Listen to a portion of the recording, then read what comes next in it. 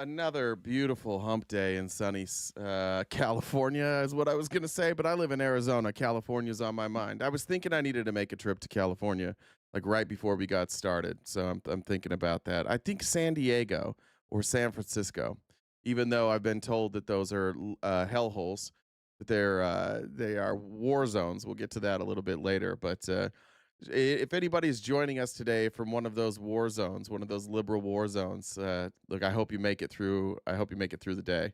I don't know how you're going to do it. For some reason, I don't have the YouTube chat. What's going on here? How do I change this?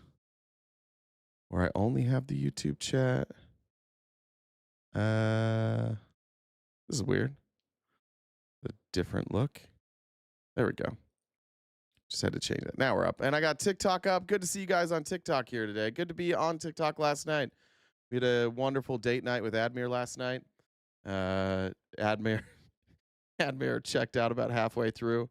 The 25 milligrams that he was thought were going to be cool were not as cool as he thought they were going to be. But we didn't have to worry about him ending the stream himself. So thanks for being there last night. I hope you guys enjoyed it. You still live in San Diego? You love it? No, well, you wouldn't recognize it now. It's a hellhole, they say.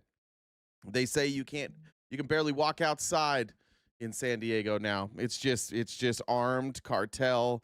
I think Sharia isn't it Sharia law down there now? That's what I heard. I'm not making that claim, TikTok. That's just what I heard. I heard that they're living Sharia law in San Diego, where all the Navy SEALs are. Apparently, the Navy SEALs have just given up. They're not really interested in fighting against Sharia law in San Diego and San Francisco. Mike was in Suffolk. Which one was Mike? Mike was, I liked Mike. I actually sent Mike a message at the end. I told him, I was like, I'm sorry for talking over you at the end.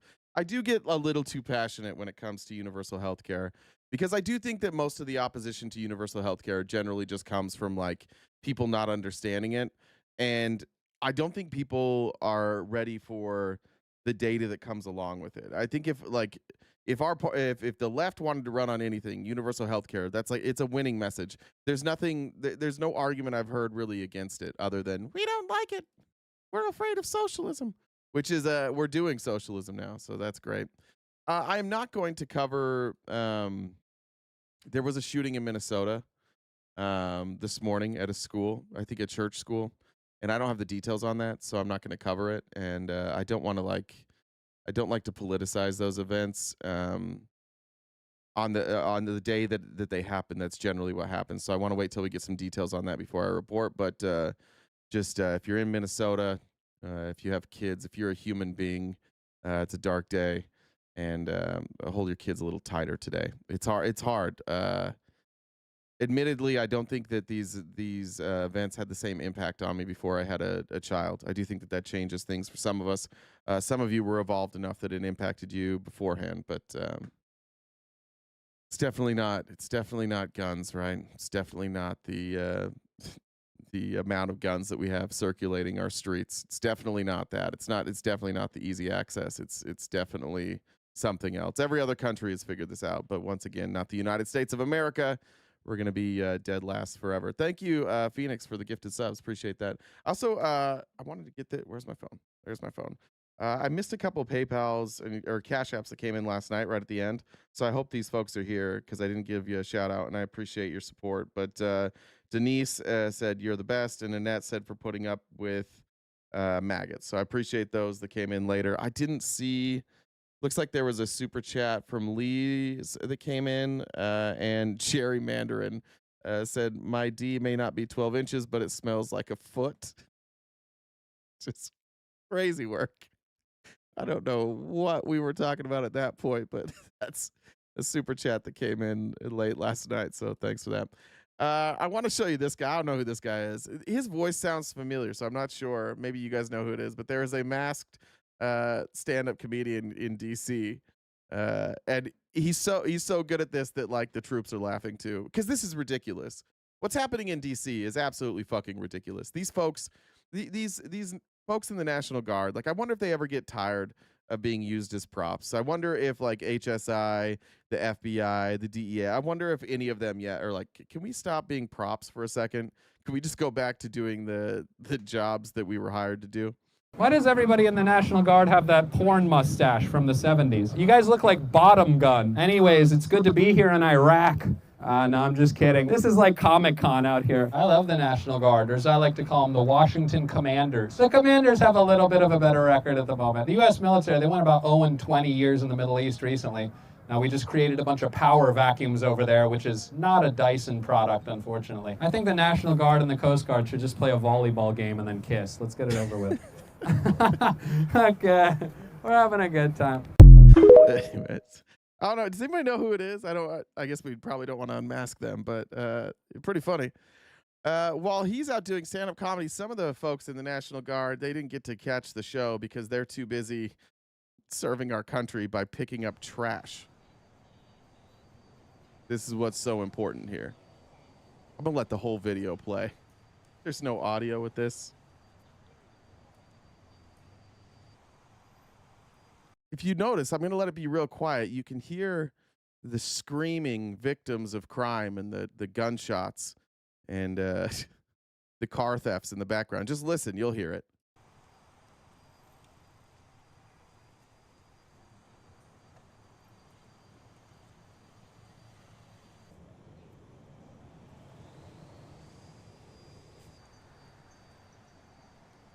I can't believe they don't have body armor. And who are these people?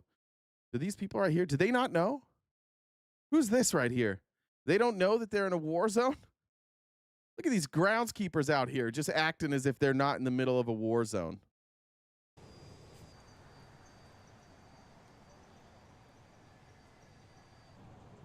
Oh, and look at these. Oh, they're clearly running from the war zone. I'm surprised they're not covering their heads. Their screams must be muted. They must have edited out the screams from these folks.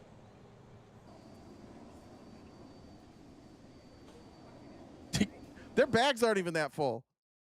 Like they're like, it's a trash heap. Go pick up trash. Like they can't even find trash. They can't find crime, like the crime or the trash.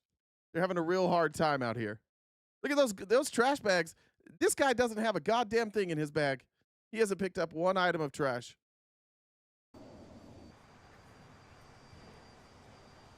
Oh, that's a leaf. Oh. This guy's bag right here. This guy right here. There is nothing in his bag. Not one fucking thing. Yeah, that's exactly what it is. I live in a part of Mesa where we have a lot of snowbirds, and a lot like the snowbirds come in after Halloween most of the time. Like some will come in before, but when you go through the neighborhood trick or treating, somebody says like you're trick or treating in an empty neighborhood. Like half the houses are empty, and the street right next to mine, like behind me, it's like 80% snowbirds. So there are no lights on during that day, and the kids are always so bummed on that street. But there's like 3 people on that street who give out great candy, so everybody goes, but the kids are always bummed. That's exactly what this looks like. They do have the big candy bars. They do, full size.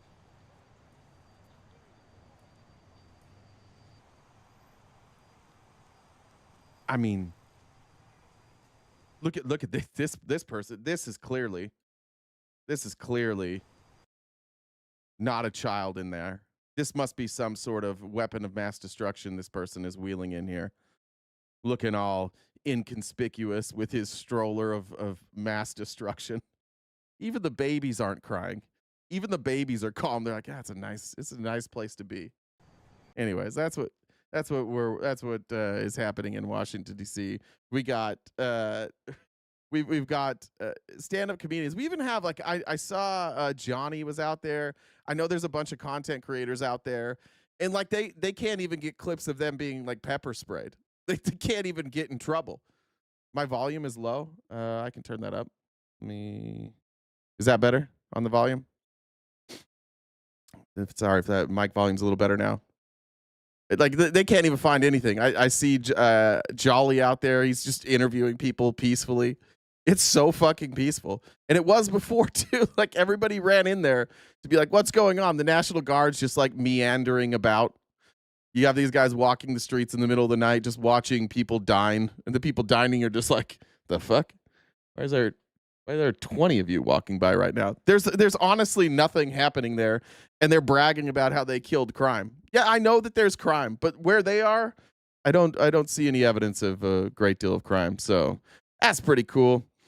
I mentioned this last night in during our debate, and I'm going to show you. I mentioned an older millennial post, which normally I don't do. I don't love giving that guy attention, but this one isn't really about him. He's reacting to this story that 600,000 Chinese students are going to be admitted to come to school in the United States, which is fine, which is great.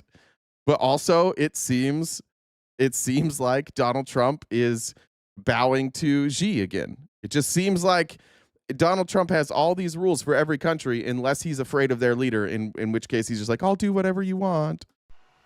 Mr. Secretary, with all due respect, how is allowing 600,000 students from the communist country of China putting America first? Well, the president's point of view is that what would happen if you didn't have those 600,000 students is that you'd empty them from the top. All the students would go up to better schools, and the bottom 15% of universities and colleges would go out of business in America. So his view is he's taking a Yeah, imagine that. Imagine that the whole right wing of this country has told you that college is a scam. They've made it completely unaffordable, and now they're saying, oh, all of our colleges will go under if we stop admitting foreign students whose countries are like, we believe in education still. And Trump's realizing real quick, like, I'm going to cause colleges to go under. And that's not going to look good for me. So now they're like, fuck. Well, we're not going to pull we're not going to pull college kids from red states. So where are we going to get college kids from? I guess maybe we won't change it after all. national economic view, which is classic Donald Trump, looking at higher education and saying, But why are you until helping we Harvard? modify that. That just What's helps that? Harvard and UCLA and UCal Berkeley and I mean y'all helping those schools. Why? They're like Yeah, because there's schools in America, you fucking psycho racist lunatic, Laura Ingraham. You're just mad that like this is crazy. Why would you help schools that teach woke? Because that's what Harvard is. That's why everybody goes to Harvard. Everybody goes to Harvard to get woke. Laura Ingraham is so remarkably angry for somebody who benefits so much from these schools. Basically factories of anti-American propaganda. And now they're getting a big influx of cash because of the Chinese students. I know President Trump has always been very pro-Chinese student. I just don't understand it for the life of me. Those are 600,000 spots that American kids won't get. Well, I'll tell you what I'm involved in. I'm involved in changing the H-1B. I don't know how many more times this administration has to like openly show that they could give a fuck about Americans. They literally, like, it is dollars. That's all they care about.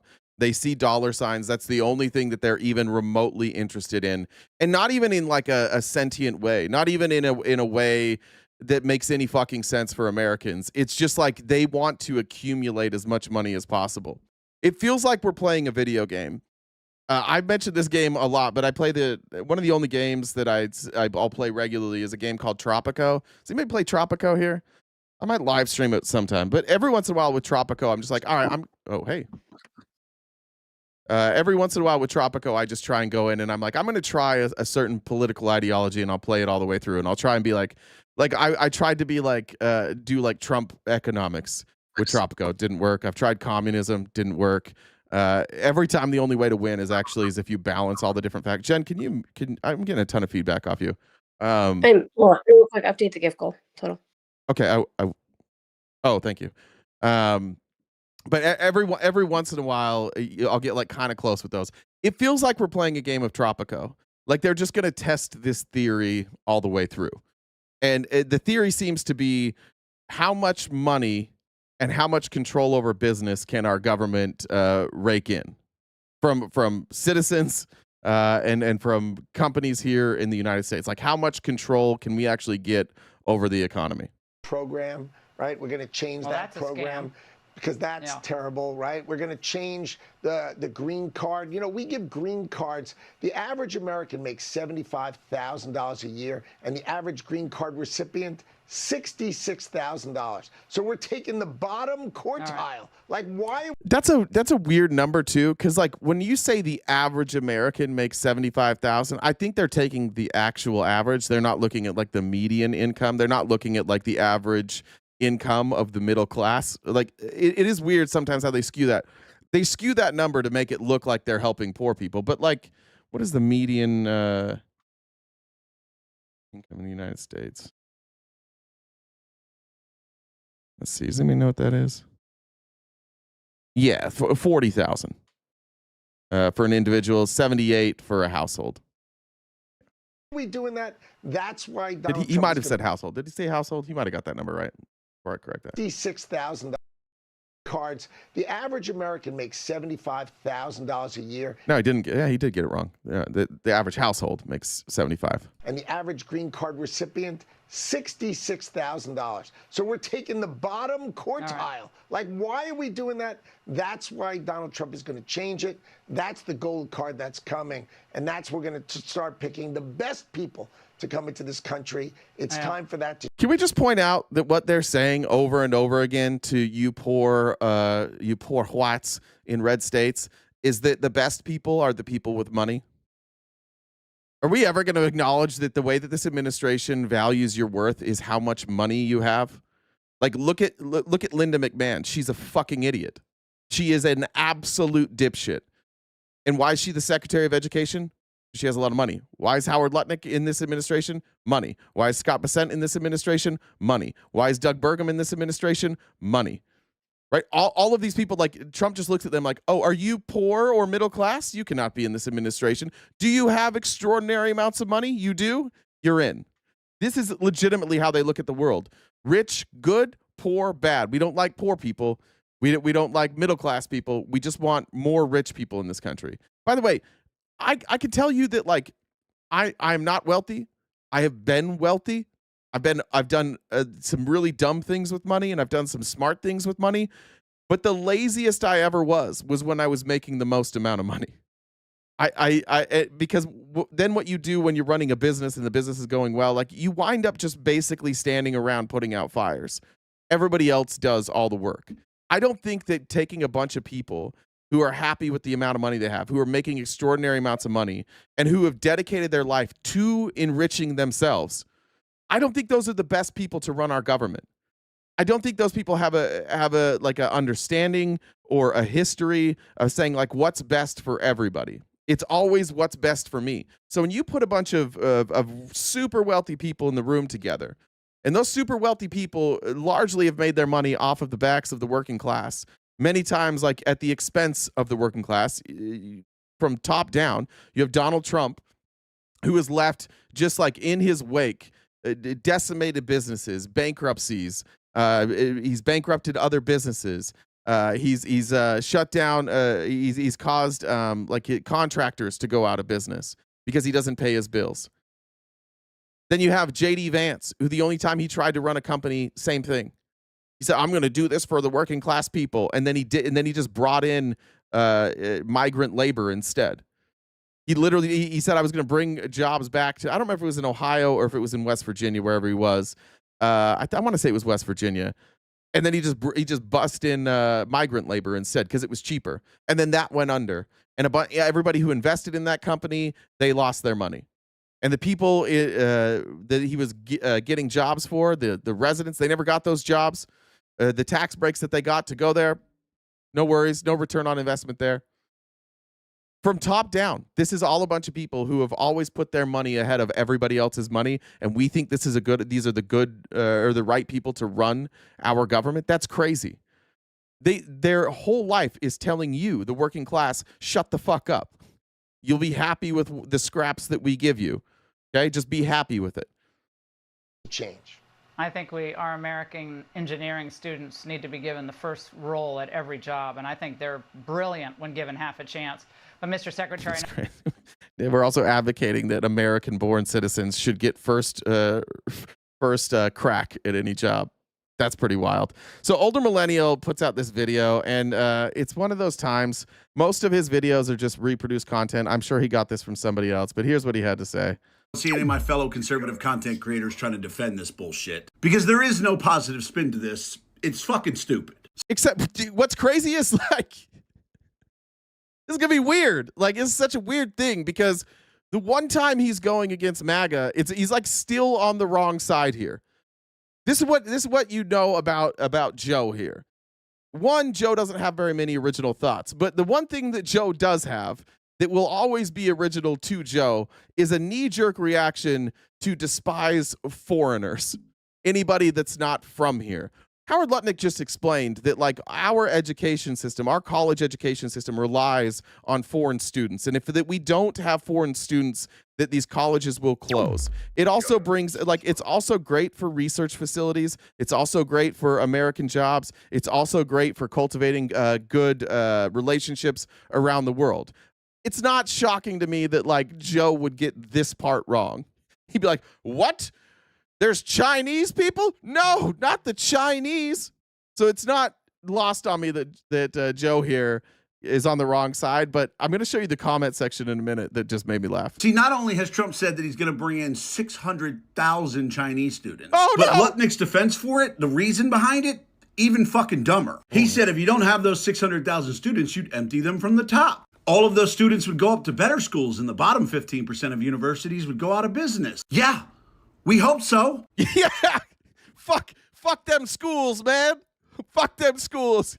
Let's get rid of all the colleges. I hope they go under. I hope these affordable universities go under. By the way, that's the schools we're talking about here, Joe. We're talking about the ones that normal people can afford to go to. People who maybe like me didn't get good grades, right? If I wasn't good at soccer, like it would have been hard for me to get into like basically any school. Actually, I take it back. I didn't go to a good school anyways. Fuck that. I probably would have went to the same schools. But like there were good schools that offered me scholarships that I would not have gotten into on grades alone. Like those schools are for people like me. Those schools are definitely for people like you, Joe. We need schools for people who can't afford to go to Harvard or for people that can't afford to go to private universities. Those are the schools, again, that would close. And now we've got Joe like, not only do I not like foreigners, but I also don't like poor people being educated. Yeah, we hope that the bottom 15% of universities, the ones that have bullshit degrees and employ bullshit professors teaching bullshit subject. Yeah. Yeah. Historically speaking, when you look at the bottom tier of universities, what makes them bottom tier is not their lack of funding. It's their insistence on degrees that nobody cares about. That's what it is. Anybody ever go to a school that had like budget cuts? I did. I went to a school that had budget cuts. You know what they cut first? Arts. I mean, we didn't have gender studies or anything like that. Like we were a budget school. But when you're on a budget, you don't have gender studies. Okay? Like you're lucky that you have math. You might have English. You have like communications. Like 80% of the people there are in communications. If you get a little bit of money, if you have like somebody who graduated that was rich, you might have like a business school that you get later. But this idea that like, it's all the woke universities at the bottom that are teaching bullshit. No, they're not. They're teaching the basics. Those are the schools that you guys love. You're advocating for the schools that teach stuff that you don't like, and you're like, we got to get rid of these schools with no budget, because the reason that they're struggling is because they're teaching erectile dysfunction classes. That's a degree I just made up there. Erectile dysfunction. That's where you treat erectile dysfunction in reptiles. Trademark that, please. I hope they go out of business. Isn't that how this is supposed? There you go, Oslo. Damn right. Once again, Joe read one tweet and came to TikTok to make a video about it. He's so fucking lazy, man. He's so fucking intellectually lazy.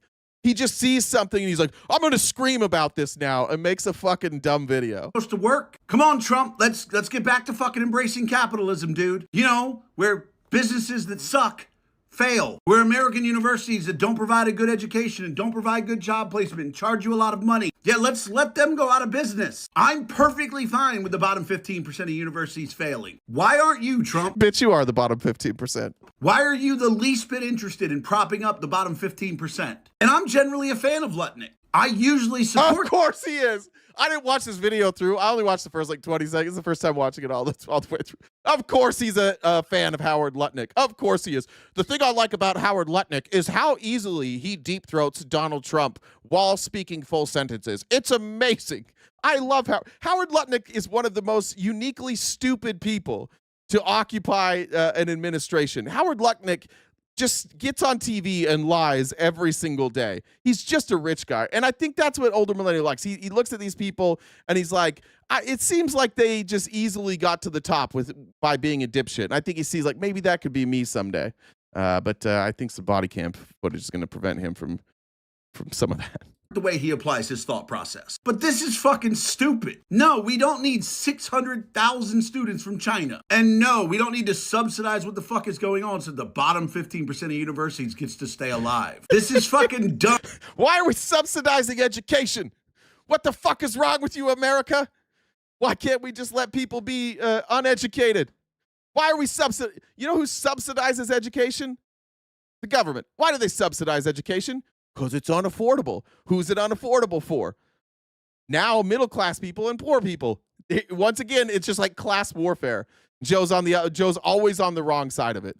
When whatever this career he has is like an influencer, whenever that dies, like when deep-throating Donald Trump goes away when he dies, like it'll be interesting. Joe's going to go like crawling back to the solar industry, where, by the way, he's not that respected. People, stop trying to defend it. All right. So I disagree with what Joe said, and the comments disagree with what Joe said, but for very different reasons. And this is what made me laugh, because I just like, this is what we deal with on a day-to-day basis. I'm going to just go to the comment section. Chill. It's part of the deal that Trump's working up with China. What did he get for 600K is the real question. What? You don't know the answer to the question. This is MAGA logic. Dude, calm down. The real question is, what did he get? We don't know, bud. We don't know, bud. Why are you defending it? Old Money said, until I see that we got something, I'm not going to support it. I appreciate that. Stick by your guns. True, but maybe research the reasoning behind them better. You think you're smarter than our president? Pull your head out. Just because you don't understand something doesn't mean he's not 20 steps ahead. It's just like, it's 4D chess, Joe. Why are you talking bad about the king? He's 20 steps ahead. Guy can't take 20 steps. LOL. Lutnick is a Jew. There we go. Now we just got anti-Semitism. I like this. I just really appreciate All right, so Trump that Joe is getting a taste of what it's like. There was one down there later. I should have got to it, but there was. Let me go back to it. Let me see if I can find it. Actually, you can't highlight them, but there was one where somebody says something and Joe's like, "This is why we call it. This is why we call you a cult." Let's see if I can find it.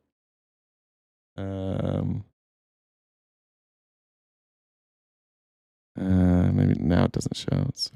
Sorry, I trust Trump. Where the fuck is it?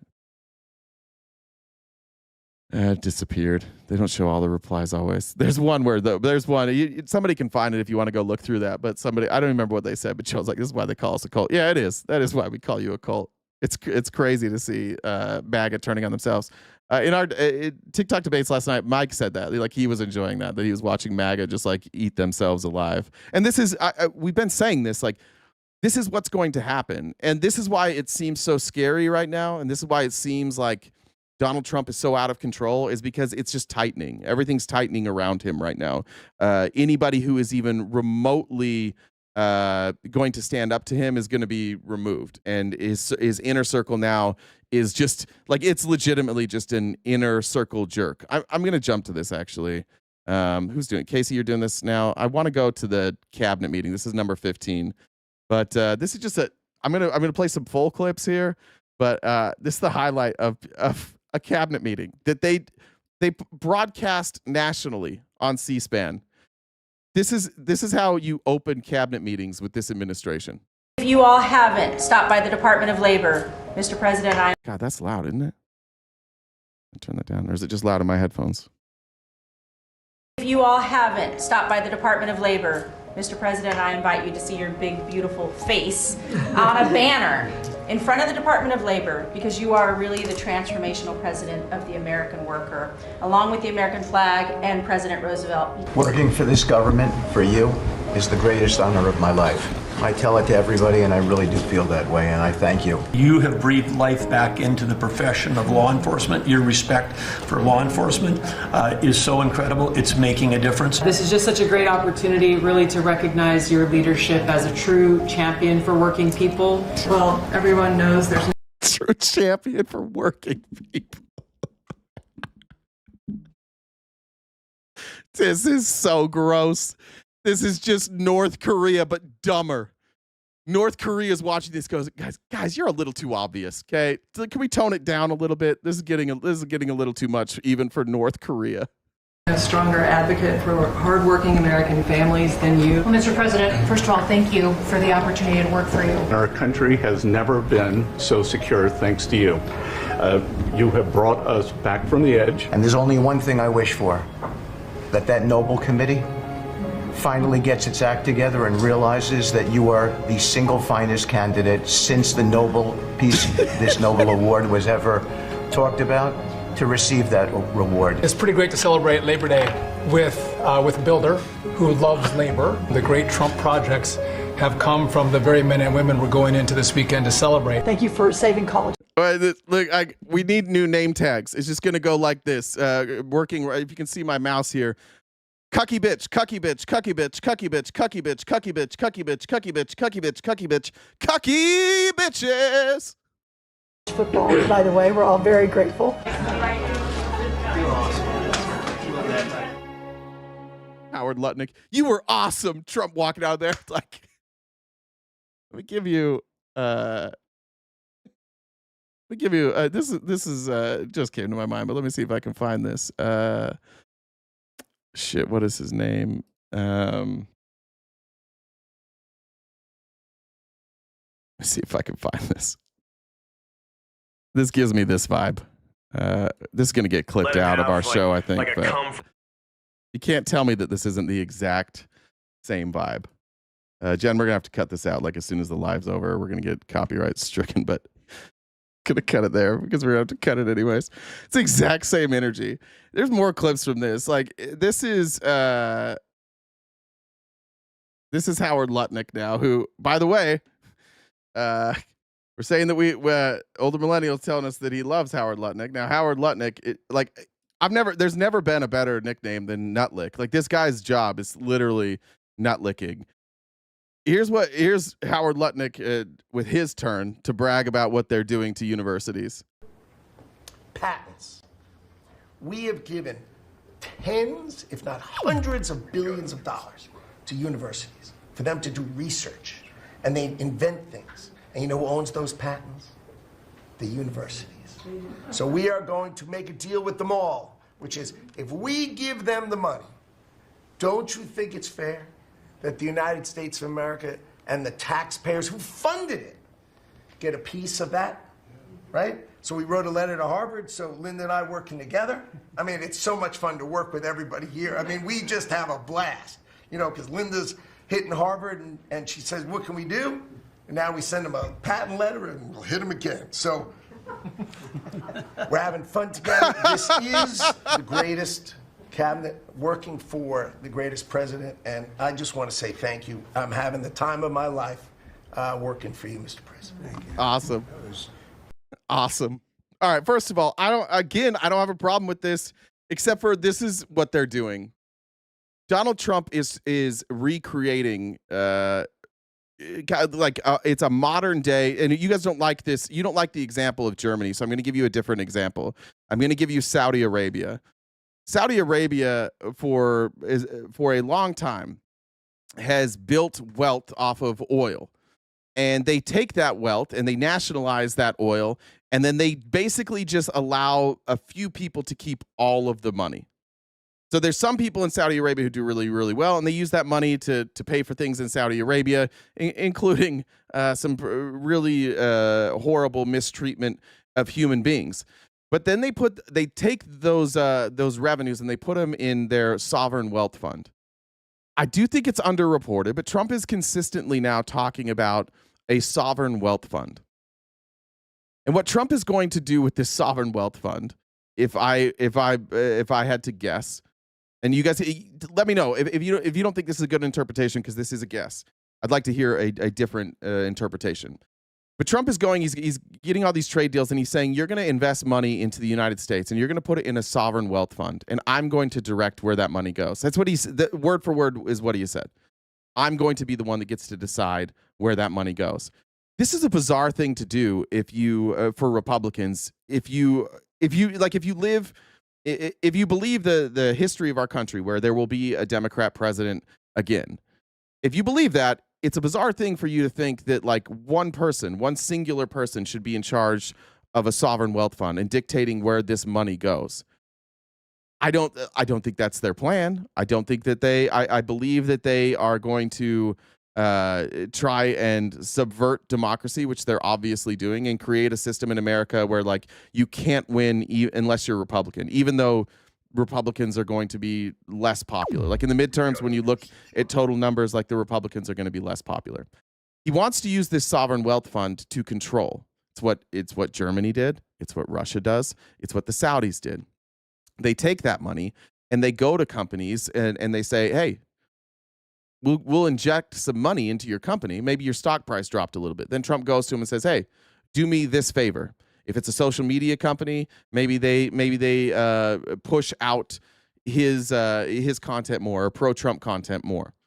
If it's Intel, maybe they're giving kickbacks to some of his donors. Maybe he's allowed to put like his son on the board. Maybe he now can use that leverage to take donors and put them in positions of power in Intel. But ultimately, what it does is it creates a situation where Intel or Harvard in this case are reliant on one person, the president, to get the funding that they need. And that reliance is going to come with strings. And that's how you wind up in a dictatorship. Once this is set in stone, these companies and these organizations and these universities will be afraid to speak out against Donald Trump. Just think of the dynamics here, right? So let's say that Trump is able to get some control of Harvard, and now he gets at least a share of those patents. Then he's also going to do things like, hey, we need to put people on your board that align with me. And so now when you have a vote come up, the people that are on the board will be Trump loyalists, and they'll report back to Trump. And if anybody goes against what he says, what do you think Trump's going to do? He's going to threaten. He's going to threaten them. He's going to threaten to take away their money. He's going to threaten to take away their grants. He's going to use this as leverage to get people to do what he wants. He's already doing this. He's already doing it, and we're going to get to it in a minute with like wind energy, where he has multiple members of the cabinet and now like Fox News trotting out there like pretending that wind energy is going to hurt you. This type of authoritarian takeover is so blatant that I think that the Republicans don't see it because they always think Trump is playing 4D chess. He's too stupid for that. He doesn't have the emotional capability to play 4D chess. He says what he thinks. That's what you guys all say you love about him. He always says what's on his mind. He's telling you what he's doing. You don't have to dig into this. You don't have to read between the lines. If you just take Trump based on what he's saying, he's telling you, I'm going to create a sovereign wealth fund. And these companies, if they don't do what I ask them to do, they're going to pay. And if they want to do international business, they have to give me, this country, a chunk of that business. They got to give us 10% of that business. And these companies are going to do it because what is their responsibility? Their responsibility is to their shareholders. And if Trump tells them, like, for Intel, for example, if Trump says, sorry, like, we're basically going to restrict your ability to import, and we're going to restrict international trade for you unless you give us this. They have to. They have to do it. They're not going to stand up for themselves. They're too big. As soon as the stock price starts dropping, whoever the CEO is going to be removed. These are all publicly traded companies. This is why people were very afraid when we started talking about BlackRock and Vanguard and Blackstone, and how they were buying up controlling interest in all these major corporations. And they're all behind Trump. They're all with him. And again, all Trump really needs to do is live out the rest of his life, which is however many years he has left. The rest of these people here are scrambling for power. They understand there will be a power vacuum that is created when Trump dies. But if Trump sets the stage for them, and he gives them power over companies, over universities, over social media platforms, over trade, then when it's time for them to try and take that power, they're able to do it. And it doesn't really matter what we want. This is Donald Trump setting the stage for just fake democracy, for Russian-style fake democracy, where everybody knows every election is rigged. Everybody knows that their entire economy is rigged. Everybody knows that like it's a handful of people at the top that are getting paid, and that's who Trump has assembled around him. A bunch of people obsessed with money who have lived their entire life trying to make more and more money. And he surrounds himself with them, and they all see it. This is why they talk to him in these glowing terms. They don't believe this. They feel the power. They feel emboldened by the power that Trump gives them. They're allowed to go on TV and lie. They're allowed to do things that are unconstitutional. It doesn't fucking matter. The guy right here, this guy right here, everybody basically has agreed that he leaked classified documents. Everybody basically agrees that this guy is completely inept. Why does he still have his job? He is deathly loyal to Donald Trump. Why does Howard Lutnick have his job? Deathly loyal to Donald Trump. That's all it takes. This is why we were concerned about this. This is why we're concerned about you guys. There's enough of you that come in here. You rolled in today and you were like, oh, another Trump bashing stream. Yeah, why the fuck do you think there's so many Trump bashing streams? Why do you think that is? Why do you think there's so many people that don't like Donald Trump? Why don't we have other like bashing streams? Why don't we bash Ted Cruz? Why didn't we bash Ron DeSantis? Because Trump is your entire party. He's your entire ideology. There's no use criticizing you. There's no use criticizing Ted Cruz. There's no use criticizing Marco Rubio.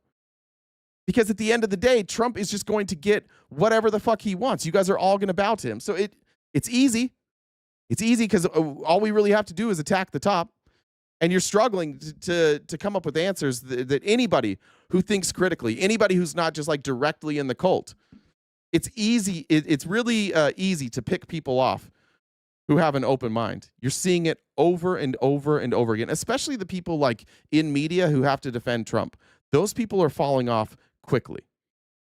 We'll go here. So there was Lutnick doing. By the way, also this is socialism. This is also socialism, which you guys hate. So we're doing socialism, and you free market capitalists are eating it up and calling it capitalism. Here is Trump now talking about autism, because why the fuck not? We've got a HHS secretary here in RFK who, every time he releases anything, it's cited incorrectly, or the people that conducted the study that he cites are like, that's not what we concluded.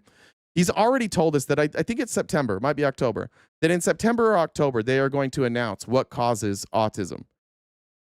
Which just like, I know you guys want to cancel universities and education, but you can't set a deadline like that. You can't say in August, I will know what caused autism. In September, I will know what caused autism.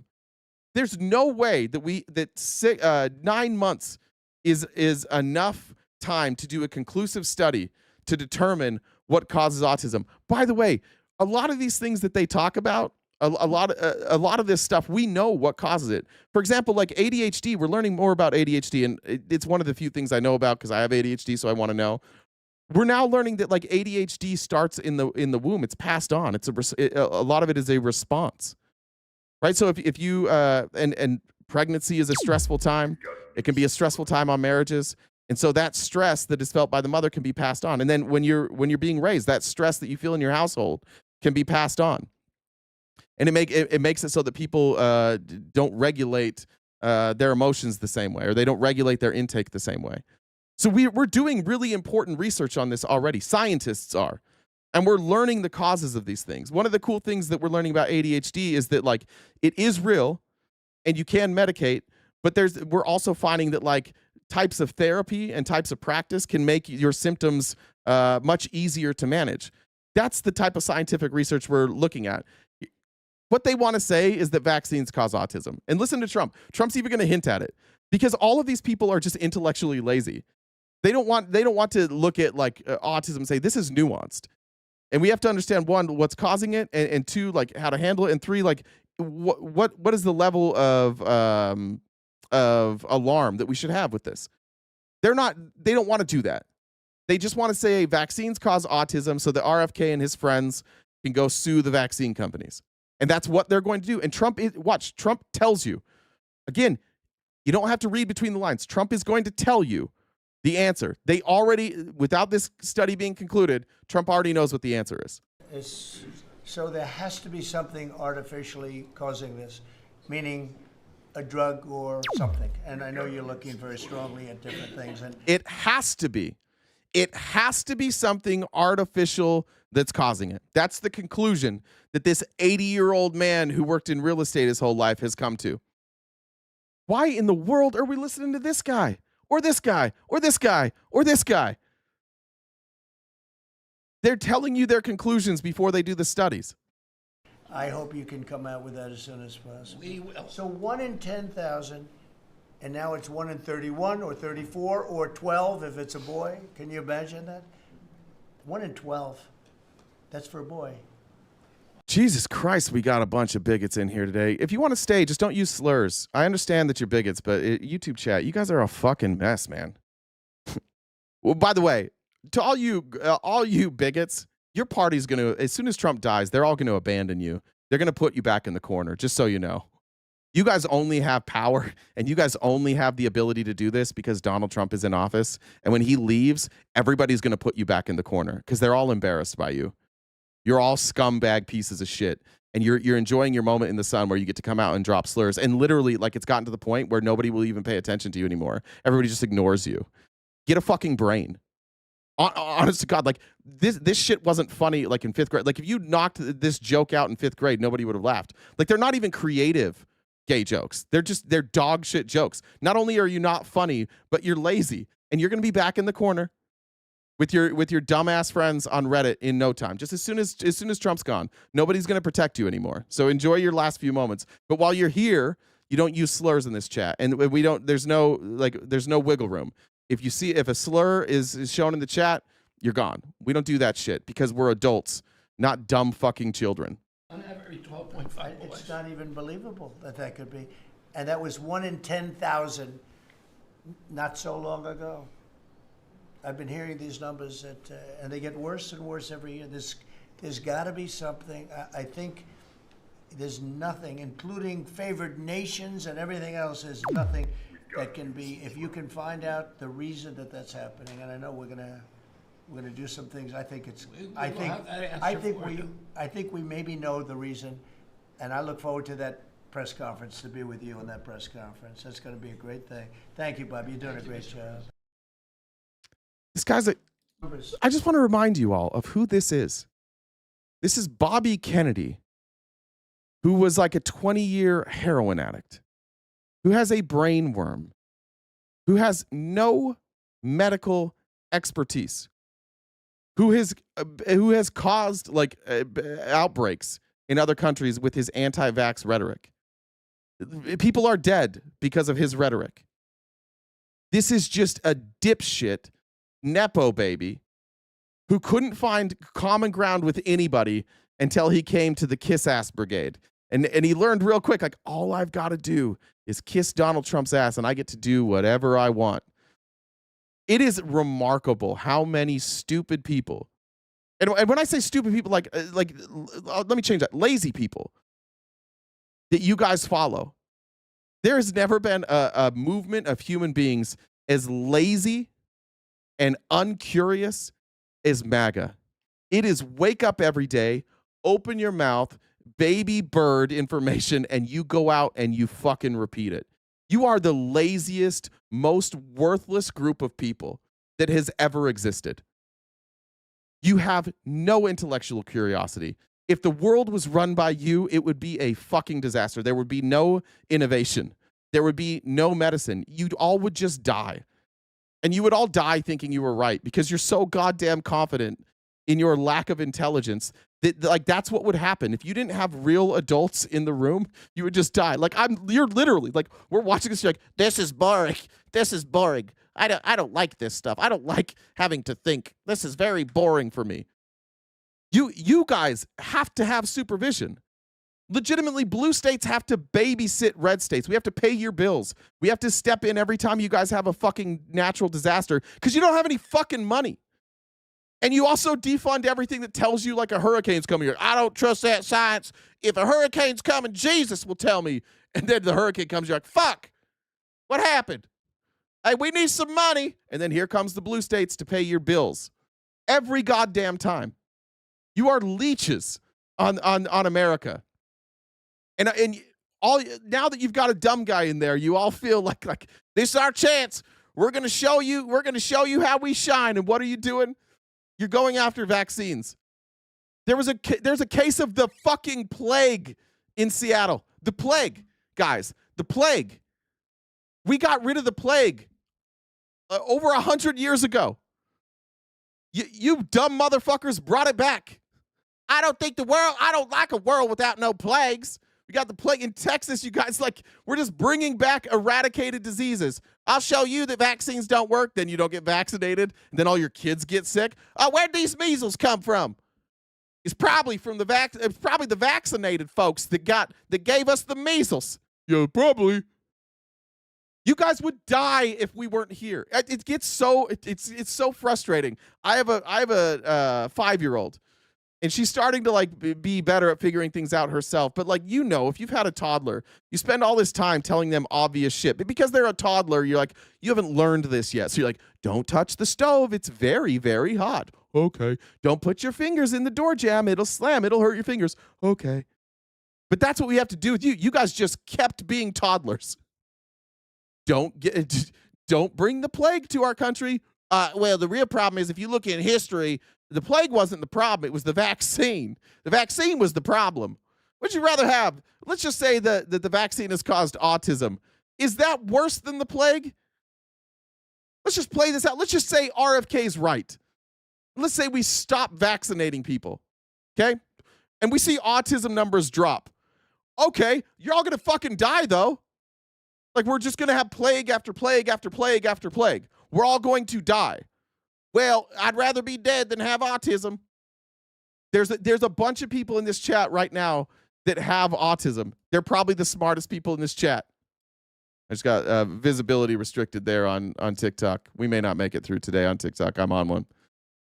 You guys just want us all to die. I do not understand any of you. We got to cut taxes. We're $37 fucking trillion in debt. No, I don't want to pay no taxes. I just saw today, did you know that we're on pace to add $2 trillion to the debt this year? Did you know that? $2 trillion. Nah, we're gonna pay down the debt. How are we gonna do that? Well, if we take in less money and we spend more money, I think the way that it works is then the debt will go away. Nope, $2 trillion. $2 trillion in debt. Inflation rising, consumer prices rising. You're not gonna be able to afford anything in a minute. And you're gonna wait. And you're going to blame Democrats. This was actually Joe Biden's fault. Donald Trump was just too late. If Donald Trump was in office for the full 8 years, we never would have had this problem. I cannot get over how remarkably stupid this entire administration is.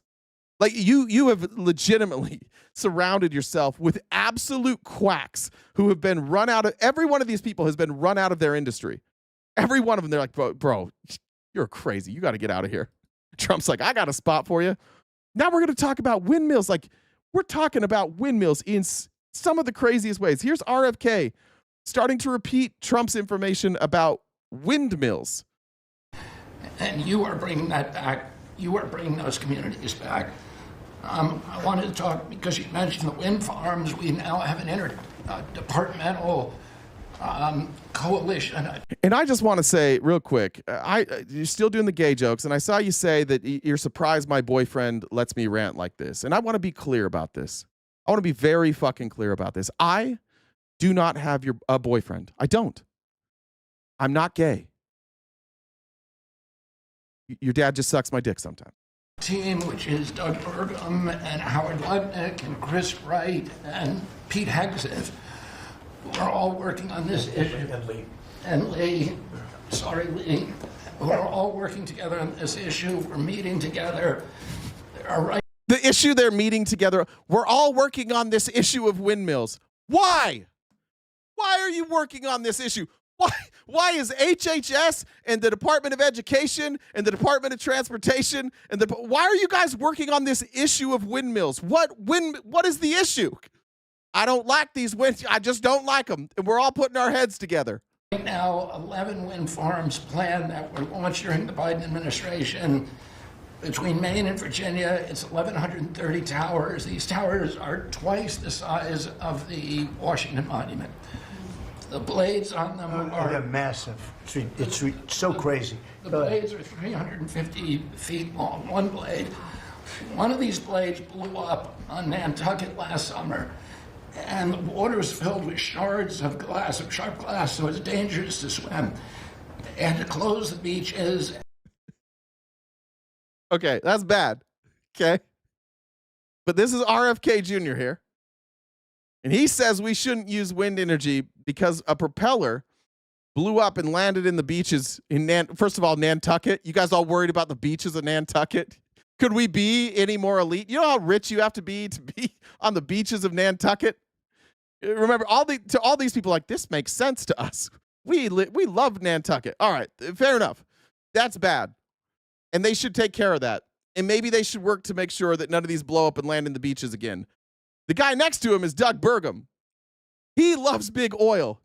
Should we talk about what oil has done to beaches? Do we want to talk about that?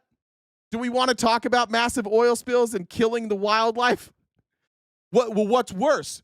Oil that kills everything in its vicinity? Or if you step on a piece of glass in Nantucket when you're trying to enjoy your vacation? What's worse? Who the fuck are they fighting for? They're fighting for you, MAGA? This is a televised event. We really got to go after windmills. Why? Well, because when I was at my beach house in Nantucket that I inherited from my daddy because I come from a generational wealth, I couldn't go to the beach one day because there were shards of glass. And you're like, yeah, that is really important. I'm glad we're fucking discussing this on national television. I'm glad that this is what the board. See, he named 5 other people on the board. That what we're focused on right now is fucking windmills. Cool. But they have indemnified themselves so the local communities can't sue them. None of these projects are bonded. If you build an oil derrick in the Gulf, you got to put a bond down. There's no bond for dismantling them, and that's one of the tools. What do you want a bond for, RFK? What would you like a bond for, sir? When he's talking about a bond, he's saying, by the way, these oil companies, they have to have bonds. And every time Republicans get in office, they make the amount of bond they have to have less. So the reason that there's bonds is because the oil companies don't want to be responsible for the oil spills. Right? That's the whole point of that. Why do they have bonds? Because they keep fucking spilling oil into the ocean. You want windmill companies or you want every windmill to come with a bond now because one of them broke and there was glass in the water? Why is this what we're talking about in this meeting, in this country? This is what I voted for. This is exactly what I voted for. I voted for Donald Trump to take controlling interest in Intel. I voted for Donald Trump to take some of the profits from Harvard, and I voted to end those fucking windmills. Oh, and also I voted for more plagues. We need more plagues. This is what they're doing for you. I noticed that a lot of the pushback today isn't based on the coverage. It's based on me. It's you don't like me today, MAGA Republicans. I noticed not a lot of you are able to come up with an argument for why the fuck our cabinet is spending hours talking about windmills. And yes, again, good point, Jess.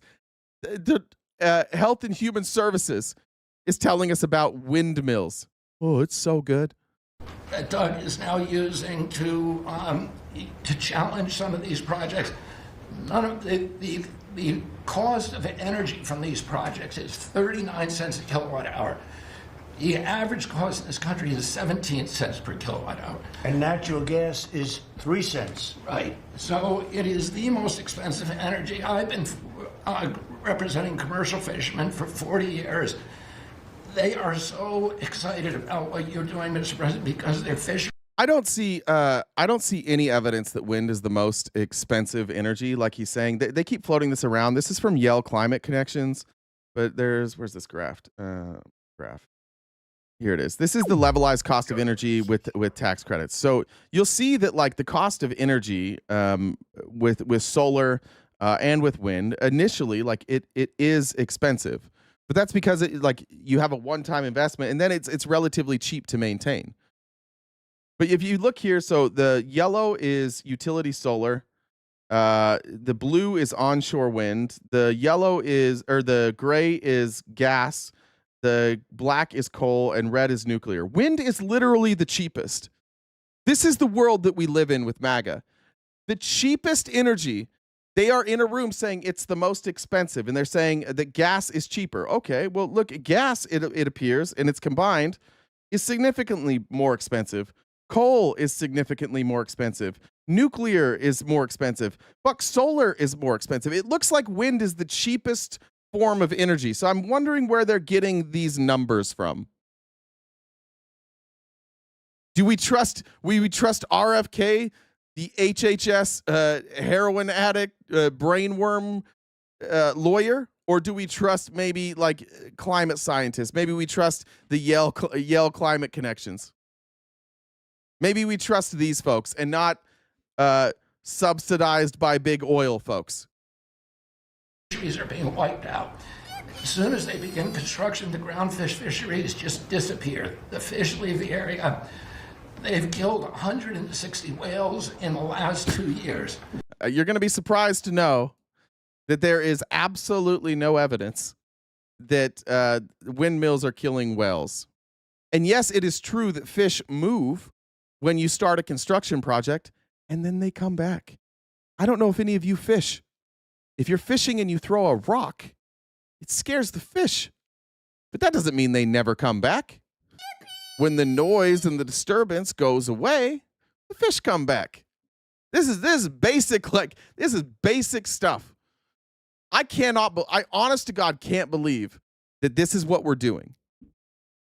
We're lying about wind energy. That's what's very important to cover today.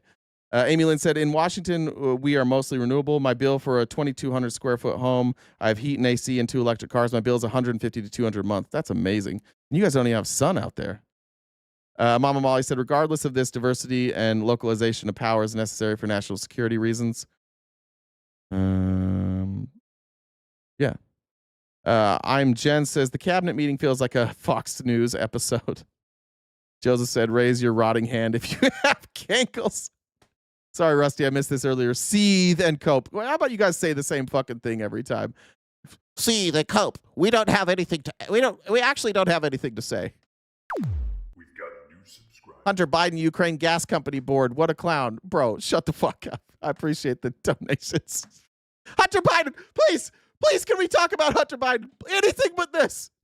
Please talk about Hunter Biden. Rory said, thanks for always doing my homework. Happy to do it. I didn't never do any of my own growing up. So, and also said, what the fuck? Let me cover some of these too. I've been not paying attention. Shannon said, a fantastic show yesterday. Thanks, Shannon. I appreciate that.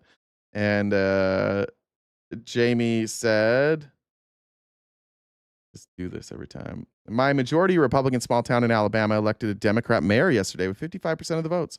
People here are fed up. Thank you for all you do. Love the show. Jamie, if you're here in the chat, will you let us know? Will you guys watch for it? What town that was? And if you see Jamie in the chat, say what town it was. Everybody else shout out what town it was too, so that so I don't miss it. I check on Jen too. Jumar said, I think their nickname should be. Oh, that was yesterday. Oh no, it wasn't. Never mind. Ashley said, why don't red states invest in education? Because if they teach their kids to read, they won't vote red. And Jamar said, I think their nickname should be Gluck, Gluck, Gulp, Gulp, choking sound, choking sound.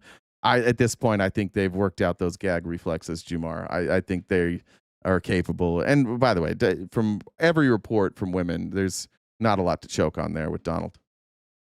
Oh, they're wiping out the whale population, the Atlantic whale population, the big whales, the minkies, the gray whale, or the humpback whales, the right whales. And you are going to save the whales on the East Coast because of this. And you're going to save these economies that are based upon commercial fishing. I'll say one other thing about fish. Yeah. All right. So RFK is going to lie about windmills and killing whales.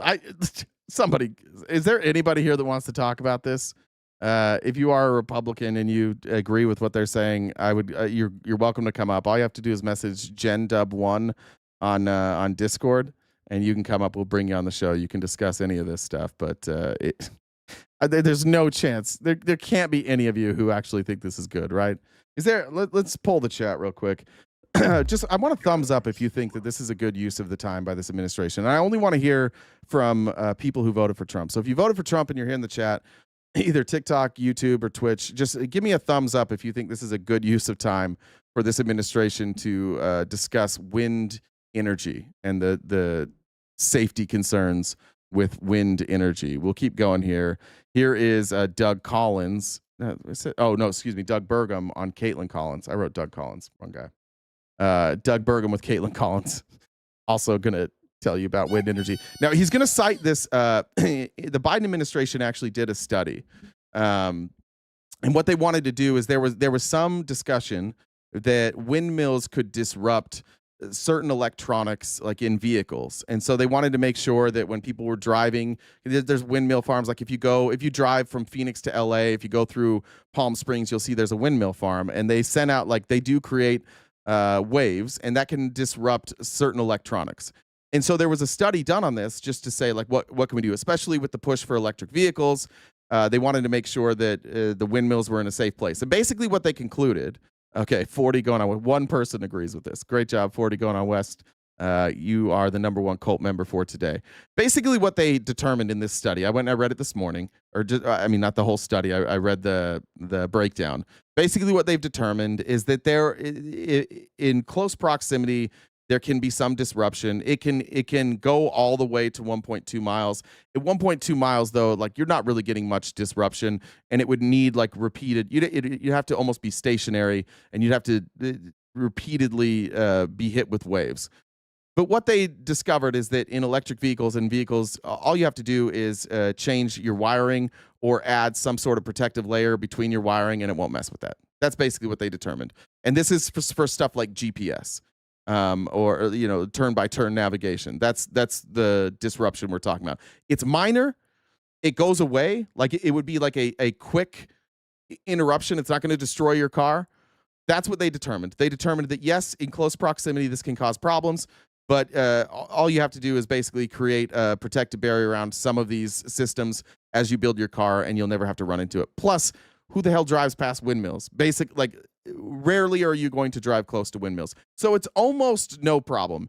It's very, very little problem. So naturally, the Trump administration is going to talk about it all day. I mean, Sean just today publicly shared, during the... I'm using their words. They're saying windmills. I understand they are wind turbines. But they say windmills. So I want this to sound as stupid as it is, but that's a good point. Cabinet meeting that there had been a report that had been buried about the fact that a wind farm, if it's too close to a railroad or a highway, could affect the electronics. But the Pentagon reviewed this project in 2023, and they found that there were negligible national security impacts. So what are the specific ones that this administration is so concerned about that you would stop it if it's 80% of the way done? Well, I think in particular, there's concerns about radar relative to undersea, and doesn't have to be a large Russian sub, but undersea drones, the new technology. I mean, in this study, there is virtually no discussion or data that says that wind turbines in the ocean are going to cause problems for submarines. By the way, we know where they are. You're not going offshore with our submarines and not knowing where these wind turbines are. So I think this would really only affect somebody who was like didn't know where they were, so maybe a foreign country didn't know. And in that case, I think that would be a deterrent, wouldn't it? But again, what it's going to do is it's going to disrupt your navigation, basically. That's it. In close proximity, it can disrupt your navigation, and there are precautions that you can take, including not going close to those turbines or just adding protective measures around your wiring, and you won't have a problem. War in Ukraine has shown that swarm attacks by drones, if you're going to launch one into our most populous part of our country, the Pacific Northwest, the way people with bad ulterior motives to the United States would launch a swarm drone attack through a wind farm. That's why we have to get rid of wind farms, because if a foreign country might attack us and they'll use those wind farms as a way to sneak in because we won't catch them on the radar.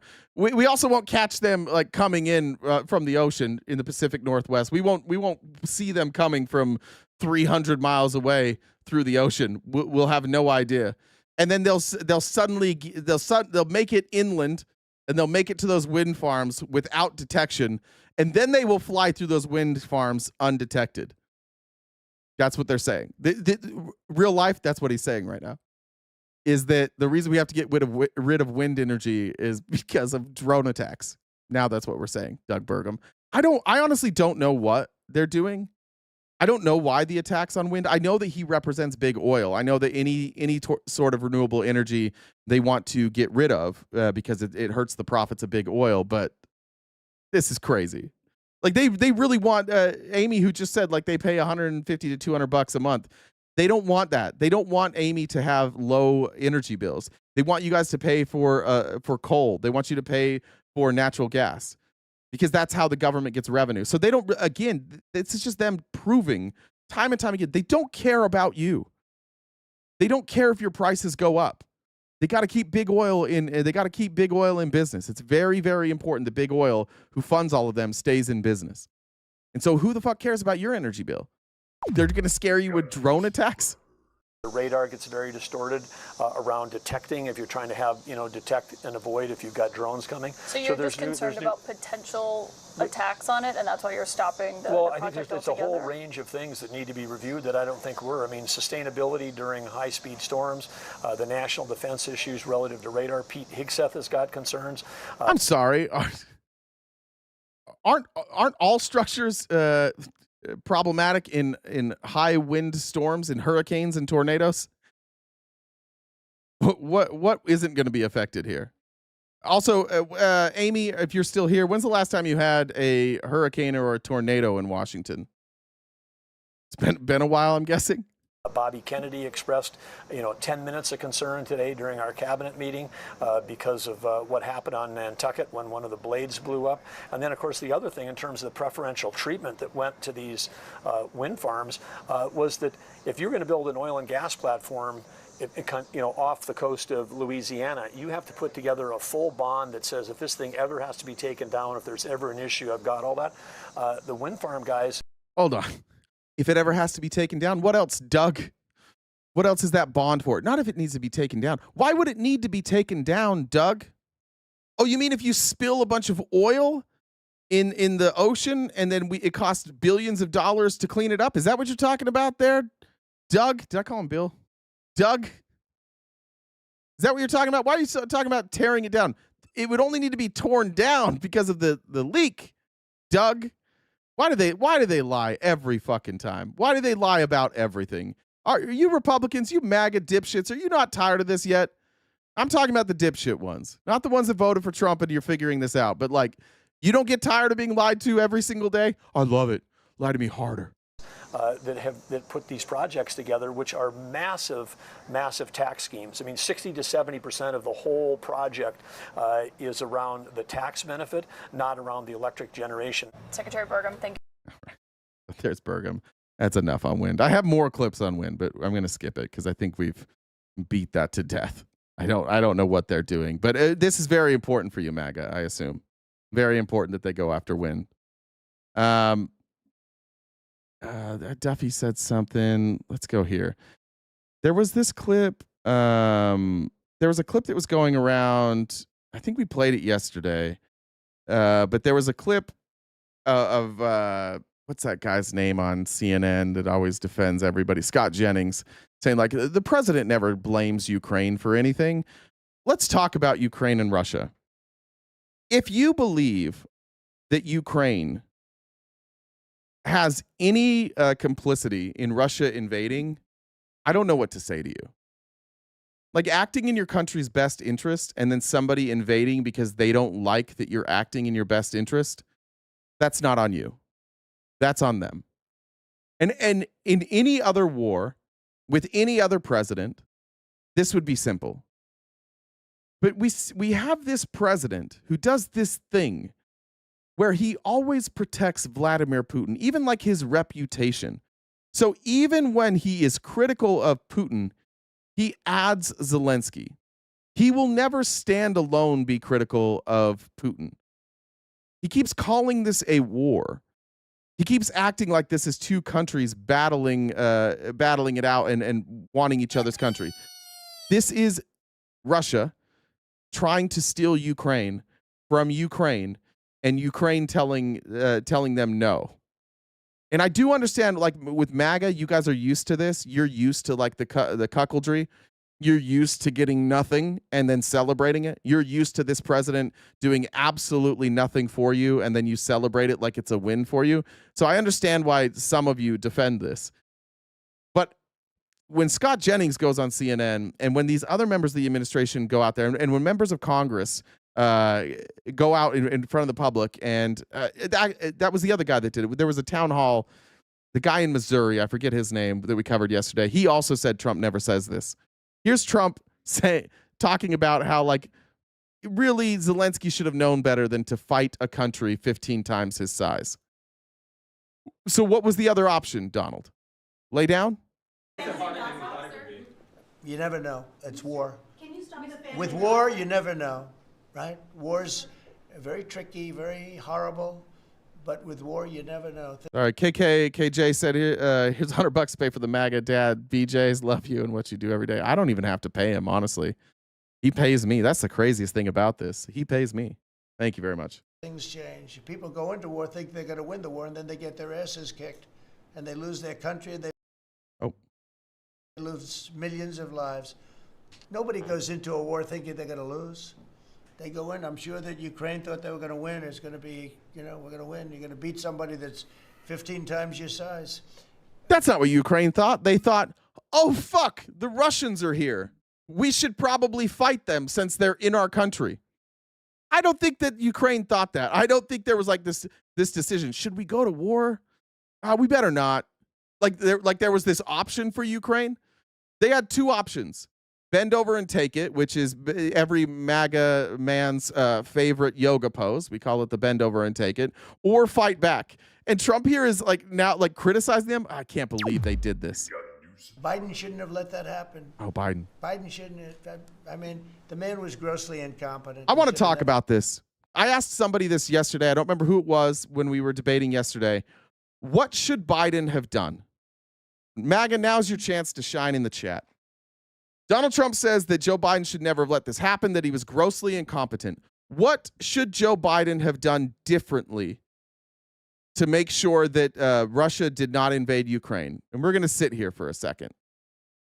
And I'm going to get some answers out of you. I understand that we love that Trump blames Biden for everything, and you guys will just repeat that. But I want you to do your very best to reach into your brains and tell me what he should have done differently. Amy Lynn said, Texas has hurricanes and tornadoes and also the most windmills and solar of any state. That's true. And it helps keep their energy bills from blowing up. SBEC says the Democrat won a special election for the Iowa House. It broke the Republican supermajority. I'm hopeful for a blue wave in 2026. Hot damn Iowa. Mama Molly said, just like localization of processor chips through the CHIPS Act was incredibly important. If USA doesn't have chips, we have a NGC. Don't have them either. Man, send that to Jen. Whatever you meant to say. Sometimes the autocorrect doesn't catch that. More to come. It's Biden's war. Okay, yeah, no, we get it. We get it. You call it Biden's war, but I need answers for this. What should he have done? Brains. He should have been smarter.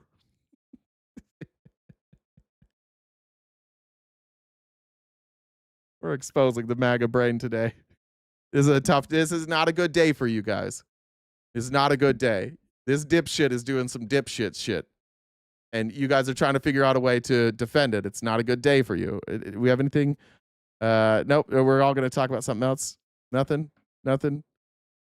First, tell me what Biden did do. No, dipshit. Answer the fucking question. Answer the question. What should he have done differently? He did by the way, he did exactly what Trump did. I'll answer your question, and then you answer. He met with Putin, and he slapped sanctions, and he funded Ukraine. What did Trump do? He met with Putin. He slapped on sanctions, and he funded Ukraine. They've literally done the exact same thing. The only difference is Trump pretends he didn't do that. So what should he have done differently? What should Biden have done differently? Anybody?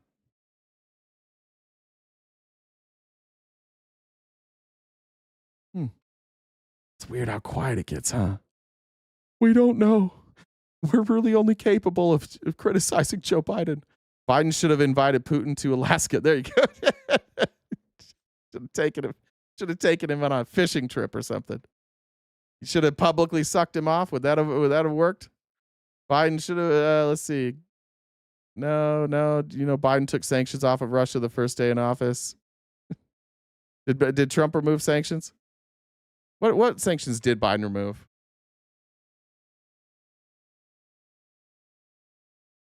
Let's see. Well, it was on May 19th, so that wasn't the first day in office. And that was, you're talking about Nord Stream? Yeah. So that would have stopped it.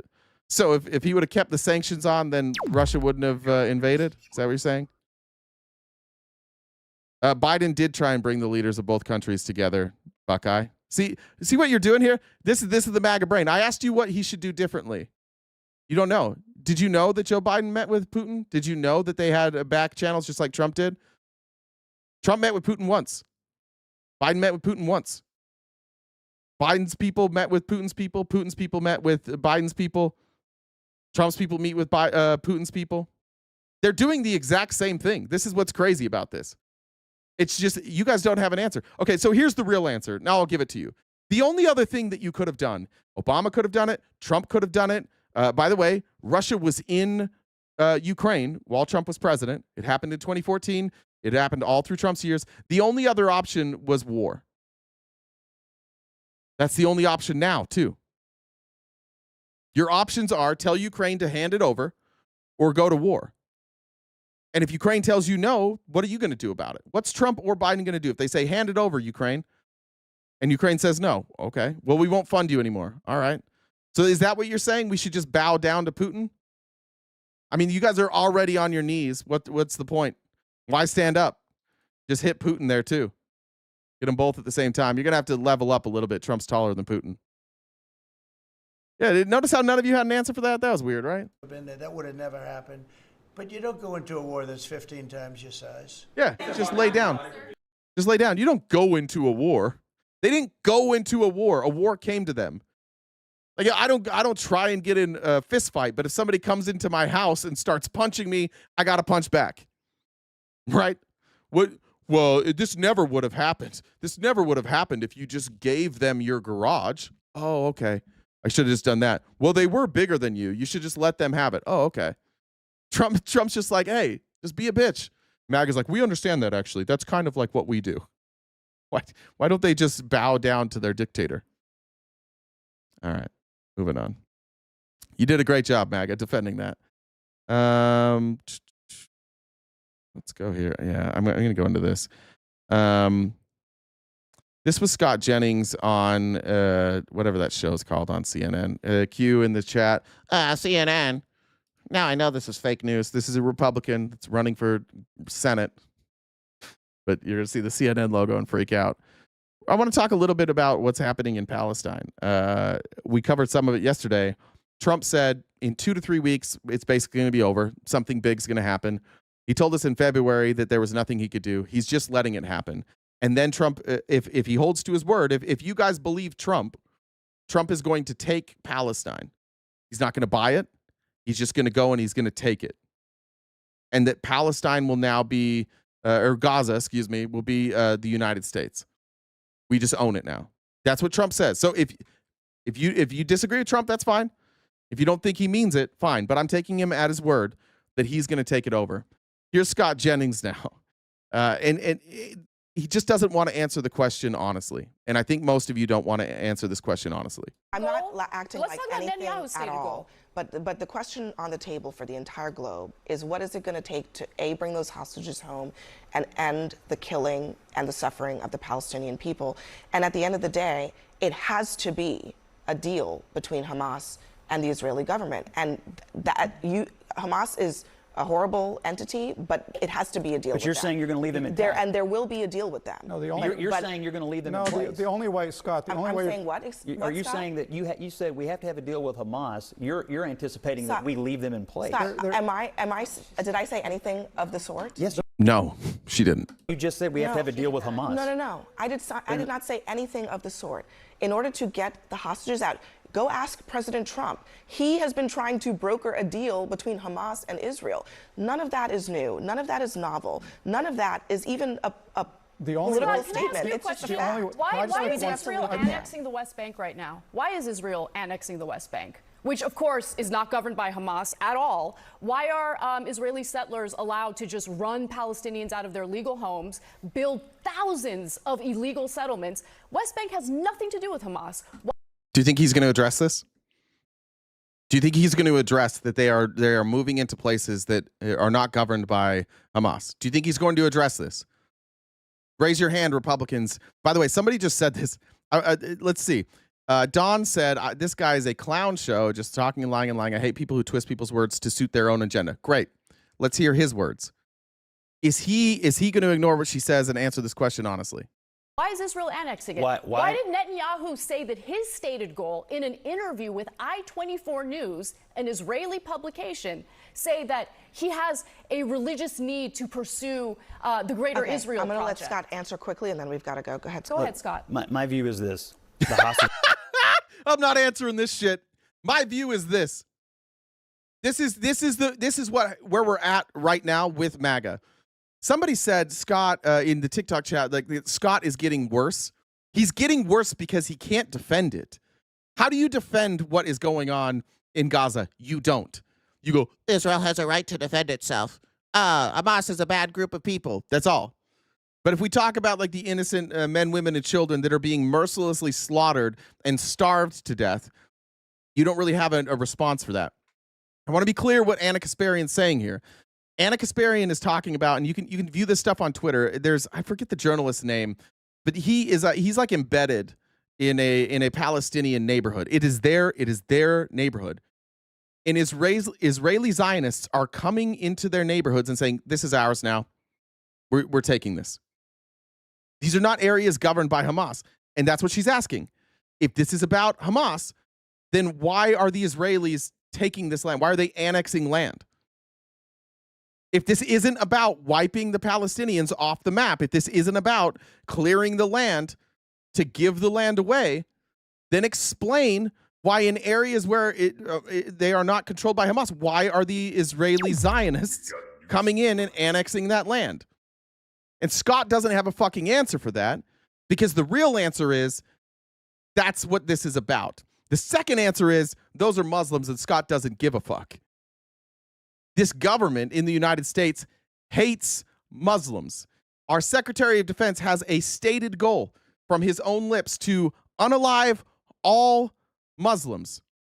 And Scott can't even tell the difference. Like, people, they don't even know. Like, they don't even know the difference between the people in the Middle East if they are or are not Muslims. You can look at the way that they strike. They just, what they really mean by Muslims is like non-white people. That's what they really mean. They don't understand Islam. They call everything Sharia law. There's no understanding of the religion itself. It's just their way to use a blanket term for brown people in the Middle East, where they can justify getting rid of these people, unaliving all these people, committing a genocide against these people to go and steal their resources, which is exactly what we're doing. This administration is complicit in not only funding, but cheerleading a genocide in Palestine. And then we are, for the first time in our lifetimes, we are going to annex another portion of the world and call it the United States. Isn't it weird that we had this plan before? Like, it's not a genocide. It's not they're not trying to get rid of everybody. No, they're not I remember the days of us like arguing whether or not what Israel was doing was carpet bombing. And the same people now that are saying it's not a genocide were like, that's not carpet bombing. What are you talking about? These are directed strikes. They're targeted strikes. They haven't they're not going to take out the whole city. Like 3 months later, the entire city is just rubble, and you bring that up. They're like, I don't want to talk about that anymore. Let's talk about, is this a genocide? Do they have a right to defend themselves? Yes. This isn't defense. None of this is defense at this point. So Scott now is just going to try and tell you his opinion instead of answering why, if this isn't a move to remove the Palestinians, then why are they annexing the land that has nothing to do with Hamas? And he's just, well, I'm going to share my opinion instead. because I'm running for office for the GOP, and we are completely owned by Israel, so I can't be critical. And then we've got to go. Go ahead. Go ahead, Scott. My view is this. The hostages have been there for almost 700 days. There's a reason that Hamas has not released them. Are you going to answer her question, though? I don't know. I don't work for the Israeli government. All I really care about... I don't. First of all, bitch, yeah, you do. First of all, it's what you just did. You're more than willing to criticize the Israeli government, or excuse me, you're more than willing to have this discussion about Gaza and Palestine when you think you have a good answer. But when you don't have an answer for something, suddenly it's tight-lipped. Oh, I don't represent them. Yeah, oh, just explain it then. Just take a fucking guess, Scott. Take a fucking guess why Israelis are annexing land that is owned by the Palestinians. Take a fucking guess. And when law enforcement shows up, you go watch these videos. Law enforcement shows up, and they tell the Palestinians that they have to leave. Yeah, you got to go. This isn't yours anymore. Take a fucking guess, Scott. It's not a big leap. Benjamin Netanyahu is a war criminal. Benjamin Netanyahu has been doing this for decades. Benjamin Netanyahu has the backing of Donald Trump, so Benjamin Netanyahu doesn't have to worry about international courts and war crimes. Benjamin Netanyahu has only one path forward here, and that path forward could be ended. That door could close if Donald Trump could find just like a semblance of humanity.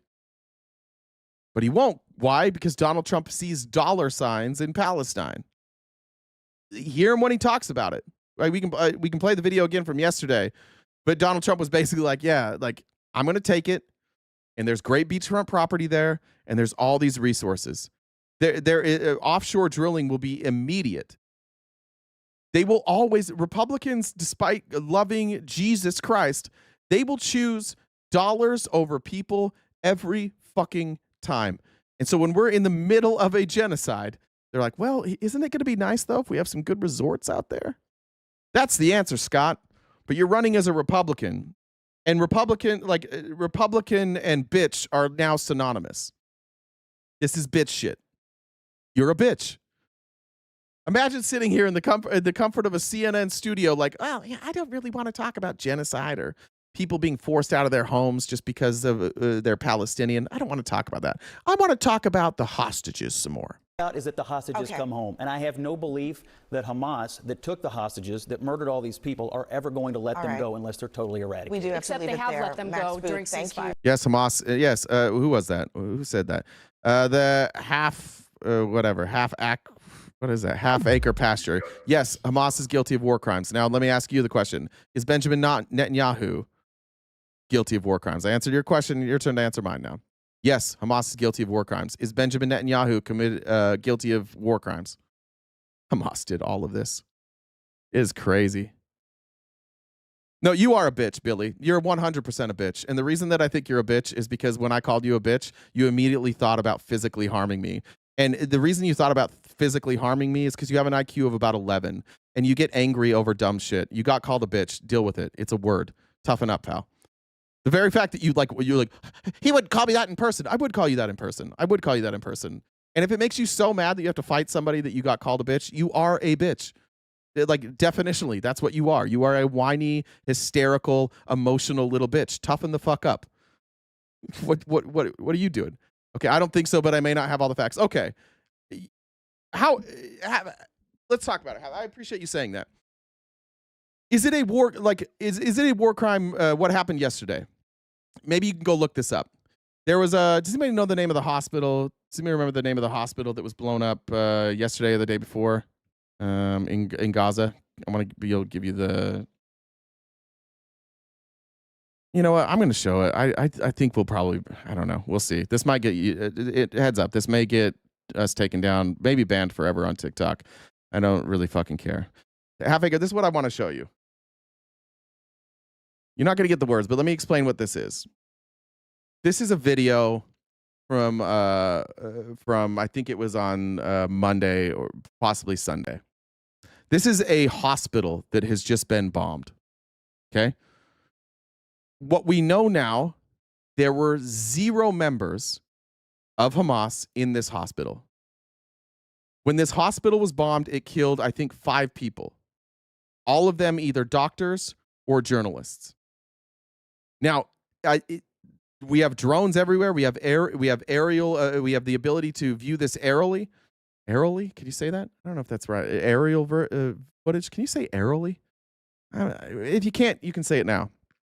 So after this bombing happens, these bystanders, many of them journalists and doctors and volunteers, started going into the rubble to look for bodies and look for survivors.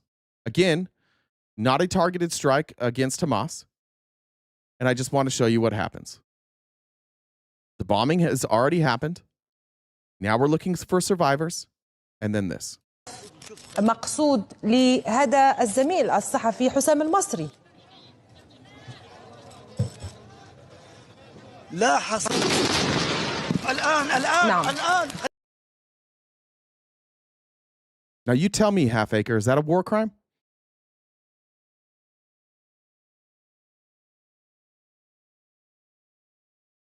How do you watch that? Defend it, please. Defend that. Those people are dead now. They were searching through the rubble for bodies.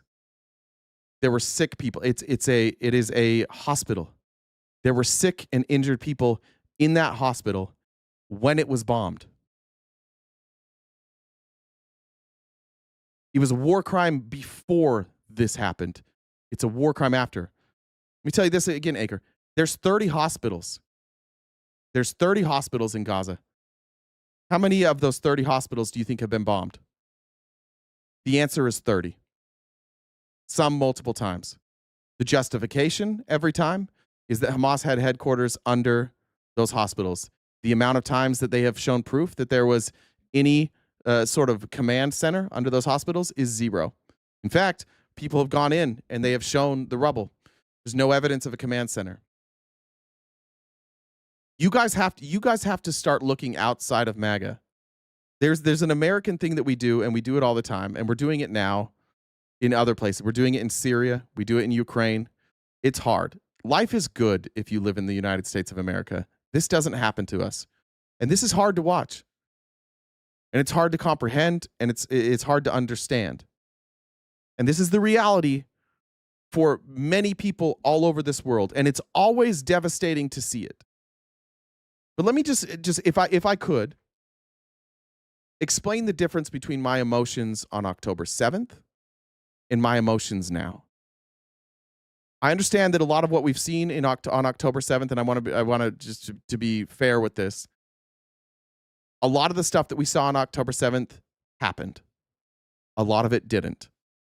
A lot of the stories that happened on October 7th were true. A lot of them weren't. But on the day of October, so saying that, I just want to tell you, on the day of October 7th, before we had context on any of this stuff, I watched what was happening, and I felt sick. And I could not believe, and I thought just like, how evil are these people? But what I didn't have is guilt. Because I didn't look at October 7th and say, we could have stopped this. We're funding this. We're advocating for this. We're ignoring this. And we're defending this. I didn't have to say any of that. So I could look at October 7th through a lens of like, this is awful. I don't condone it. And there's not anything I could do about it. But this, when I watch this, I have to be honest. Our country could stop this. Our country is funding this. Half of our country, or half of our elected officials are saying that they are ignoring this and saying it's not a problem. In fact, they're going on funded vacations to Israel to be handed talking points on how to address this. On October 7th, there was no complicity by the United States. But everything that Israel has done since then, they've done with the blessing of both Joe Biden and Donald Trump, and with the funding for weapons by our Congress. And we still can't get, it's still a minority position in Congress to address this stuff and to admit that we are complicit in a genocide. My problem with this doesn't stem from a hatred of Donald Trump, who I cannot stand. This is one of those times, this isn't like a Trump derangement syndrome. This is America reality syndrome. That in America, we fund shit like this. And we view lives and deaths as necessary. And the end goal here is to eliminate these people from their homes. I would hope that many of you, let's just say whatever it is, whether you're a Trump, let's just say for my Trump supporters, let's say your worst fears were confirmed. Kamala Harris became president and we turned into a communist hellhole. And then we started going in, and Kamala Harris started going into red states, and she started just taking your cities. And if you didn't get out of there, she got rid of you. She pushed you into the corner. She starved you to death. And then when you wanted access to medical care, sorry, your hospitals were bombed. And when you got injured and you couldn't walk anymore, so you sent out your 10-year-old kid to go pick up aid, because that's all Kamala was giving you at this point. She was literally dropping aid down from the sky, and you had to go pick it up yourself. But you can't because you don't have legs anymore. So you sent out your 10-year-old son. Your 10-year-old son goes out there with a bag, picks up the aid, slings it over his back. He's walking back home, and he gets sniped by a Kamala Harris sniper. That's what's happening in Palestine. I understand that you guys want to talk about Hamas. I understand that you want to talk about October 7th. But what the fuck does that have to do with us funding blowing up hospitals, blowing up first responders, sniping children, sniping women, sniping men, like people who have nothing to do with this, bystanders of this war, who are being starved to death. Israel will tell you that they've provided something like 1 million meals. There's like 1.2 million meals. They're like, look what we're doing. We've provided 1.2 million meals. If you take the people that are there and you divide it and you multiply it by 3 meals a day, and you say this is what people would need to survive, they would need about 10 million meals. So they've given people about 1/10 of the food that they need to survive. And when they don't die of starvation, they die when they're trying to help their friends. It's a fucking war crime. And it is like red pill politics. It's unbelievable to see you dumb fucks advocating for this. You're sick. You're evil. These are war crimes. You're a dog shit human being. That's the reality that we live with Americans, is that the majority of people that we elect in office are cool with a genocide. It's not called war. It's absolutely not called war. It's absolutely not, this is a power play. Yeah, you're murdering people. Cool. You can call it whatever the fuck you want. You are murdering children. Justify. It's war. It's called war. You have to murder children in war? What kind of Christians are you? Like, what happened to us? And honest to God, I think the worst part is that I think most of you only say this stuff because like you worship Donald Trump and you recognize that like this criticism will be applied to Donald Trump, so you're defending it blindly. But I just showed you a hospital being blown up, and then when people tried to rescue them, they got blown up, and you're calling this war. What part of this was war? What part of this was necessary? Nobody from Hamas died. So that's war. Got it. Hey. We've got someone who's waiting to come talk to you. Sorry, hand requests, but I haven't came in and done announcements yet. We're a little ways away from our gift goal. When Jay has these conversations, they can go long. So if you guys can help us out while he's having this conversation, Venmo, Cash App, PayPal, Super Chats, all of that go towards knocking out our gift goal. This is our job. We do this Monday through Friday from 9:30 to 1. So if you guys could help us knock out that gift goal while Jay's having that conversation, that would be fantastic. And I think he's already there. Okay. Let me read some comments that I haven't caught up with, and then I'll hop over there. Tim says, Dollar Train, let's go. Thanks, Tim. Amber said red states don't fund education because blue pay. Yeah, it's blue states paying your bills every time. Thank you for the super chat, 6 cents, Amelia. I think I got that one. Let me hop over here.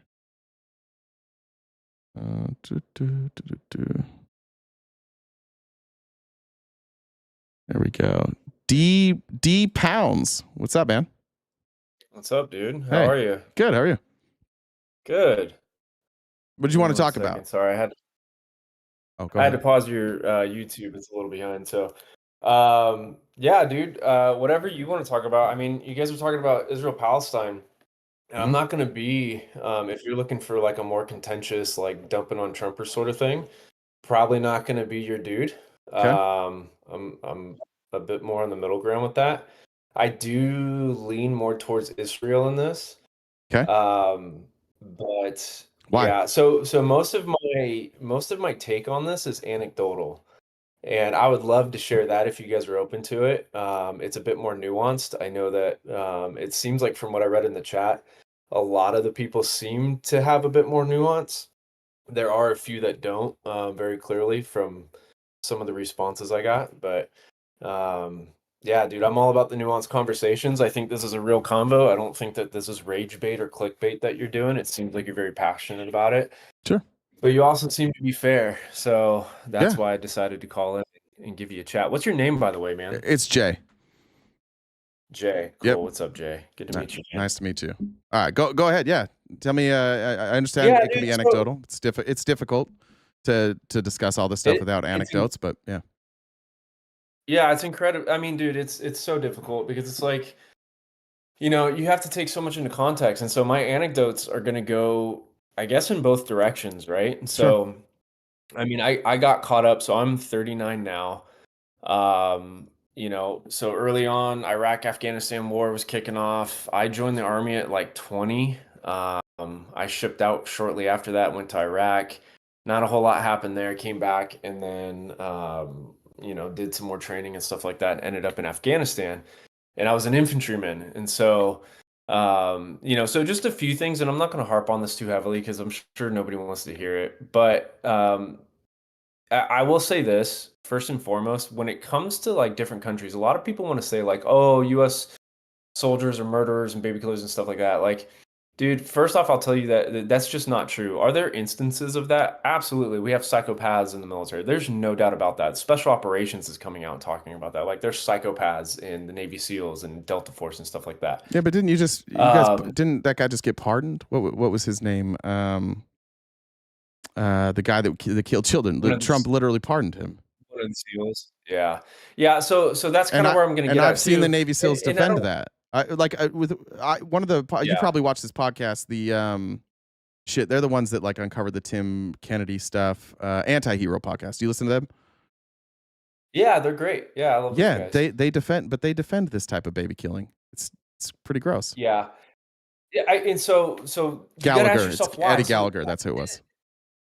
Yeah, so I mean, that's the only thing I don't like is like when we just instantly start calling it gross and stuff like that. Like, you know, it's fair. I understand it from your perspective, and if I was sitting in your position, in this, you know, I try to do this to be generous and to open up the conversation, and sometimes it can sound condescending. But if I was sitting in a position where I had no experience with any of this stuff and I had a leaning in one direction, I'd probably call it gross too, because I've called things gross on the other side that, frankly, if I had their context, I probably wouldn't be saying that. I'd be like, yeah, it's a bit more nuanced than that. And I would say the same thing with this, and I'll say, I don't know all the details of that story. One, there's a level of ignorance on my side just from not keeping up with it as much, because frankly, it He starts to just stabbed. There was grind on me. I can tell you, there was a 17-year-old Yeah. ISIS prisoner that he stabbed to death, and then he took a photo with the dead corpse. Yeah, see, that's not okay. I'll tell you right now, that's not okay. I mean, even if we don't know all the context behind why he stabbed him, because I'm telling you right now, things happen, and it may have been justified. I'm not saying it was, for everybody that's freaking out right now. I'm not saying it was, but it may have been because we weren't there. And I'm not saying that justifies the pardon, but taking a picture with him, yeah, that dude should be in huge trouble for that. I don't know if that goes to Leavenworth, but he should be in huge trouble for that. He should definitely be stripped of his trident. For those who don't know, the trident is what you get when you become a Navy SEAL. But yeah, I don't think that's okay. I think that's grotesque. I think that is the antithesis of what American troops aspire to be. And I know a lot of people will scoff at that, but I'm telling you from personal experience, I've seen US troops do some absolutely amazing heroic things because a lot of these guys have kids. And okay, but wait, hold on real quick though. But then Yeah. Then what happened? So Gallagher was he was court martial. He had his day in court. They heard the hearing. Sure. They basically said like that they couldn't prove that it was a premeditated murder. I think the evidence says otherwise, but that's hard to prove. But he did lose his trident. And he was convicted for posting with the photo, and then he was pardoned, and they restored. And then Trump pardoned him and restored his trident. And then I see the anti-hero podcast guys up there celebrating him. I think that our armed. I don't think that you guys are holding your people accountable with that. I think that there's never an excuse to pose with the corpse, and yet they're like, oh, we got to be nuanced on this. There's no nuance there. Right. No, yeah, I agree with you. And it's so to your point, it is somewhat ironic that anti-hero podcast guys will go on to say, oh yeah, we got to hold our guys accountable when it comes to stolen valor, something that affects them personally, but something like this, they're okay with it. Right. I agree with you on that. I think that there is some hypocrisy in that. And just because I like the guys from anti-hero doesn't mean I agree with everything they say. Those guys are hardcore Trump supporters. I'm not. I'm a constitutionalist at the end of the day. You and I'll probably disagree on a lot of things in that regard. I don't think Trump is a constitutionalist. I think Trump is anti-Second Amendment as much as he claims that he isn't. And I've made cases for that during his first term and got told that I eat crayons because I'm too stupid to do anything else. And it's like I have the words from his mouth when he said to take away people's guns and then worry about their day in court later. It's like, you know, and then even Vance came let's in go. and he Can was we like, advance well, this a little bit? Can we advance go to ahead. let's advance it to the stuff with Israel and Palestine, because and maybe I can give you my view. I think that I love that. one, I think that Israel absolutely had the right to respond to what happened on October 7th. I also think that the anger from Hamas and from the Palestinians, based on the treatment that they'd had for decades, is warranted. I'm never going to justify taking somebody, like an innocent person's life. So I think that the people who perpetrated October 7th, I think that was justified. But I think that what we're seeing, the disconnect here for a lot of Americans, is that Americans have this idea that when something happens to us, we get to respond 100 times, 100-fold. That we get to, and collateral damage be damned. And I think that, like, you and I are actually the same age, and so you were probably a sophomore when September 11th happened. No, I Junior, was. I think I was in.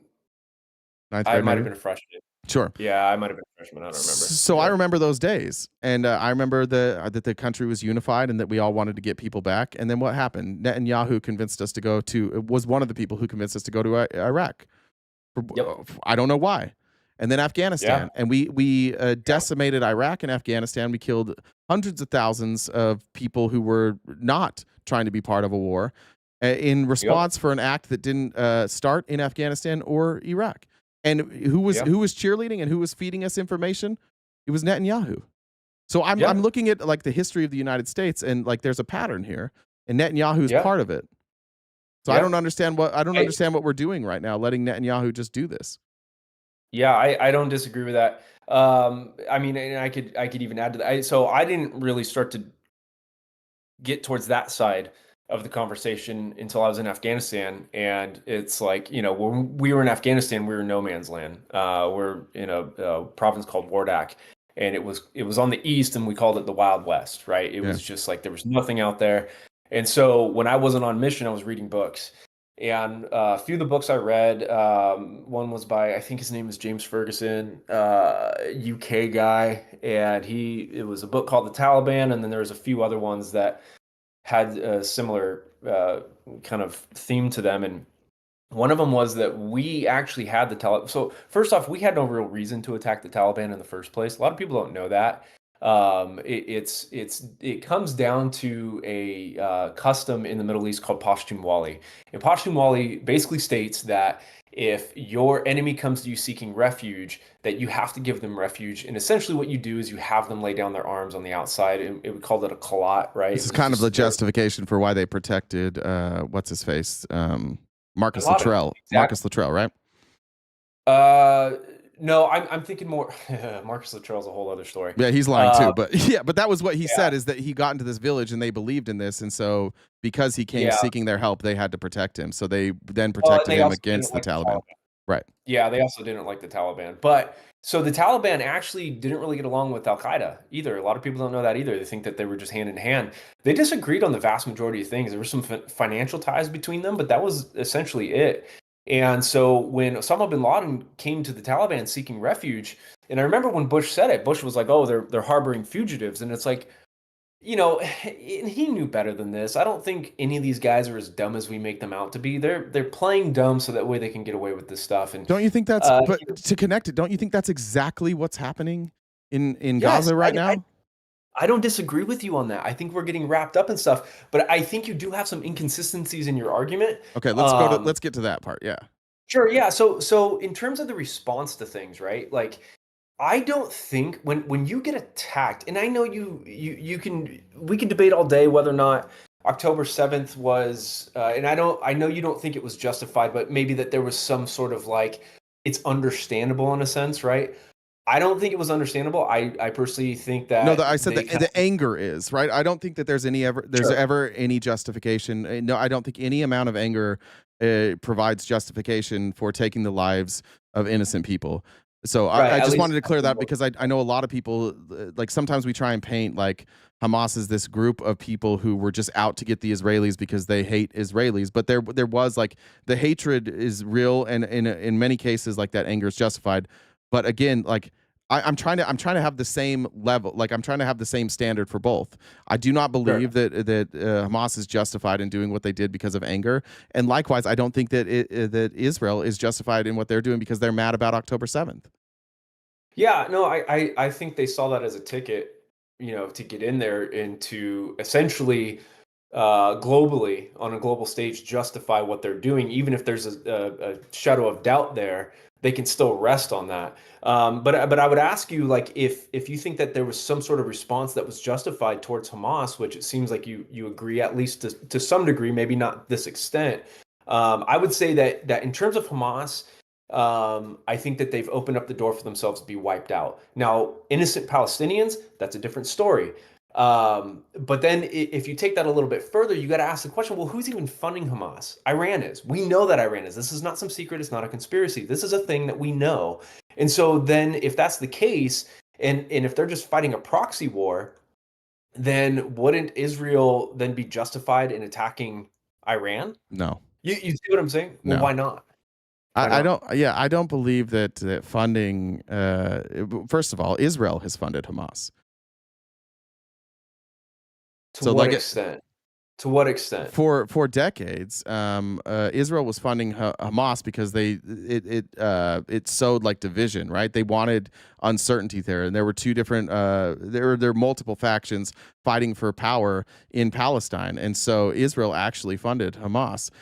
I'm looking, like, it is crazy. Like, I think that this narrative gets built, but even like funding them, it's not an excuse to do what we did. If I look at the history just in my life, and I look at which country in the Middle East has caused me and this country the most harm, it is unequivocally Israel. It is unequivocally Israel. Iran has done almost nothing to hurt us. They have responded to attacks by us and by Israel, but Iran's not coming to our country and hurting us. Iran's not out there starting wars with our enemies. Israel bombed Iran. Like, why did they do it this year? If that was a response to October 7th, why didn't they do it October 8th? Why did they wait years? And then why did they get the United States to do the bombing? It seems to me that Israel is like that dumb friend with a big mouth who drags you into fights all the time. I still, to this day, I can't figure out why the fuck we bombed Iran. I have no idea why we did that. There was no evidence that they were close to having a nuclear weapon. They had shown willingness time and time again to dismantle their nuclear program. They agreed to the Iranian nuclear deal. It looks to me like Netanyahu convinced Trump to withdraw from the Iranian nuclear agreement so that then they could go back to the bullshit that they've been doing forever by convincing Americans that people who chant death to America are your threat, so it's okay to bomb them. And you can go watch videos from Netanyahu in the early 2000s. There's one where he's sitting down with this family in a living room, and he openly is saying, like, 80% of America likes this. All I have to do is make sure that they know that these other countries hate them, and they'll do whatever we ask them to do. I have no clue why we bombed Iran. None. Do you? Yeah. I tend to agree with bombing their nuclear facility. Why? Well, okay, so this idea that they weren't close to having nukes. So this is a point that was brought up to me by another. He was actually Green Beret, and he's very much against us going into Iran. He's the Valhalla guy. You probably know who he is. Yeah. And you probably agree with a lot of them too. He's actually really sharp dude, really good guy. But and I brought up the point to him as well, because he kept saying, oh, they keep saying, and he played this clip of, oh, they're close to this, they're close to this, they're close to nukes, they're close to nukes.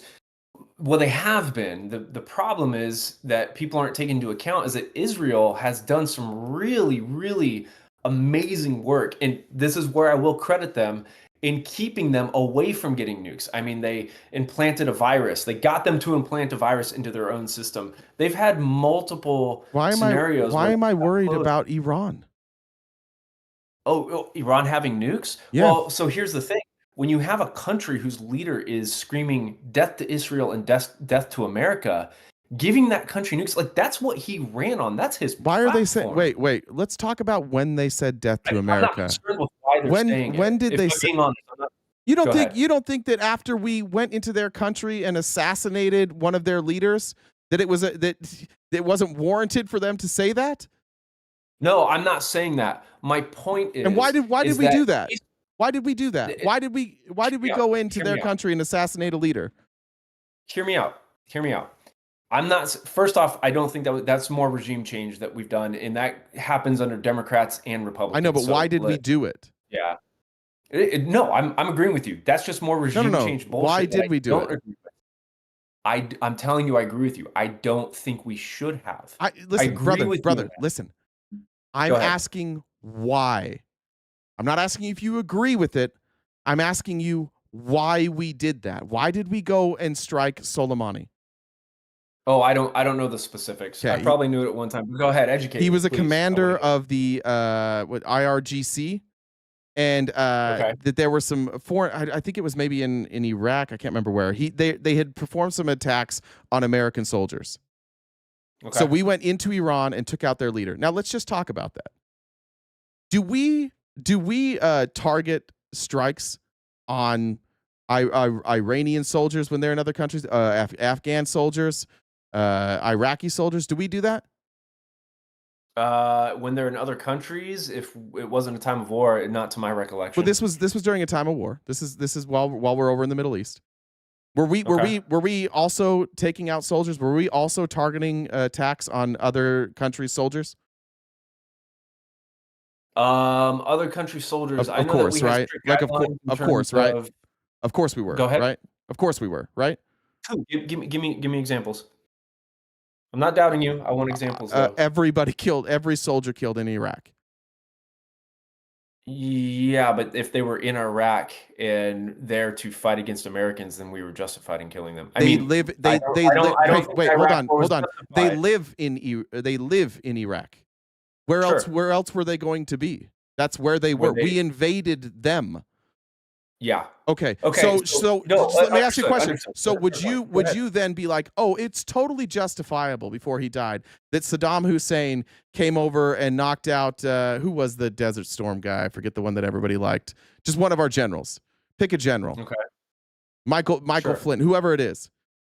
Sure. What do you think the American response would have been if the Iraqis came and assassinated one of our generals in our country? We'd utterly destroy them. Okay, so can you recognize then that maybe the problem there was that we took a active war and we held Soleimani responsible for it, and we went in and we drone striked an airport, and we killed innocent people. I think it was the Baghdad airport. We killed innocent people to take out Soleimani, a general, and a public official. Can you recognize that, like, that's crazy that we did that? And we did that because general and innocent people. There's no way we would stand for that. We're getting played by Netanyahu. He dragged us into Iraq. He dragged us into Afghanistan. He's dragging us into a war with Iran. And if I'm Iran, by the way, let's just say, like, why would you not enrich uranium? Israel has nuclear weapons. Why? I don't fucking know why Israel has nuclear weapons. Why do we have nuclear weapons? Because the Soviets did. So it's a deterrent. So what's this deterrent? Why does Israel get nuclear weapons? Why can they have it, but Iran can't? Iran can't proliferate to make sure that they're protected? Israel just always has to have the upper hand? That's somehow American policy, that Israel needs to be able to demolish any country around it for some reason? I think there's a big difference here, and I think that this is being left out because you seem to be arguing this from the standpoint of people that think like you are everywhere. And that's not the case. And this is, if we want to go back, backpedal just a little bit to my anecdotal stories, we know that, and this isn't even just anecdotal, if you look into Islam, they believe that they are going to usher in their, their Messiah through essentially world domination. Brother, that's what Christians think. That's why that's why Israel's important. Because that is not the case. It is 100% the case. Are you aware of Mike Johnson's trip to Israel with the red heifers? Are you aware of that? I'm not as concerned about that. Let me just explain, and you tell me if this is any different then. Let me just explain. You tell me if this is any different. Mike Johnson just got back from Israel. A Texas farmer sent 5 red heifers to Israel because there is a prophecy in the Bible that the issue, or the what will bring in the resurrection of Christ, which, by the way, will coincide with the destruction of all of the enemies of Jerusalem, is a sacrifice of a red heifer. That heifer has to be perfect, meaning like it has to be like, yes. And they're trying to do that right now.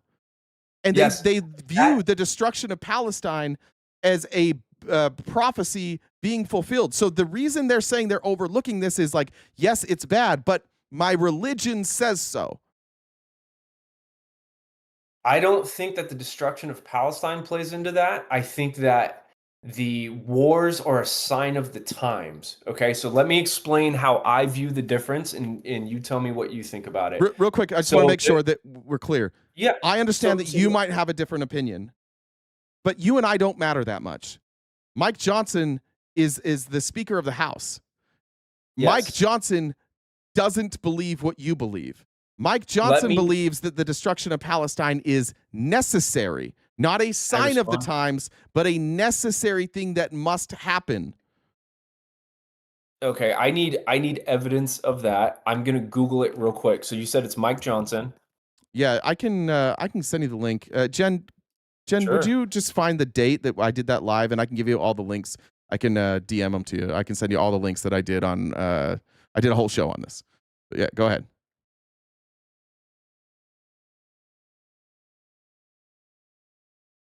Did I lose you? Okay, so he sees it as the rightful property of Israel, even though Israel willingly gave it to them, so that kind of forgoes that. Mm-hmm. He was official. Okay, so in terms of Mike Johnson, yeah, that is a different scenario. How do I explain this? By the way, this is why they're overlooking Israeli Zionists annexing Palestinian land right now, because they believe it is birthright. They believe it is theirs, and that's why the Israelis now are going into Palestinian land not controlled by Hamas, and they're just taking the land because they believe that this is fulfilling the prophecy. There's like this third temple that has to be built. They literally were able to like trick the Palestinians into selling them part of the land so they can build the temple. They honestly believe that all of this is justified because of biblical prophecy. I agree with you that there are radical Islamists that believe the same thing. I just need you to know that there's radical Christians who also believe that, and they are in high positions in our government. Like, we're talking about the authors of Project 2025. Pete Hegseth, our Secretary of Defense, goes to one of these churches. He's retweeting stuff from his pastor who believes in this shit. Like, we have high level government officials who believe this is the case. The live was August 7th. August 7th? Okay. She was just giving me the date so I can get the links. Thank you. No, I mean, that is interesting. Like I told you, I'm coming on here to be fair, and if there's things I don't know, then I appreciate the education. Yeah, so I mean, I that kind of makes my point a little bit moot, just because, you know, comparing Christianity, at least as it's, if you take a more literal reading of the end times prophecy relative to Islam's, ours seems to be more speculative in that, like, we're kind of sitting back watching all these things unfold, and they have to unfold, but in no way are we told to bring them on in any way, shape, or form, right? So if these guys interpret it that way, okay, that's a completely different story. But I'm just telling you from a biblical, Christian biblical perspective, because before I started studying medicine, I was studying religion, okay? Yeah. And I left that for various reasons that we could talk about in another podcast. No, but, look, I did too. So I used to be very religious too. And I agree with you that, like, first of all, I don't think there's like a literal, like, literally interpreting the Bible is crazy. It's not possible to do. And I agree that there's different interpretations. But the reason that there are these what normally would have been fringe groups, and the reason I'm concerned about these is that Israel is the one that's convincing Christians. There is a coordinated campaign. If you have Twitter, you'll see there's like these ads all the time about like an Israeli that found Christ, and they've realized that if they co-opt Christians and they bring them in and they say, "Oh, we have this shared belief system that Israel must be protected at all costs," then and it works. And you have Republicans who are literally saying, like, I support Israel, what they're doing, because of my religious beliefs. And then you get to overlook that's one of the reasons I left religion, is because you get to overlook all these awful things. But that's happening at a very high level. When the Republicans went on break, when Mike Johnson ended Congress, like 30 of them immediately went over to Israel to get indoctrinated. And then like 20 Democrats went too. And they're funding these trips, and they're indoctrinating them, and they're convincing them that Judaism and Christianity need to come together as one, and the evil is actually Islam, and they have to do this to usher in the return of Christ, which is bizarre for Judaism, but because they believe Christ hasn't come yet, and Christians believe Christ already came. It's kind of weird, but yeah, I mean, even that interpretation of him taking red heifers there in order to usher in the second coming of Christ is just so antithetical to even just what Jesus said. I mean, if and you've studied religion to some degree, taking out the literal interpretation of things, because yeah, I agree with you on that. I argue this all the time, especially about Genesis, but yeah, taking a literal interpretation of most of Scripture is ridiculous. But even if you were to take most of the New Testament at its word and take a literal interpretation of it, you would understand that you are not, no man has the ability to usher in the second coming of Christ, at least as it pertains to the Christian religion, right? It's absolutely, utterly ridiculous. And so, yeah, this is a different type of extremism that, frankly, I was not aware of. I didn't know that people actually believe this nonsense. So, and I've heard some crazy stuff in Bible school. So yeah, I hadn't heard of it either. And yeah. But now it makes sense. Like, it makes sense why. The hardest part for me is like watching the lack of humanity. Like, I just don't understand why we can't agree that like starving people to death isn't necessary. It's not an appropriate response to October 7th. Carpet bombing these cities is not an appropriate response to October 7th. Bombing hospitals and schools is not an appropriate response to October 7th. Like, when people say that video that you showed was a little much. I will say that, like, okay, so like, even, and this is what I originally called in to talk about, was my anecdotal experience in Afghanistan. Was I remember there were times, the very first firefight I got in, in Afghanistan, we got led to believe that these guys were held up in a mosque, and we weren't. So we had to go with the Afghan army, okay? And so with the Afghan soldiers, they were leading the way because we weren't allowed to go into the mosque. They had to go in the mosque for us if anybody was to go in there. But this happened on a number of occasions where we would get shot at from mosques because we were told that we weren't allowed to shoot at mosques and we weren't allowed to run into those buildings. And so they would co-opt those and then start shooting at us from those positions. And then they would also put civilians in dangerous places, not all the time. And I think it got to the point where it's like the hearts and minds things that we were trying to do. I think the Taliban eventually caught on that they had to do that to some degree too, because a lot of the villagers were getting really pissed off at them because they were putting these kids and stuff in harmful positions because they knew that if we shot at them and we ended up shooting a civilian, then we would end up on the 5 o'clock news as these terrible murders and this and that. And then there's moral victory for those guys. And they did that shit all the time, brother. Let me tell you, they did that shit all the time. So why? They would burn their own. Yes. So you all should have went home. Well, no shit. Yeah, I mean, no shit. Don't get me wrong.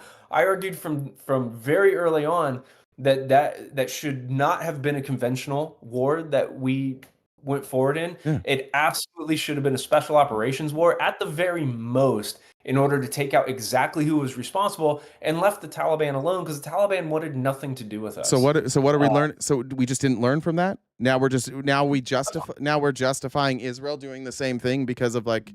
I understand that I understand what you're saying. I understand that you're trying to point out that this does happen, that from time to time they'll use that people will use children in religion and hospitals as a way to stay safe and to hide, and they may fire from those positions. I understand your point.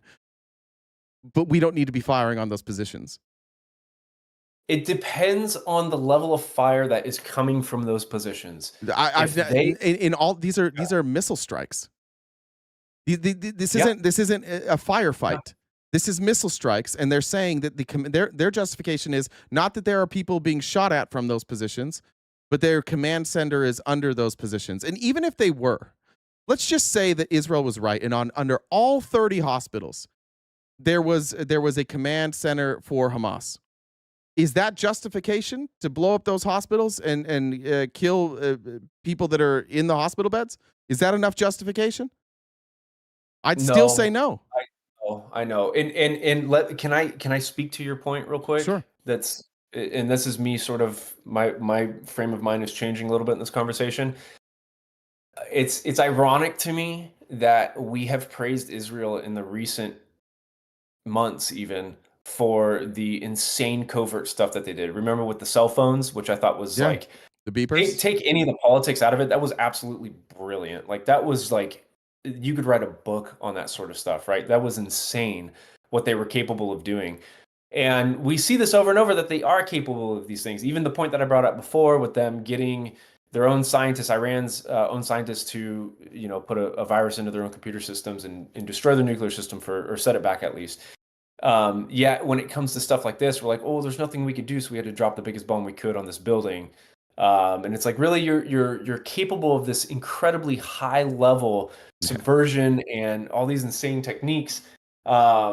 Literally cell phones were exploding in people's pockets. Like the amount of work that would go into something like that is absolutely mind-numbingly but we can't track down Hamas. I see what you're saying. They have to carpet bomb Palestine. They can't track them down individually. Yeah, that's the point. Right. This is what we've been trying to say. Like, there is no question in my mind that whether there's some conspiracy that like maybe October 7th, maybe they like a lot. There's a lot of evidence now that says they knew October 7th was coming. They didn't do anything to stop it. I don't know. I don't know that that's definitive. But what I do know is that when it happened, they decided on that day that Palestine would no longer exist. And somehow the people that walk the same streets I do, with not knowing this type of war, not having to deal with this type of war, the same people who lived through Desert Storm and Iraq and Afghanistan and 30 years in the Middle East, those same people are sitting there going like, yeah. And it makes me sick. It makes me sick to know that Americans are cool with this. It makes me absolutely sick that they saw October 7th and they said, yeah, fuck it. Kill all these kids. Well, you know what, man? You've brought me more towards the center in this position, in this conversation. a little word of advice going forward: be easy on the Americans that believe this stuff, dude, because they don't know. And Do you think this you would? stuff is complex. Do you think you would have come up? Do you think people would come up and talk to me if I was easy on them? I think you would have better chances, frankly, and really just talking about the facts. And because look, dude, this is like psychology 101 type stuff. It's like, okay, so there's a quick story, guy. I'm full of these, okay, so just shut me up if I need to. But long story short, my dad owned a small piece of property in Central California somewhere. It was a piece of crap. He had a guy living on it who was growing a bunch of weed, and my dad was going to get in trouble for it. My dad goes up. He's pissed off at this guy. This guy comes running out, ready to beat the crap out of my dad. My grandpa, who is actually a psychologist, comes up and puts his hand out and introduces himself and just says, "Hey, my name is so-and-so. How you doing?" Instantly, the whole thing calms down. They have a good conversation. They agree on certain terms. The guy's gone. No fights, no violence, nothing. All he did was put his hand out and introduce himself and let the guy know, "Hey, I'm not a threat to you." It kind of feels like that's the conversation you and I just had. Well, 100%. Yeah, 100%. But you're also calling these people idiots and saying they're grotesque and this and that. Well, I'm responding to people in the chat when somebody says wipe it off the map. What do you want me to say? Like, oh, let's have a nuanced discussion about you saying wipe it off the map. No, fuck those people. Fuck them. Jay, you're a smart guy. You're a very intelligent guy. Don't let these guys get to you. They're not getting to me. Wait, hold on. They're not getting to me. I'm responding to what they say. And if they came up here and they said wipe Palestine off the map, I would respond strongly. But if I have somebody up here who's willing to have a discussion, or somebody in the chat that's being good faith, I will respond appropriately. I'm not going to play kid gloves with people who advocate for a genocide. We've done that for so long that's why the American public is cool with genocide now. It's why it doesn't bother us when we go over and we just blow up other countries. We've been kids gloving people forever. We've been kids gloving the United States military forever. We treat people like because they served in this country, they do not deserve any criticism ever. And so we've allowed ourselves to become the bad guys. We are without a doubt the biggest threat to most countries in this world, and it is warranted. Their fear of us is warranted because we don't give a fuck about innocent lives. We invade other countries for the fuck of it. We sent our military to Venezuela because we don't like how their elections turned out. We are a despicable country when it comes to how we use our military. We criticize China, we criticize Iran, and if we're just comparing resumes, it's not fucking close. I'm tired of us pointing at people like, you're bad, you're bad, you're bad. We're worse than all of them. We're worse than Russia. We're worse than China. We're worse than Iran. We invade anytime we fucking want to. Do you think any of those other countries would do a better job running the world? Honestly, we don't run the world. We're not running the world. We've got the world. We are trying to rule the world. Sure. And by the way, China, while we spent the last 30 years going to war, China decided to invest in their people and their infrastructure. And China invested in their relationships with other countries. And although everybody always tells us that China's dangerous, China's going to take Japan, China's going to take Taiwan, guess what China never seems to do? That. But guess what we do? That. We invade all the fucking time. And China quietly has been shifting the balance of power by not being warmongering psychos.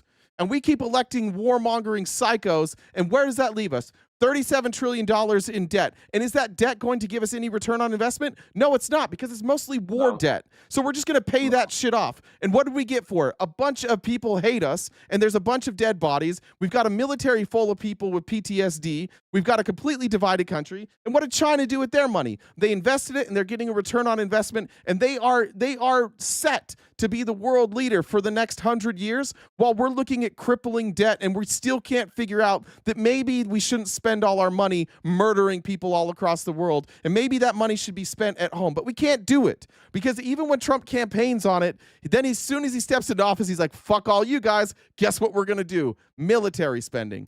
Guess what we're going to do? Fund wars. Guess what we're going to do? Bomb Iran. I'm tired of it. I'm just tired of it. We're shit. Our government is shit. We're warmongers. We're evil. We don't invest in the American people. I'm fucking sick of playing kid gloves. And I'm tired of trying to like hang a flag like I'm proud to be an American. I'm not. I'm not proud to be an American. It's embarrassing. It's embarrassing that we've used all this wealth and all this power to do nothing but fuck up everybody else and demonize people that are more poor than us. I'm not proud. I'm angry. And I'm tired of being looped in with them, because you know what? If I go to these other countries, there's a chance that somebody might take my life just because I'm an American. And I can't fucking blame them. I really can't. And then here in America, we're like, oh, these Venezuelans, they're the problem. Oh, Sharia law. Oh, Islams. Oh, Chinese. All these people we demonize, and we are the most murderous. It's white Christian conservatives that are the most murderous group on earth. And you want me to be worried about Muslims. That's where you start to lose me a little bit when you bring in the race piece of it. And I mean, come on, dude. If you know anything about Islam, first off, if there's a genocidal religion out there, it's the Jews and the Muslims. Let's just be real. And the Chinese, frankly, excuse me, what? The Jewish folks had a genocide, the genocide committed on them, and who in America was supporting the people committing the genocide? Who were the Nazis in America? It was Charles Lindbergh. It was white Christian conservatives. Who's cheering on the genocide in Palestine? White Christian conservatives. Is it immigrant groups that are cheering it on? No. Is it black communities? No, they mostly stand with Palestine. If you're going to group people together, what group has a majority of their people supporting Palestine? It's white Christian conservatives. Let's call it. Dude, brother, you can't call out Muslims. Hold on, real quick. Can I talk? Yeah, sure, I can. Let me do this. Just let me do this. Absolutely can. No, you can talk, but you can't call out Muslims and then say like, oh, it's not fair for you to point to white Christian conservatives. It's absolutely fair. If we're going to call out Muslims, I think white Christian conservatives are causing more damage across the world. I'm not calling them out based on their skin color. I'm calling them out based on their religious belief that justifies and commands this sort of behavior. White people aren't born necessarily with this thing of like, okay, you got to kill everybody else now that doesn't look like you or whatever. No. Do we ever go after? Do we ever go after white Muslim communities? Are there any? Sure. I'm sure we would, and we have actually like Dagestan. They're not really committing terrorist attacks. I mean, let's be real. And Russia keeps them pretty. Yeah. We also don't ever fuck. We didn't ever fuck with them either, right? I mean, that's fair, but we did fuck with. And we did. I mean, to be fair, did we fuck with Pakistan? Did we fuck with Pakistan? We fought the Chechens. Yeah. Did we fuck with Pakistan? We fought the Chechens. Did we fight alongside Osama bin Laden's people and then stab him in the back? Yeah, we did. Did we stab him in the back? Well, I mean, you could argue. I understand you could argue it, but like, what were we doing over there in the first place? But I mean, look, dude, this is a religious group that, dude, I have a deep respect for Muslims. I really do, and I know my best friend's black sort of thing.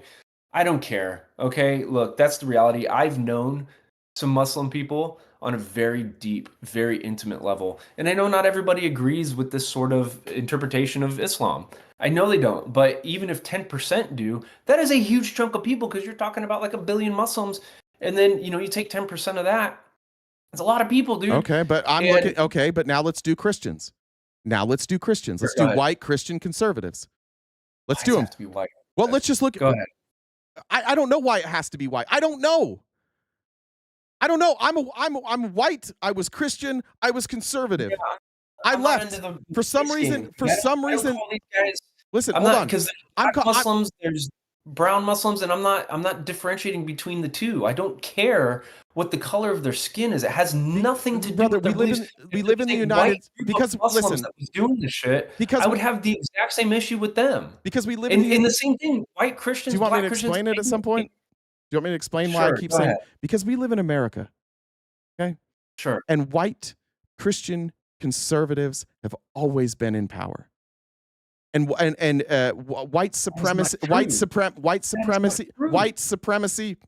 Oh, excuse me. When were white Christian conservatives not in power? Anytime there was a Democrat in office. Joe Biden. Yeah. White. Is he conservative? Christian. Is he conservative? Yes. Okay, so you have a different definition of conservative than I do. Well, conservative That's means fair, to but keep, we need to cover that. conservative means to keep things the same, right? To conserve. And These guys are Joe progressives. Joe Biden's not a progressive, but militarily, which is what we're His talking about. cabinet was Hold on, progressive. excuse me. What we're talking about right now is military. Militarily, Joe Biden was a white Christian conservative.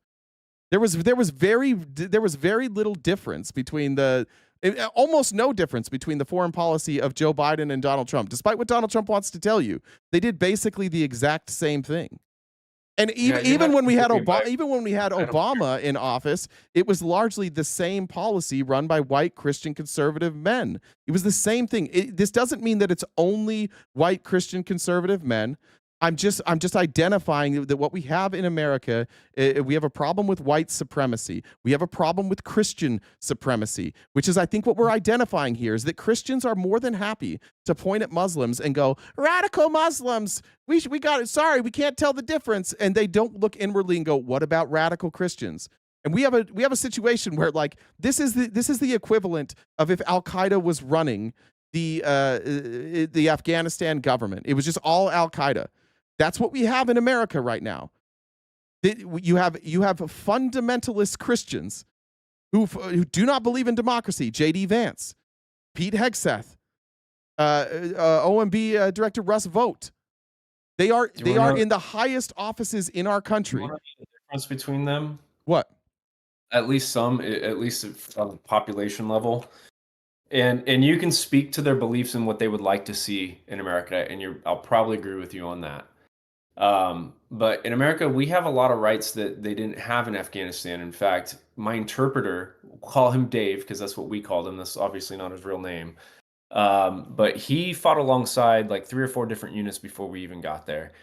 And he was fighting against the Taliban. And he told me stories for days because we had a lot of downtime in our trucks sitting on Overwatch posts and all sorts of stuff like that about how the Taliban used to beat the shit out of guys like him because his hair was too long or because the women with them, and it was the same reason. I mean, the Taliban even came about to fight off the Mujahideen because the Mujahideen was abusing their power, and then the Taliban came in and did the exact same thing, and they both did it with religious intent. They both did it under the guidelines of the Quran. And in America, under Christian conservatives' values, we enslaved black people. We burned women that we accused of being witches. My mom, I'm old enough that my mom went to school and she was required to wear a dress. Women didn't have the right to vote. And in every instance, what you're talking about what you're talking about in Afghanistan and what you're talking about in America is in Afghanistan, you had progressive Muslims fighting against not establishment Muslims, but like conservative Muslims. And in America, and that's how they got rights because progressives fought for it. And in America, it was progressives who fought for this. And guess who it wasn't? White Christian conservative men. On every one of those issues, the largest body opposing rights being given to other people were white Christian conservative men. This is what I'm saying. You're willing to call balls and strikes over there, but here you are not because they don't like giving up control. No, that's why. Jay, can I speak to that? Sure. This is an issue of statistics at this point. Of course, it was predominantly white men that were against it. Do you know who was also for giving them rights? Do you know who was predominantly for giving slaves' rights and who was predominantly against slavery in the United States? White Christian conservatives. That's the reality. No. Try it again. Try again. No, that's absolutely the case. No. No. Listen, many of our founding fathers were actually abolitionists. Dude, don't. You've interrupted me so many times, man. Come on. I'm trying to correct this. White Christian progressives fought against it. White Christian conservatives fought to keep it the same. There's a difference. Progressive is progress. Progressive is change. The conservatives are always, in every scenario in this country, it has been conservatives arguing against change. That's what conservatism is. So it wasn't white Christian conservatives that were fighting for it. It was white Christian progressives. With who? With the marginalized communities. You know who never stood with the white Christian conservatives? The marginalized communities. Can I talk now? Brother, you've spoken way more than me. I'm just correcting your language. Bro, that's if somebody's keeping count on the time, you've interrupted me a lot, man. I'm really trying to be fair in this conversation. I'm telling you, in look, okay, let's even go back. Do you Let's agree say, with that? yeah, Can we just say, can we agree with that? No, It was I don't white agree with Christian that. So you think conservatives were fighting to end slavery, not progressives? Have you ever read Common Sense by Thomas Paine? I have, yeah. But can you answer my question, please? And that's I'm trying to answer your question. It's more nuanced than that. It's not that If nuanced. you ever read that, does that sound like the writing of, as you call it, a progressive? That's a man that's fighting for conservative values. And these guys all talked about how the Constitution was only going to work if it was managing a Christian religious society. Okay, these guys are conservatives, at least as I define them. Were they progressive relative? Sure, but if that's the case, then, well, okay, I'm not going to say that. Yeah, but progressive is relative. It changes, but progressives. Sure, But there is never an example of conservatives fighting to expand rights. Just give me an example in America where conservatives have fought to expand rights to people, to marginalized communities. Do you think? So I guess you wouldn't consider me a conservative then, because I fight to expand rights for marginalized societies, in particular the freedom of speech and the right to bear arms. I think for marginalized societies, Everybody has to those rights. You're not fighting for those. That already exists. You're not fighting for that. No, that's not true, because they're being threatened on a daily basis. Even under Donald Trump, Marginalized communities are. They're targeting marginalized communities. Yeah, with via Second tax Amendment. stamps. Yeah, via tax stamps in particular. That's one big way. That's exactly why the tax stamp was implemented under the NFA in the first place. And we look at it now, the tax stamp hasn't changed. It's still $200. I think now it's gone for a period of time. And I will give Trump credit for that, or at least his Supreme Court. But that's no, just okay. So you're saying it affects poor people, right? Yeah, predominantly. Okay, And who were the poorest people in America for the longest time? They were minority communities. Of course, there were poor white people. Yeah. But I mean, you could make that. So like, if you're going to extract I think it's that weak. argument, I think it's weak. I do, well, because of course you do, because you don't agree with it. No, I do. No, actually, no. Listen, I do agree with it. I think it's weak. I think it's weak to say, like, we fight for marginalized communities because we don't think that we think this tax is excessive. Do you believe that we should have voter ID? That everybody should have to present an ID to vote? Yeah, I think that's okay. Well, common sense. that's the same logic, though. The whole reason, No, it's not. yes, No, because it's it not. What costs does it cost because to get an ID? it's a poll What does it cost tax. to get an ID? It costs does it money. cost to get an The ID? fact that it costs money at all is the same concept. Who is it going to affect? People that don't have $50 to get an ID. Who doesn't have Who doesn't have $50 to get an ID? In some states, it is. Who doesn't have $50 to get an ID? Who doesn't have $25 to get an ID? I don't think there's a person in America that doesn't have that. Poor people. I don't think that, dude. Poor these people. same people. Can we be real? I grew up what I mean? in like some of the dumpiest areas in California. Okay, I'm telling you right now, all these people that claim to be broke are all walking around with $1,000 iPhones. You're telling me they can't? And they all have cars, by the way.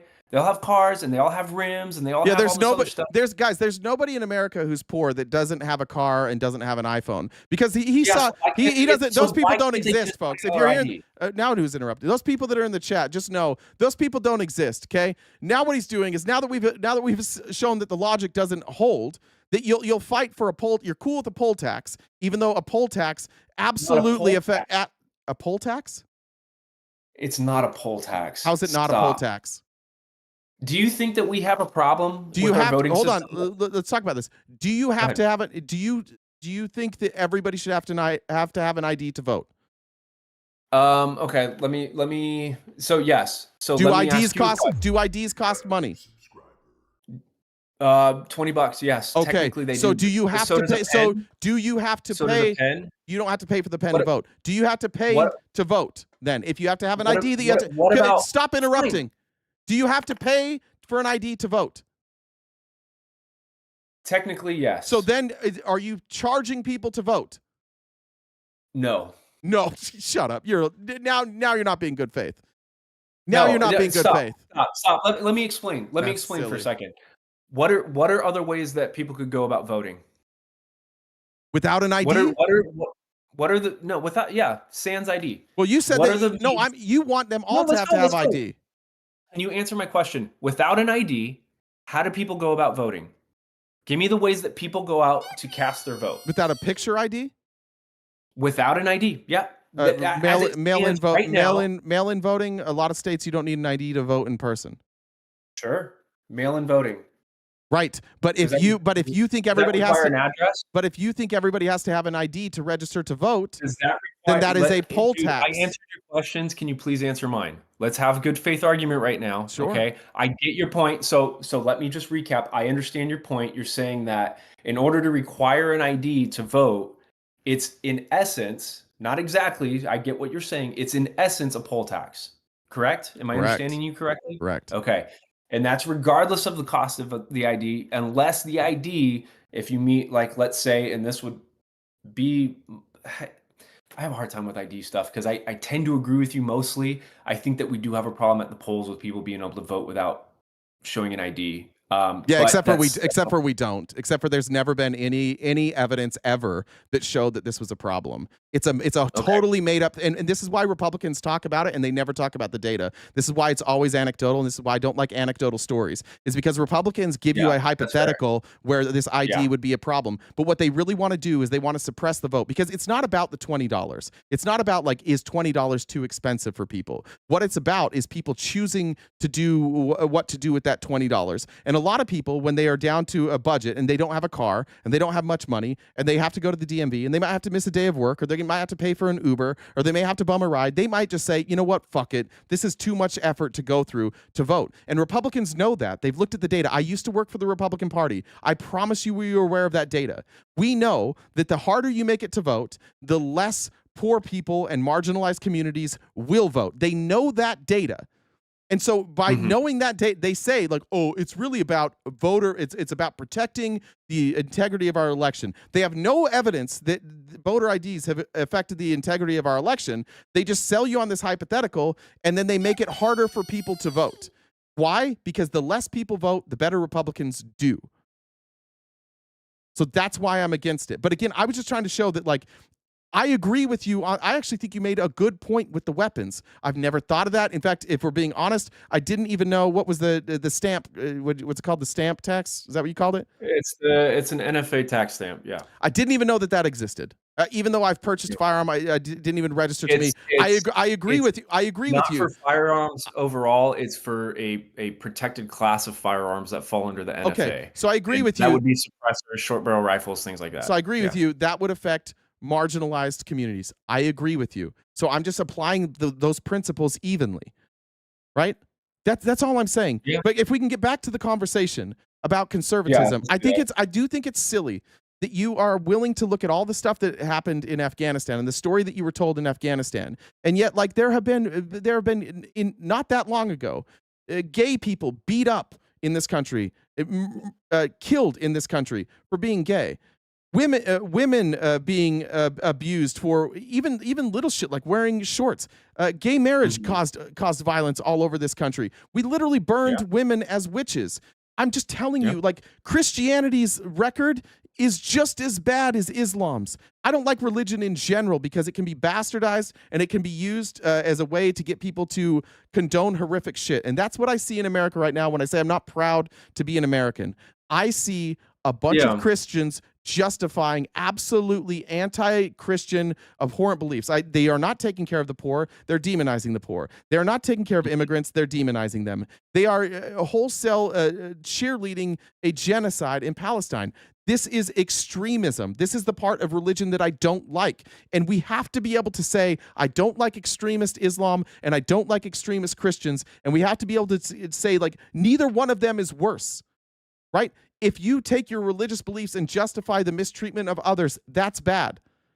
I don't like Islam. I don't like Judaism. I don't like Christianity. I think all religion sucks.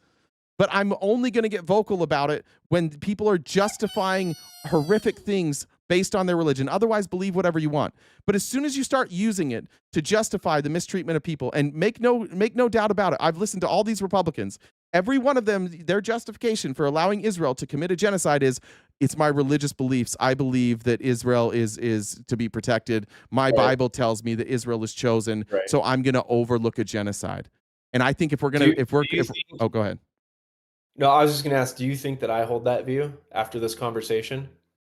Which view? That that my religion justifies any sort of horrific act? I think at the start of this, potentially, I don't know what your religious views are currently. I think you mentioned that like you kind of moved away from your religious views. I would still count myself Christian. I believe that there's a God. That's the most I can say, like, absolutely definitively at this point. So I think only you can answer this question. But at the beginning of this conversation, and now that we've had this conversation, do you think it's possible? And I think probably likely, and I'm also going to say justifiably. You served in the military. You served. Sure. You served in countries where you were fighting against Islamic radicalists. It would make sense to me that like that fear is ingrained in you because that was a real fear for you. That was your real enemy. Those people were actually trying to kill you. And you come to America and radical Christians, they're not trying to kill you. So I understand from like your perspective and your lived experience that like obviously one of them is more dangerous to you than others. I'm trying to get outside of like what's more dangerous to me and say on a world stage, who's more dangerous? It might be conservative Christians. I think you can make a strong argument that it is. It's not more dangerous to me. I'm far more safe around conservative Christians than I am around like jihadists. But just on a world stage, if we zoom out, we do a lot of shit that is way worse than what they did. Like 9/11 was horrific, but we do 9/11 all the time. You think it's all been religiously driven? I think it's more business driven, if I'm being honest. But I think they hijack I religion. understand your point. I think they take religion. Like I don't think Netanyahu is a religious person. I think he's an evil, murderous dictator. But he knows that he can use religion to control people, and that's kind of the history. And that, like, I grew up Mormon, and like there's been some atrocities done in the names of Mormonism that my friends will not address. They just won't even talk about it. And what they say is like, sometimes God works in mysterious ways because the Bible, the Book of Mormon, it's full of people doing awful things that were justified by God. So there's this built-in belief with religious people that like sometimes God is going to do fucked up things. Can I mean, so the difference as far as I see it, so I didn't realize that you were LDS or that former LDS, sorry. I'm in medical school right now and my entire study group is LDS. Like I think something like 30% of my school is LDS. Yeah. And so they're like the only other married guys I can hang out with at school. So, and in having these conversations with them and pretty much any LDS person that I've met on campus, they're incredibly reasonable. And so, I think that ask them.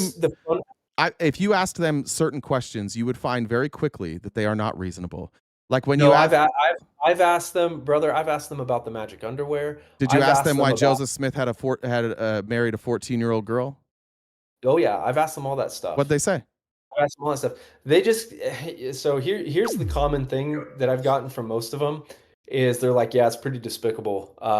This is how I was raised, and I see the value of living in a religious society because I mean, and it's fair to some degree because if you look at the Mormon groups around America, they tend to be their families are intact more often than not. Obviously, that's not always the case, but they have a lower divorce rate. And they are, generally speaking, overrepresented in a lot of higher education fields. Yep. Overrepresented in addiction to painkillers over Xanax. Yeah. Oh, are they? I didn't. I think Utah has like the highest rate for a while of benzo abuse and painkiller abuse. They all rag on the Utah Mormons too. These are all Idaho Mormons, so it's no different. It's no different. Where are you? Where are you at? Moscow? Are you in Moscow? No, I'm in Caldwell. Oh, okay, cool. Yeah, so I'm near Boise. Yeah, these guys are from. I can't remember the name of the town. I always forget it. It's a town northeast. Pocatello. Preston? No, it's the northeast. Yeah, well, not high northeast. I mean, Idaho doesn't really have like a northeast. Rexburg. Idaho Falls. I was conceived in Rexburg. That's where I was made. That doesn't surprise me. Yeah. So they are a fair bit different than your typical down south Mormons, as they'll call them. They're exactly the same. They just like to say that they're exactly the same. They're just there's just less plastic surgery up there. That's the most Yeah, biggest that's fair. difference. That's Yeah. fair. They're good dudes, though. I will say that. I do respect these guys, and I think you would like them too, because they are the ones that I've talked to have been very open and honest about stuff, and they're like, "Look, I'm not here to justify anything. This is just what I believe. Our past is definitely horrific in many ways. Humans are fallible, sort of thing, right?" But then look at the Mormon community. Like, where is the outrage in? Like, they say that. They say they can say that. Like, you have the Mountain Meadows massacre, which essentially, like, the Mormons literally marched families out in Cedar City, and they assassinated everybody over the age of 3, and then they just kept those kids. Now they'll say that they can look back in history and be like, that was bad, but then when history gets repeated in front of them, they do not care. Like, these people all support Donald Trump, who's like a serial abuser. They're all looking the other way during a genocide in Palestine. And that's like my biggest frustration in all of this is that, like, I grew up Mormon. I went on a Mormon mission. I did it for 30 years. I worked for the Republican Party. I did all of this. And I was taught all of these beliefs, and I was taught all of these values. And now that I'm not Mormon, I'm looking at these values that I was taught, that I was supposed to care about. And I seem to be the only person that cares. All my Mormon friends have just decided, like, you know what? We're with Trump now. And so we're just going to, they don't condone it, but they don't do anything about it. And that is what white supremacy is. That's what it means. And that's what being an American is. Like, we're so blessed, and we're so, it's so easy for us that we're able to just go about our daily lives and ignore genocides. That's how fucking easy it's been. And not even ignore it, but like pay for it. We're paying for the genocide. That's where I would probably just relabel that. I mean, so in terms of the race relation stuff, I just don't think that everything can come down to white supremacy. And I've lived in enough countries to know that, like, racism is literally everywhere. I'm not going to say we're the least racist country, but we're definitely not the most racist country. Like, that's ludicrous. But this isn't about it's not about hatred or racism. Let me say this. I want to hear what you have to say. Let me just finish that last little piece. I would reframe it as just being entitlement. Like, we're Americans in general are incredibly entitled. Who are the most entitled Americans? We're going to be more entitled than a lot of other races in America. But let me ask you a question then, as a white guy, because here's the part I don't understand. Why are two white dudes here? Why do you think all of our friends are so fucking fragile that if I say white supremacy, you're like, I understand that it's not offensive to you, but you and I both know that if I say white supremacy, we got a bunch of white dudes that are gonna be like, why are we coddling? Why are we coddling the most coddled? Like, they already get all the benefits. Like, the most benefits you can have in this country societally is being a white dude. Like, that's best case scenario in this country as far as, like, will your life will you avoid, like, certain instances of oppression? Like, if you want to avoid oppression, being a white dude in this country is the best. Why labeling it white supremacy, which is exactly what it is? Why do we have to coddle all these guys that are so thin-skinned and so chicken shit that they can't do? I grew up the same way. I benefited from it. It's like, it is what it is. I benefit from it now. I'm a content creator now. The fact that I'm a white guy helps me. It's beneficial to me. I don't face racial discrimination. Nobody's in my life trying to dropping racial slurs directed at me. I benefit every day from being a white guy. Why do we? This is what I don't get about us. Like, why can't we just acknowledge the truth? This is what happened, and we should dismantle it. And to me, it comes down to, I don't think that the people on top want to dismantle it. I don't think that. I think that they like it. So, the white chick's going to interject really fast. Oh, sorry. Sorry. So I don't know if you want to read some comments. We've got some that came through.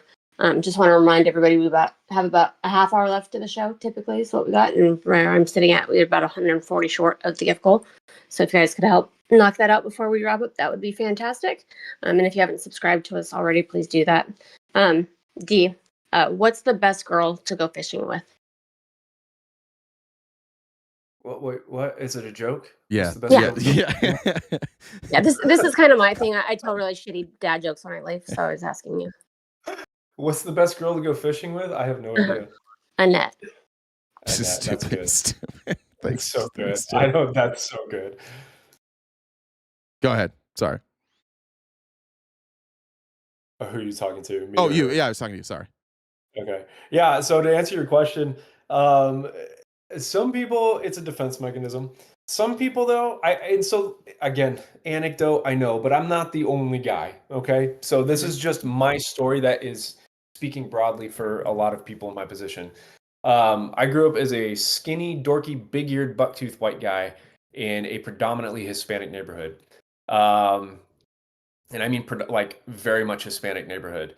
Um, when you talk about racial slurs and stuff like that, like, brother, I got it all the time. And whenever I've brought this up to other people, they're like, "Well, so what? You're white. Who cares?"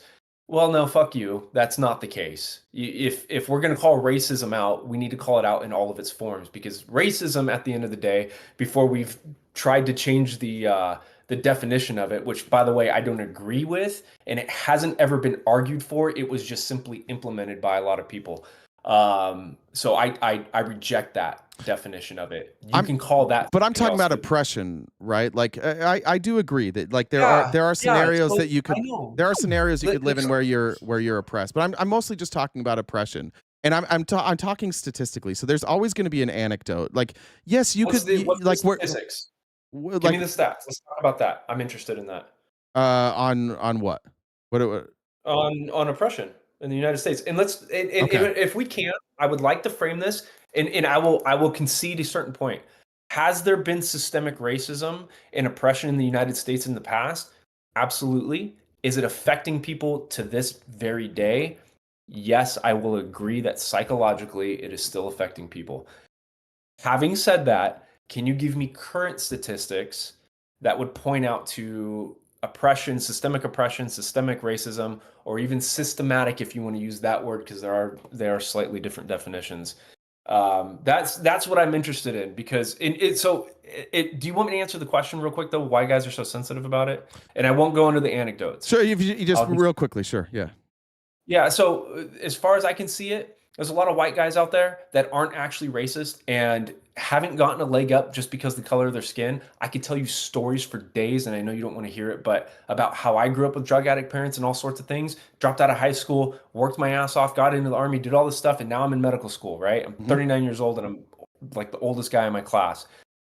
I've got no handouts because I'm white. Sure. Zero. Sure. And so when people sit there and tell me that oh, you only are successful because of this and that, I had to go to war in order to pay for college. Nobody was paying for college. And by the way, I'm being told this in my undergrad in Southern California by Hispanic people that were driving around in fucking BMWs, telling me, and by the way, I was driving in a 95, Toyota Corolla with 3 hubcaps, and it was stick shift, and not a single thing on it was automatic. And I was not alone in that. Okay. I was not alone in that. Now, am I like a special case? To some degree, sure. But by and large, no. I grew up in a very working class family. And so when you tell me about this white supremacy and this what's the word? The white privilege, I'm like, where the hell was my white privilege, dude? Because as far as I can see it now, I also went to a school that was a Hispanic serving institution, and they had to lower the bar for certain classes. And this is not, by the way, before people interpret this as saying that, like me saying that Hispanics are lower IQ or dumber. No, I'm not saying. My wife is Hispanic. She's very smart, beautiful woman. She's great. Okay. What I'm saying is that when you open the floodgates, statistically, just to get a certain race into a school, you're going to allow people in that don't necessarily belong there, that don't have what it takes to get through college, right? College does take a certain amount of grit and intellect. And so when you just open the floodgates, you're going to get a mix of both, right? So you're going to have very bright individuals, then you're going to have those on the lower end. But they were ushering them in because the government was giving them a check, basically. And they fell under Hispanic serving institution. And the rule was that if they flunked out too many Hispanics, if their numbers dropped below a certain point, they had to pay that money back. So what did? They lowered the bar for them. They lowered the bar for entry, and they lowered the bar for passing classes, right? And so that's what I saw. This has been my experience growing up in these neighborhoods where I had racism done against me simply because I'm white on a regular basis. And again, I know people are like, oh, boohoo, you're white, who cares? Well, it affects a young kid. It fucking hurt, dude. It fucking sucked. And you wonder why so many little white kids are now listening to rap music all the time. It's because nobody wants to be white anymore. The culture has shifted, and you can't deny that. So that's my story on that and why so many people get so offended by it. That doesn't mean that there aren't racists out there. That doesn't mean that there aren't neo-Nazis out there. I've known them. I know them currently, or I at least know of them. They're despicable. They're usually quite dumb, if I'm being frank. And they're despicable people. But I think racism on all ends is pretty despicable, no matter how much you want to try to justify it. So anyway, so that's where this quote unquote fragility comes from, because there's a lot of guys are like, dude, I work my ass off right alongside Mexican and black dudes all day. Yeah. And they're just my work associates. And you want to sit here and tell me that I've got you make just as much money as I do, fucker. You know what I mean? So there's this you said you were gonna be quick. It's going for a while. Sorry, it's going for a while. I'm all right. for you to shut me up. Go ahead. Look, so white privilege is not racism. White privilege is not the ability to avoid criticism, the ability to be mistreated. It's about systems, right? Having white privilege, for example, like in my neighborhood that I grew up in, I'm pretty much free to walk around the neighborhood all day and all night. If a black person were to walk through my neighborhood, the police would be called immediately. Now, does that mean they committed a crime? No. Is that person going to? Do I have the privilege? And this is just a simple example. White privilege doesn't always exist, but sometimes it does. And we have to, in order to continue to fight systemic oppression, we have to be willing to recognize when privilege exists and fix it. And if privilege doesn't exist in that case, then we don't need to address it. But like a good example when you said like systemic oppression, it wasn't until like the Civil Rights Act that black people could legally buy houses. But because of that, it still took like a century. And we even see all the way up like discriminatory practices in issuing loans to black people. We even up through 2008. One of the things that we learned in 2008 after the financial crisis is that black people, if you lived in a black neighborhood or a Hispanic neighborhood or any predominantly minority neighborhood, no matter what your credit score was, banks were giving you worse rates based on your neighborhood, and that was the perception that black neighborhoods are more dangerous, and the black neighborhoods are less likely to pay their mortgages. So even are you referencing redlining? What's that? Are you talking about redlining? No, I'm talking about actual banks saying like they're looking. Okay. I mean, it's kind of like redlining, but they're literally looking at applications and they're saying this is a black neighborhood, therefore your rate is different. So a black person would get a worse rate despite having the same credit score as a white person, just based on where their neighborhood was.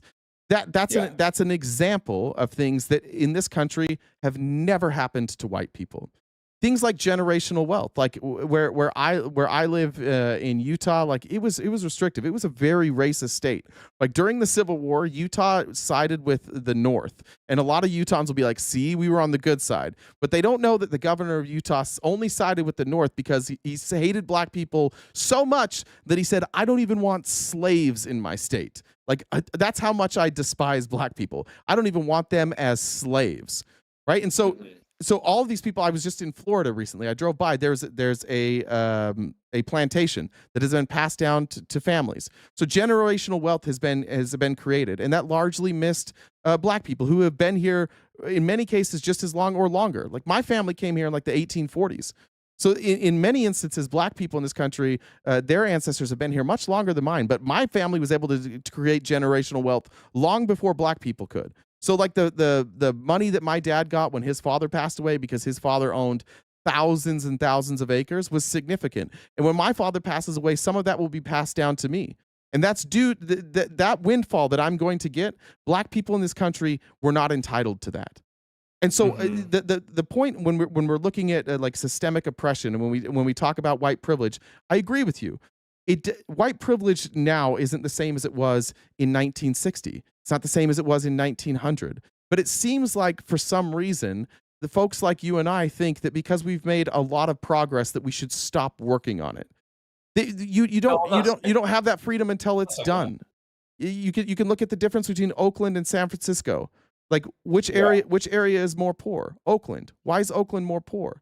because at some point they took all of the black people and they moved them to Oakland and they put them in public housing, and they underfunded their schools, and they created a system in Oakland where people didn't have upward mobility, their property values didn't rise at the same rates, so they couldn't create generational wealth. And you see it more now than ever.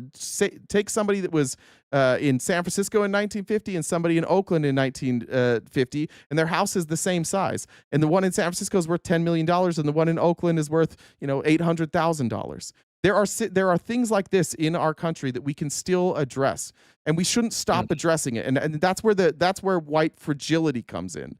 Like, white fragility is like getting upset that people are bringing up that some of these systems still exist. White fragility is being like, why are we still talking about this? Because it's not it doesn't affect us, right? But it still does affect people, and that, like, that lack of humanity, that's what white fragility is. And I know that not everybody explains it that way, and I know that we live in a world where people will be like, I agree with you that there's probably people that are like, you're white, you never have any real problems. That's bullshit.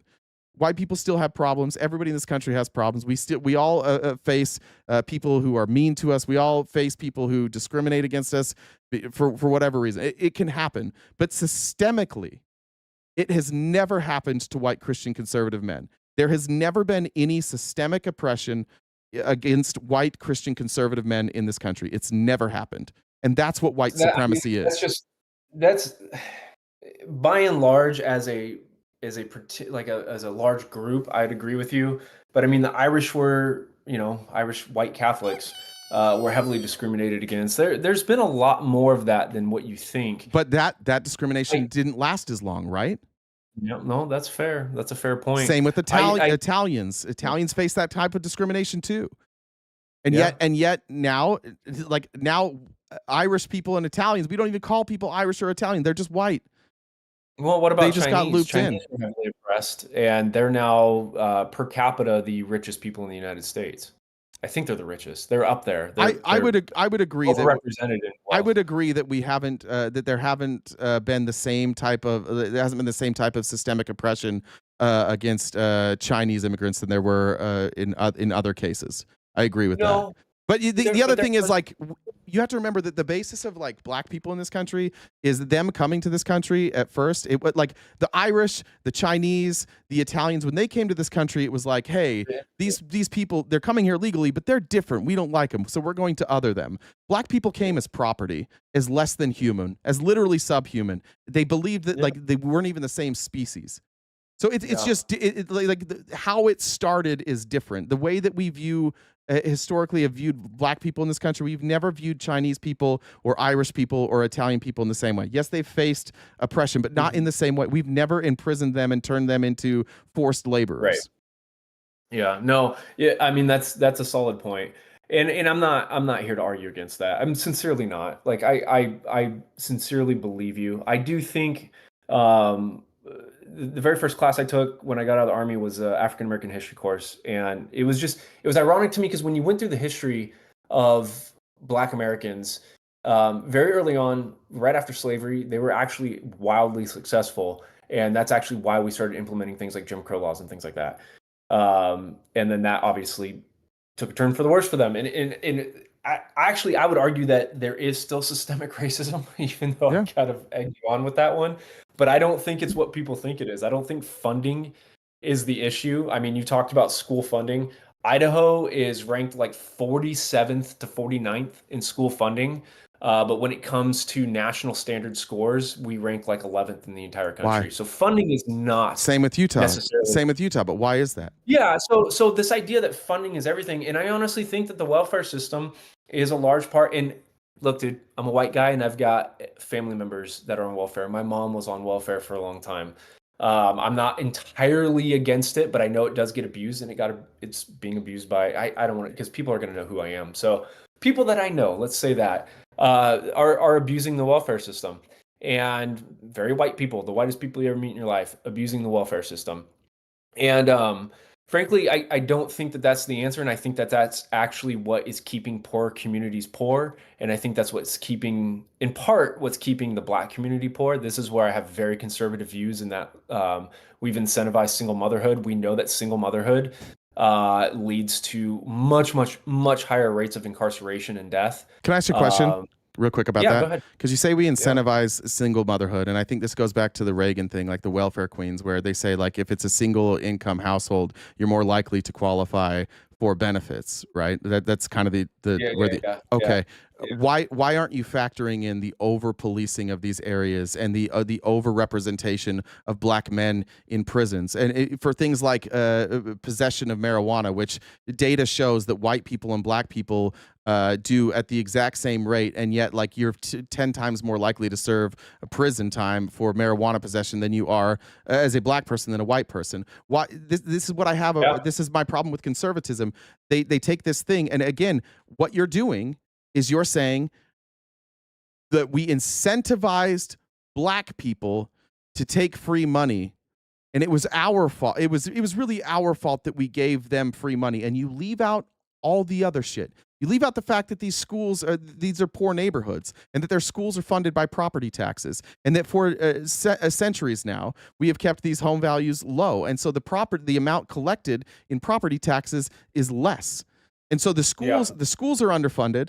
The men are being over policed, and then once a man gets out of prison with a felony charge, there is nowhere for that person to get a job. There's no real good job prospects there.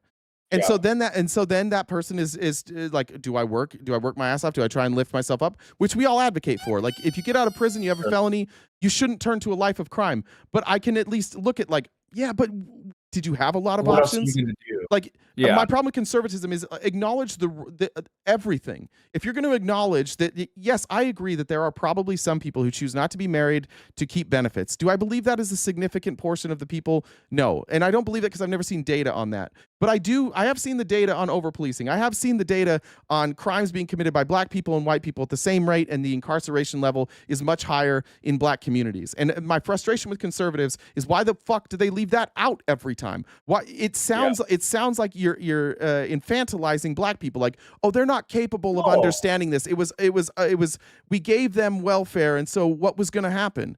But that same dynamic exists in white neighborhoods all over the place, but we don't say that about white people. Yeah, I would argue that the left infantilizes black people more than the right does. That's fine, but that's fine. But I don't have that argument. I'm just saying, in this instance, do you recognize that that in and of itself it shows like the conservative view of black people? That's what they view. The conservatives believe that if you give black people a hand up, that they will just keep leeching off of that. No. That's where you're wrong. Is that it's not black people, it's people. It's not black people, it's people. And that's why I brought up very specifically the point of white people that I know that are taking advantage and doing exactly what you said. They're intentionally not getting married and misrepresenting the dad's address in order to maintain getting their. But you said their that's benefit. why that's what you said. You said that's why black communities are staying poor, is because we incentivize them. Human. Is because we incentivize them. But wouldn't that just be all poor communities? Why is it black communities? Well, because we're talking about black communities, but no, by and large, I agree with this for. Okay, so let me just ask. Let me just ask then. If you agree that principle applies across all races, it's just poor people in general. That if that's your belief, and I don't know that I agree with that belief, that giving people a handout is going to get them to stay on handouts. I do think that sometimes that happens. Then we've got to look at it. Now we've got to say, okay, if that applies across everybody. Mm-hmm. What other reasons might we have for black communities staying more poor? What other reasons might we have? Could it be over policing? It could be. I don't think that's necessarily the case. And now we look at wait, hold on. And now we look at an administration who is targeting black communities and saying we're going to arrest black communities. This is white supremacy. We're not going to. I'm talking about Donald Trump in D.C. I'm talking about him now targeting Chicago and the neighborhoods he's talking about targeting in L.A. He's targeting minority communities. He's not targeting white communities for this. Yeah. These are the signs that this is when we say like Donald Trump is a white supremacist. It doesn't necessarily mean that he's putting on a hood. It doesn't necessarily mean that like he hates black people. It means that when push comes to shove, he doesn't mind hurting the same communities who have been hurt over and over and over again because they look differently. And maybe he doesn't even recognize in himself that that's what it is, but it happens every single time. And it's always white Christian conservatives. I mean, I think so. When you talk about over policing, I think you have to take certain things into context with that. And there's a lot of realities that people don't realize when it comes to policing these neighborhoods. And I'm not going to sit here and blame black people for all the problems, because I'm not the biggest fan of cops either, if I'm being completely frank. And I know that sounds crazy for a white guy from Idaho. Do I think that there's a need for cops? Yes. Do I think that there's an abuse of power and that there needs to be police reform? 1000%, I believe that. And is there racism in the police departments? Yep, because I've known racist cops when I was in the Army. I knew one in particular when I was in Iraq. He used to talk about it all the time. So that shit happens. There's no doubt in my mind. I think that black communities do need to take some responsibility, and this isn't like, if anything, this is the opposite of infantilizing. And it's like, look, guys. But that's hold on real quick. This is what we need to stop doing as a country. The government's job is not to tell people to take responsibility. We all are required to take the same amount of responsibility. The government's job is to make sure that systemically they treat everybody the same way. So right now, what we're talking, I don't want to talk about speaking to the black community of take some responsibility, because that's general advice that everybody should get. It's not the role of the government. The role of the government is to treat everybody equally. And we do get lost in that. The government does not treat poor and black and brown neighborhoods equally. They just don't. You can, even if you look at medical practices, black women are far more likely to have complications due to with pregnancies than white women. Their mortality rate is higher, and there's this long held belief that black women can tolerate more pain. It was an actual medical belief in this country, and that perpetrated through generations. And so there's still doctors practicing today that went through medical school with the belief that black women can handle more pain, and so they don't give them the same treatment. And I can tell you for one right now that is not a part of our curriculum in any way, shape, or form. But wait, hold on. But because it was, and because those doctors are practicing, systemic racism in the medical industry still happens, right? And I agree with you. When you say things like we're not teaching that today, good. Good. That's because progressives got into the system and provided data, and the government is forcing you guys now to or forcing medical schools to teach correctly. And this is the very stuff that conservatives want to undo. They call this racist. They're like, oh, you're making it everything about race. No. These are the things that for decades we've been trying to fix, and now this administration is going backwards on. They're trying to undo all of this. Yeah, I haven't seen that in any way, shape, or form where there's been any sort of pushback against this idea that because we'll learn with our dermatology courses, right? Different skin lesions will look different on darker skin, right? And I mean very different, very, very different, where you can misdiagnose it, and we're learning about that, right? And so there's been zero, and again, like I said, predominantly white and a lot of Mormons, there has not been a single bit of pushback against that. Not a single person has scoffed at that or said anything. They're like, oh yeah, that's interesting, and I'm glad to know that, because I might be serving in an area I'm where not there are black. Wait, I'm not talking about you guys. I'm talking about the government. Again, you're talking about culture. I'm talking about systemic. So when I'm talking about things that are systemic, I'm talking about the government, not the stuff you guys are talking about. The reason this stuff has been where that's come up politically. And so that was kind of my point with that. I haven't heard any sort of rhetoric or seen where that's come up politically. And to address your point about the dude that's been practicing medicine for 50 years and still holds these racist and racist beliefs, that falls under malpractice, my friend. That really does. If that doctor, he, she, whoever is caught doing that, or if they're found to have any sort of discrepancy in pain medication that's being administered to different races based on that in any way, shape, or form, that is medical malpractice, and they will lose their license. And I know what you're going to say. But you live in Idaho, right? That's because of the progressive movements in politics, and that the current administration is trying to undo that. But just to say that, no, as we're standing now, we are moving in a good direction, in a much better direction. Now, I understand what you're saying, that there's some of this is being undone by the current administration. I haven't seen that specifically. Well, let me give you one you should be aware of then. You live in Idaho, right? Are you familiar with EMTALA laws? Yeah. Okay. Well, and are you familiar with the case that are you familiar with the fight that's happening in Idaho surrounding EMTALA right now? Explain it. Okay, so EMTALA, if anybody doesn't know, it basically requires that Medicare-funded hospitals have to provide stabilizing treatment for any patient with an emergency medical condition.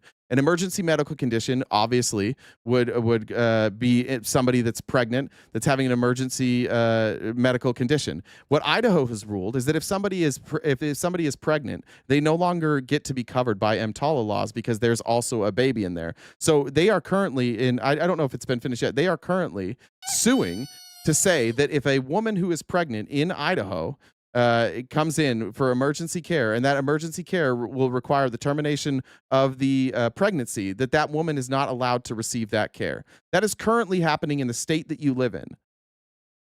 That is an attack on women, but even more so, it's an attack on poor women, which we know, like poor women in this country are more likely, percentage-wise, to be black and brown. So this is a direct attack on black and brown poor communities, saying that we are no longer going to fund life-saving care for you if you're pregnant. Now, if you're not on Medicare, if you're not on government health care, then it doesn't apply to you.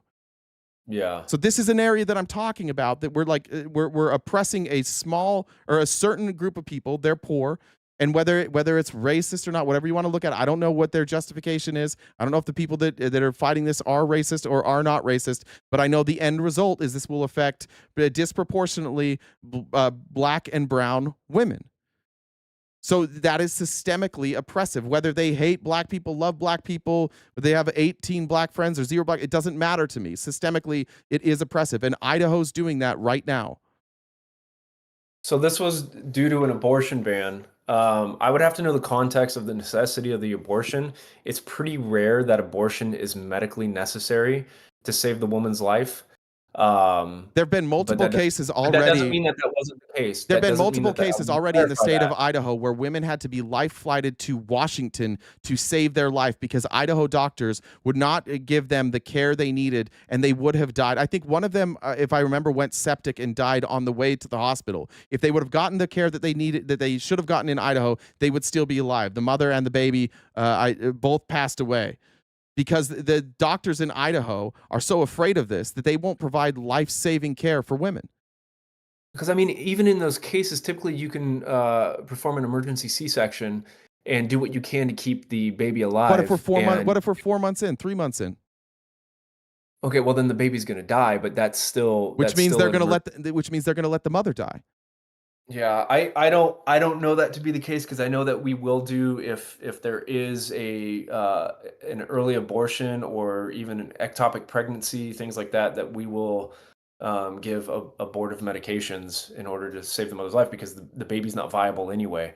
So I don't know where Idaho law falls with that. I would disagree with that. I'm not a fan of abortion the way it's utilized in many cases, not all cases, but many cases, as just sort of like a contraceptive technique that's used later on in the process.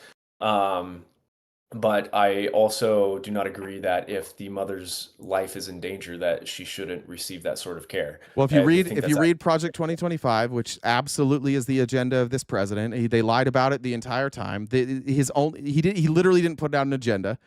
He put out Agenda 47, which was a carbon copy of Project 2025. We're now like 70-something% complete with Project 2025. And Project 2025 states specifically that that there should be no abortions. And EMTALA requires no abortions. It preempts no pro-life state laws and explicitly requires stabilization. I haven't read 2025.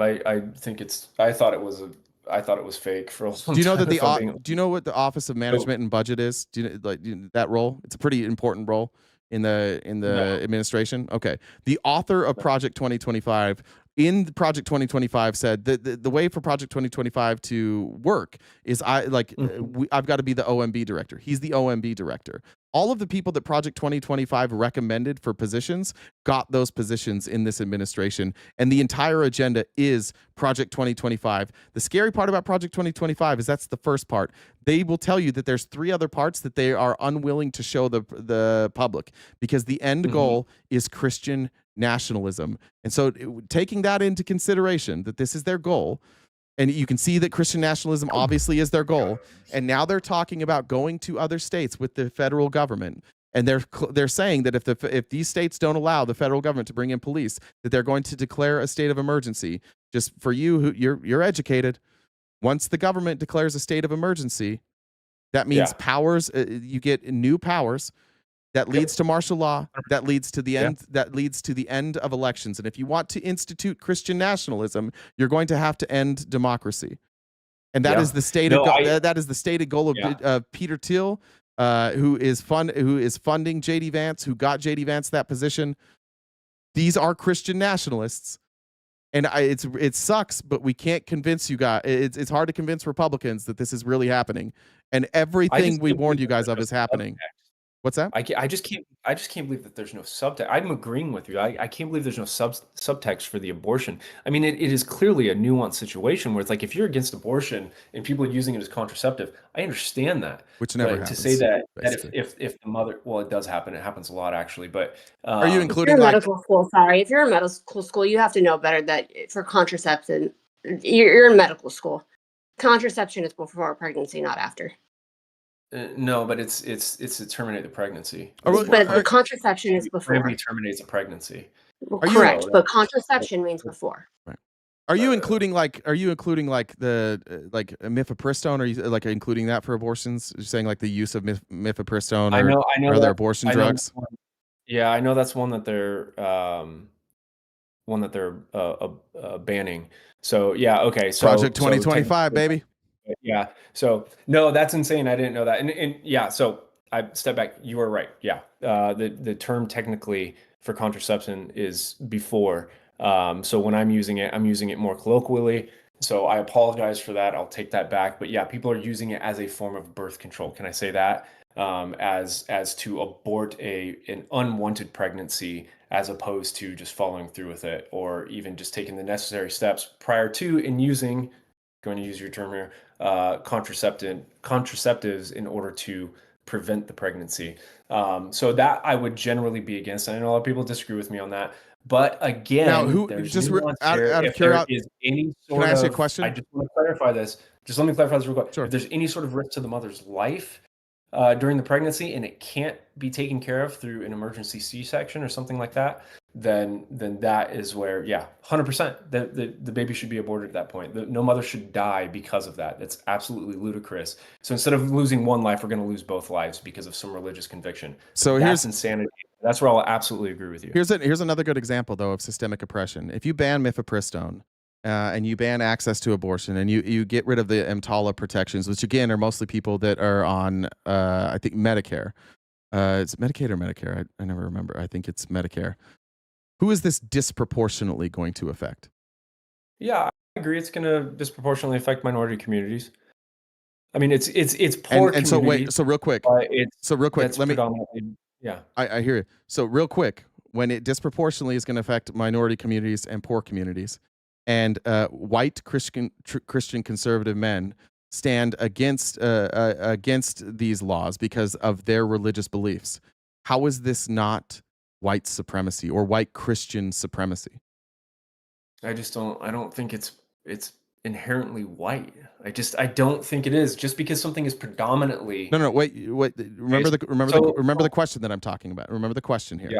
If it disproportionately is going to affect minority communities and poor people, and you look at this administration, you look at literally Project 2025 was written by white men. Okay. Again, I'm not saying that you wrote it. I'm just wondering, like, even your own personal beliefs about abortion. Yes. The problem that we have in this country, and this is where white supremacy comes, and this is where it comes in. You believe that because it is your belief, it is okay to systemically oppress certain people because your belief is more important than them having equal rights. You're saying that you're just to clarify, you're not saying that I believe that. You're saying as a for instance. If that's your correct? position on abortion, right? If your position not- on abortion that is is not my that like, if your I position, think okay, I made my position very clear. I really do. got it. So if your position on abortion is with Project 2025, No, it's not even close. No, I'm saying not even I'm talking close. about other people. So other people, if their position is in line, if this administration's position obviously is in line with Project 2025, is it safe to say that this is white Christian supremacy from them? That's by definition a logical leap, and the reason why is because just because someone happens to be of a certain race, color, whatever, doesn't necessarily mean that that's what's feeling it. I think from the mindset of some of these people, okay, I'm not going to say all of them. I do believe that there are racists in this, and I do believe, or I'm willing to say that there's a distinct possibility that some of the people behind this do have racist intent. Okay. No, wait, hold on. I need to be clear. No, I know. Wait, hold on. I'm correcting that. I'll let you go on. You keep saying racism. It's not about supremacy. Is saying that like my authority, my belief, my power supersedes yours. It's not about hatred. It's not about racism. It's irrelevant to me what these people think about black people. I'll never know. White supremacy isn't I hate black people, I hate brown people. White supremacy is putting your beliefs and your needs above everybody else, saying that it's okay that this disproportionately affects other people because it is my belief. My belief is supreme. My belief is supreme over your rights. Yes, but if that belief is simply about others that believe that regardless of their skin color, which I do believe is the case, generally speaking, for these people, then it's not right. But when as soon as you start to intermingle the race with it, like I'm looking out for what's best for me and my people, and your people happen to be white, or you're going to discriminate against, intentionally, purposefully target those of a different race, that is when it becomes racism. I'm talking about white supremacy. You keep using racism. I'm talking about supremacy. That's what I was going to say. I believe that this is religious zealots pushing an agenda that might disproportionately affect minority communities, but I think in their mind, that's what makes it white supremacy. No, not necessarily, because it's not necessarily with definitionally. Stop. It does not matter. It is irrelevant what the intention is. It doesn't fucking matter. Okay? It is entirely irrelevant what the intention is. You could have the absolute best of intentions in your heart, and you could pass laws that uphold white supremacy. This is not about, hold on, please wait. Please just hear this point. This is not about feelings. I will never prove their feelings. I do not care about their feelings.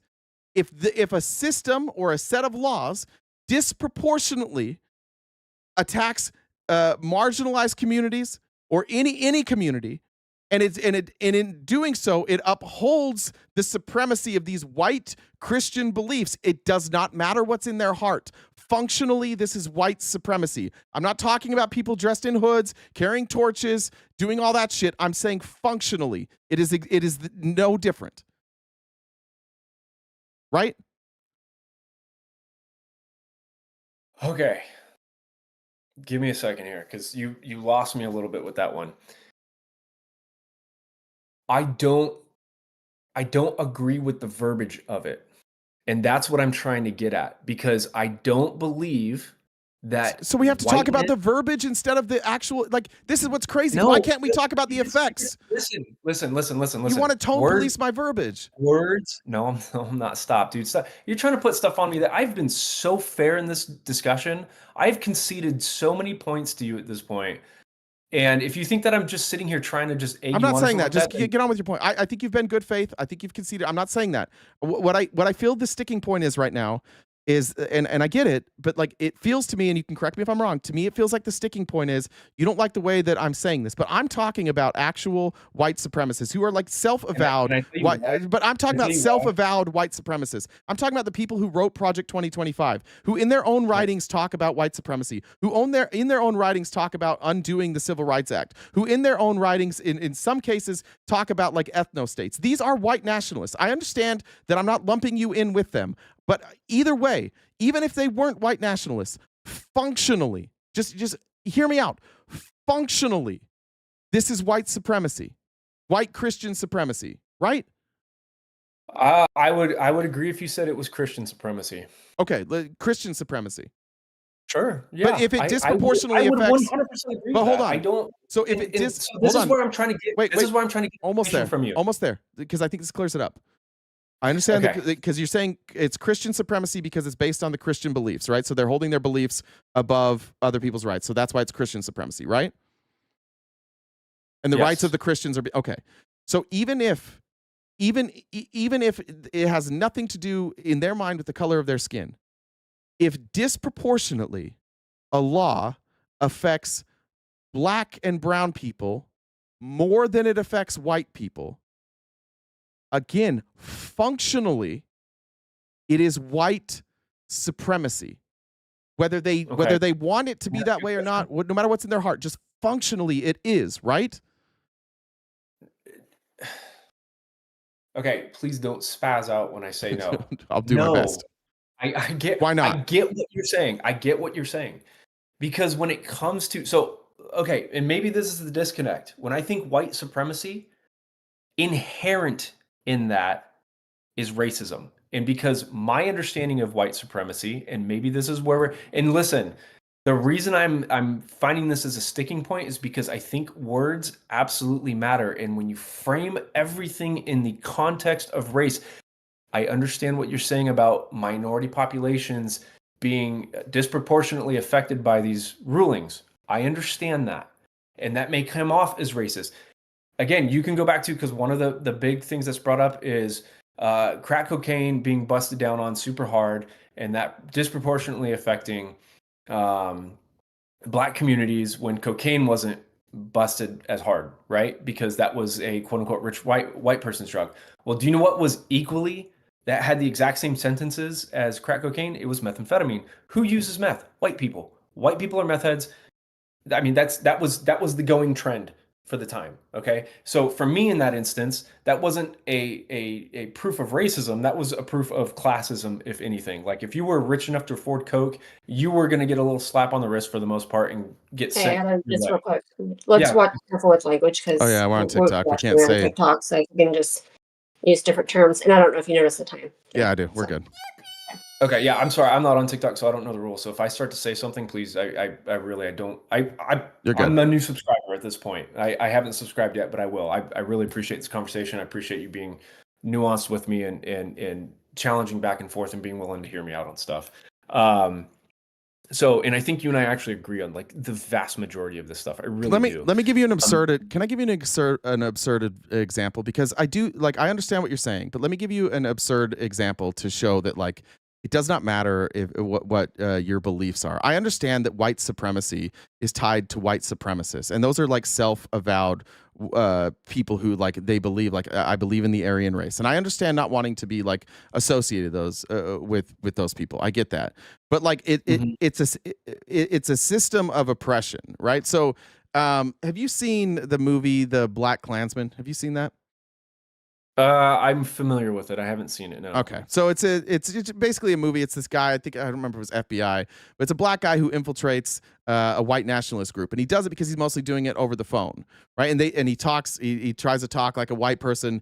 It's like Topher, whatever Topher is it? Topher Grace, I think is his name. He's in it. He's the Klan. So the idea is that that he's going to infiltrate, and it's not going to. They go through this whole thing like it's not going to bother if you say things. So he infiltrates this white nationalist group, and in doing so, they commit crimes, they commit violence, and they do it in the name of white supremacy. Now this is a black man who is not a white supremacist, who doesn't share in those beliefs, and he works for the FBI. But until the end, and until they actually make a case, and until they charge somebody, he is helping them. He's working with them. So despite him himself not being a racist and not being a white supremacist, him working with them in certain instances upholds white supremacy, right? I mean, yes, but Okay, so now hear me out, because here's where I think the disconnect happens. Go ahead. Because what I think happens is I don't think that most people consider themselves white supremacists.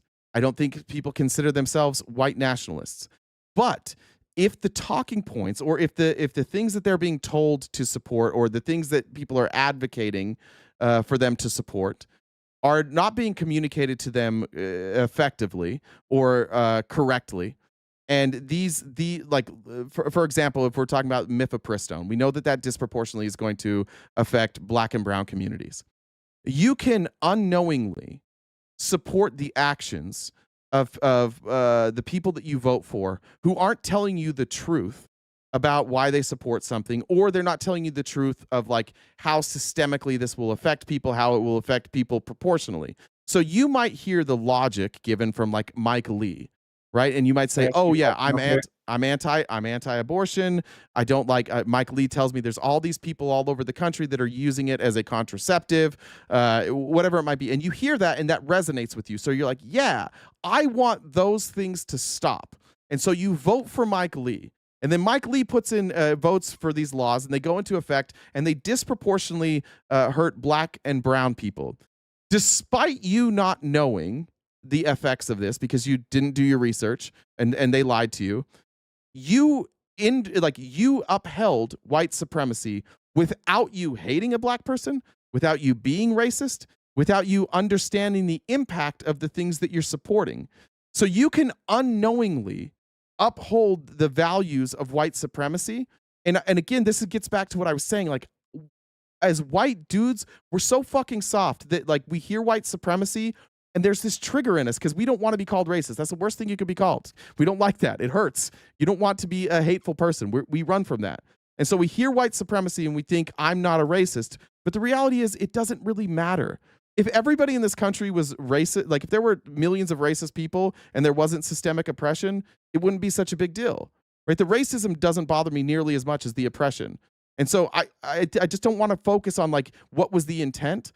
The outcome is what we should care about. And I do think that there's millions of Americans who don't understand the things that they vote for, the people that they vote for, and the legislation that they push, and that it is upholding white supremacy. And I understand that. I'm not calling those people white supremacists or racist or whatever. I'm just trying to get the message out there that there is a thing called white supremacy.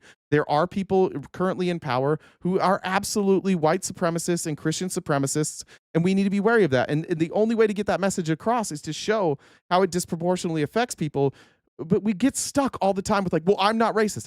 To be clear, at no point have I meant to accuse you of being racist, or anybody who support. I'm not saying everybody who supports Trump and this administration is racist. I'm just pointing out that effectively what they're doing is racist. It is, and it'll create new areas where we have systemic oppression. Yeah, I mean, so again, I hear what you're saying. I really do. Again, I do think the verbiage matters. I think when you tie in and say that this is white supremacy, people instantly harken back to the Nazi era when white supremacy was actually the law of the land, and it was actually like unashamedly white supremacy. Now, from what I understand and from what I'm picking up from what you're saying, is that the framers of Project 2025, two things. 2025 is being implemented according to you. Which I'm not saying that you're wrong. I don't 100% know that, but from what I'm reading on it, I've been kind of skimming through it. It does seem that there's some legitimacy to that. So I'll concede that as well. So one, that it's being implemented, and two, that the framers of it are in fact radical white supremacists. I mean, at its basest term, racist white supremacists. Am I understanding you correctly? And so by proxy, us supporting this movement simultaneously, which by the way, I'm not supporting the movement. So I don't know where it got crossed in that maybe I might be or something like that. I'm not. And if Trump was able to run for a third term and did run for a third term, I would not be voting for him. Well, let me do this though. What if he doesn't run for a but am I understanding that correctly? Well, no, because if he doesn't run for a third term, let's just say that like our worst case scenario is that he becomes a dictator. You still voted for it. You still voted to uphold it. There were warning signs. You ignored the warning signs, and hopefully you'll learn from that. Like we've all ignored things in our life, and I think that's what this discussion is about. Is I think that it's really easy for Americans to ignore a lot of really fucked up things because our life is easy or we're busy. And this is one of those things. Like white supremacy is still a problem. Systemic oppression is still a problem.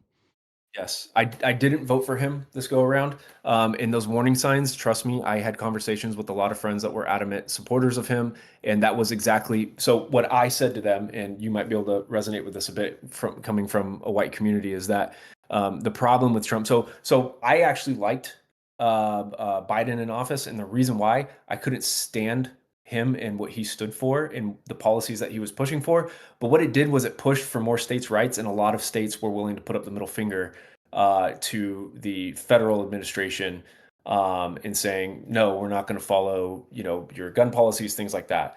And again, I'm a constitutionalist at the end of the day, and I think people have the right to defend themselves. So I don't think that's the whole thing. I don't think he had any gun policies.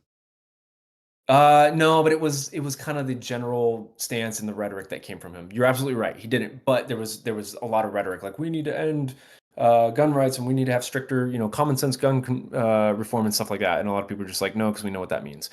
And so a lot of states were just like, screw you, we're going to do what we want to do, which I think is good for everybody, because if you do happen to live in a place that is Idaho, for instance, I didn't realize that their abortion laws, and please forgive me, guys, everybody in the chat, I'm sure you guys are all calling me dumb.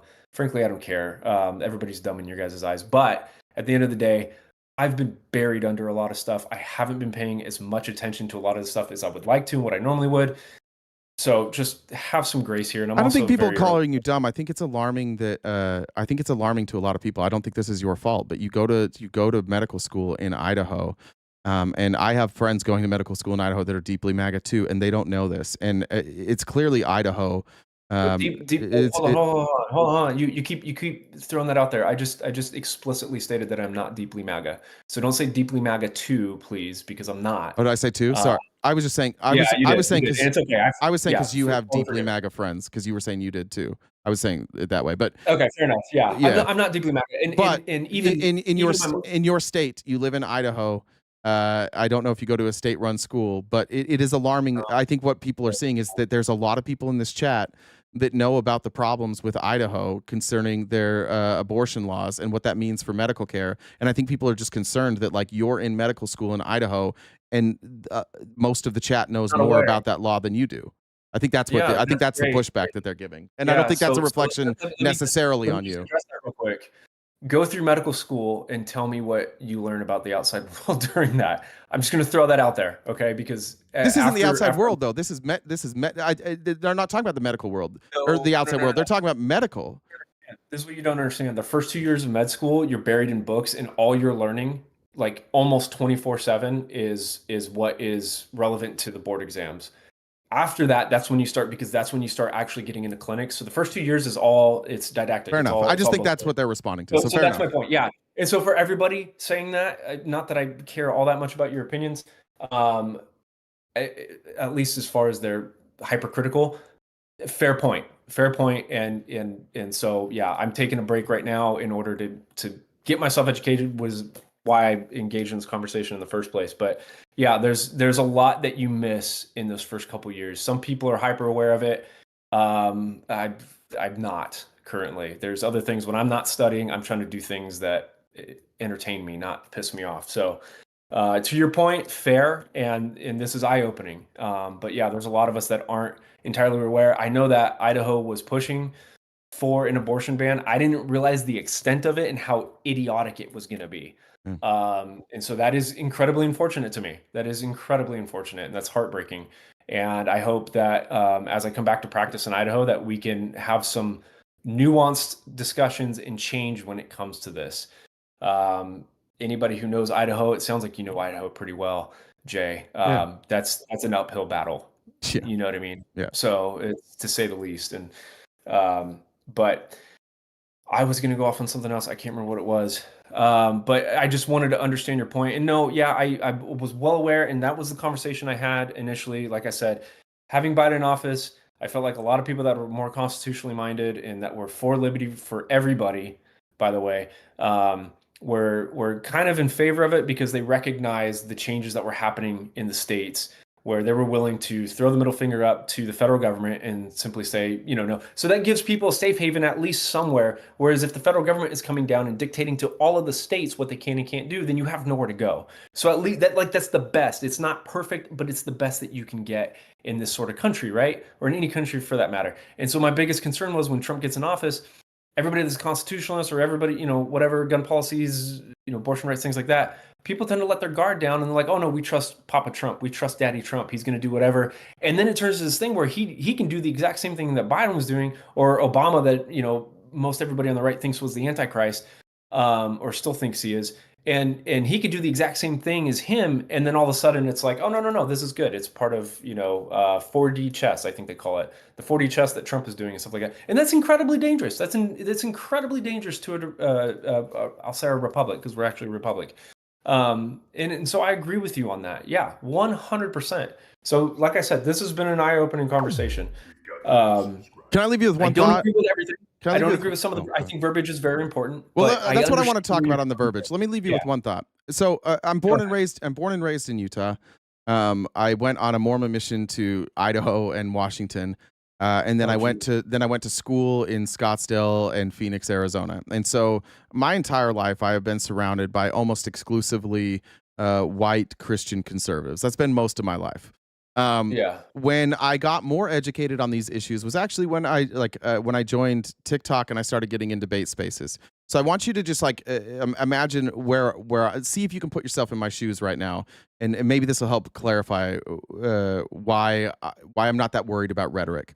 I have a lot of friends that I've met that I only know through TikTok. Some of the spaces where I hang out the most are places where I'm going to learn things that I don't know. I don't like hearing stuff that I already know. I have ADHD, so I hang out in in a lot of predominantly black spaces. If any of them are here, like Liv, Adorna, Athena, like some of these people on TikTok that hold those spaces, and I sit there and I listen. Most people don't know I'm there because I won't comment. I'll just sit there and I'll listen because it's a perspective that I don't understand. And so, and then these people have taken time out of their day to explain things to me. They're always a DM away. I don't understand these issues sometimes. Sometimes something will come up like a news story. I'm not sure how to cover it. I want to be sensitive to everybody. So I'll reach out to those people and they'll give me advice on how to handle certain situations. So these are my friends. Yeah. And these are people who are deeply affected in situations that I've never been affected by. And I don't understand. I don't understand emotionally how that feels, but intellectually I can understand it. So when I sit here across from you and those friends of mine are in the chat and you say something to me like, and I'm really not trying to cause a fight here. I just want to see if you can understand the perspective. When you say things like words matter, rhetoric matters, the way that you phrase things matter. I have friends on the other side that are listening, and they have felt real pain. And they have felt real effects from this. From their family to their everyday life to every interaction they have on TikTok, people dropping slurs, people accusing them of being low IQ. Like this is a reality for them that every single day they live in a white supremacist world, and it's probably amplified to them because they are black. And so the white supremacists direct their attention at them. They don't direct it at me. They don't direct it at you. So when we sit here and we have a conversation, you have to understand that what I'm feeling emotionally right now is my friends who have expressed their pain, and my friends who express the challenges of being a black person in America currently. And again, those challenges aren't the same as slavery, but they're still challenges. And then I have you who's saying, hey, you've got to be more careful with your words. And when I'm weighing those two options, what kind of person am I if I'm like, you know what, you're right. You're right. I shouldn't be so direct with this messaging, and I shouldn't use these terms because it might make some of these fragile white dudes, and not you, but our friends feel turn off. And the reality is I understand. I'm just saying The reality is I've tried framing it as if that's my point. No, and I'm not framing it as your point. I'm framing it as my point. The reality is I've done this for years. I've debated people for years. And you have to be direct. You have to use those terms. And then I agree with you, if you use the term white supremacy and you can't explain what it means, and you say you're a white supremacist or you support white supremacy, and then they're like, what does that mean? It's like, oh, you're racist. I agree, that's a bad definition. But in this conversation, I've tried to explain over and over again that it's not. And there's still going to be people out there, not you, but there's still people that are watching this that are going to be like, they turn off with that language. And I don't think that the right move is to coddle those people. I think the right move is to consistently have these conversations and try and change minds. I do think it's coddling. Look, I have friends that I grew up with in my school. The N-word was used by everybody in my school, by everybody. Yeah. There was one black person in my school, one. Yeah. Okay. And if I were to be like, hey guys, we got to stop doing that, all my friends would be like, dude, you're a fucking buzzkill. And so societally, it was in my best interest to either participate or ignore it. But you know what I never did? I never stood up for the one marginalized person. The one person who, no matter if he thinks like those people that are using the N-word, they're like, I don't hate you. I don't hate it's just jokes. There's no impact for them, but there was an impact for him. And it was meaningful. And I've talked to him years later, maybe not as much as I should, but not a single one of us was willing to sacrifice our jokes to make sure that that person didn't feel marginalized. And so these are my people. I know who my people are. We don't want to be corrected. We don't want to sacrifice our jokes. We don't want to sacrifice our fun times. And we don't want to think about the impact it has on other people. So as somebody who participated in white supremacy, who was an active participant in white supremacy, who hurt people through my white supremacy, and now having having it explained to me, it would be absolute fucking cowardice for me to have a platform when I understand this and not defend it in the best possible way I can, and not try and sugarcoat it, because I sugarcoated it with my friends all growing up. We all were sugarcoated. None of us changed. What it took for me to change was that I had to be confronted by people who had real pain. And so that's all. That's the best I can do. The best I can do to undo this is that when it comes up, I'm going to make some people fucking uncomfortable. Yeah. And that's all we can do. We can point that out, and people should, at the very least, I hope people are uncomfortable being racist around me. And if I've done that it's literally the least I could do. But I'm not going to coddle it. It doesn't do any good to coddle it. Okay. Yeah, that's fair. And with that framing of it, I would 100% support you in that. I hope that's clear. Thank you. I hope it's clear that this had nothing to do with me, at least as far as my perspective goes. Okay. Because a lot of the framing and what you're addressing makes it seem like I'm believing what you're addressing. That's not the case. Okay. This is not a matter of coddling, it's a matter of precision for me. And so that's what it is to me. Okay. So this isn't like, oh, we got to protect our white people. I don't give a shit. I don't care about people's feelings, dude. I know I should as a budding physician, but at the end of the day, the truth is the truth. And we have a lack of that in society. And I think it's on both sides very clearly. There's a stretching of the truth on both ends, and there's denial of truth on both ends. And what did you mean by precision? What did you mean by precision? I didn't understand what you meant. Precision, yeah. Like I said, if the people that are propping this and like you're saying that they're pushing this white supremacist agenda, if your contention is that the people that are the authors of Project 2025 are white supremacists, it's not. It's that their agenda is upholds white supremacy. I don't know what their. This is. I think this is where we get stuck, because I never know. I never know if somebody's a white supremacy, because look, in order for it to promote white supremacy specifically, now just to say that white people are going to disproportionately benefit from it isn't necessarily white supremacy. That's what I'm trying to get at, is the precision, the accuracy of the statement.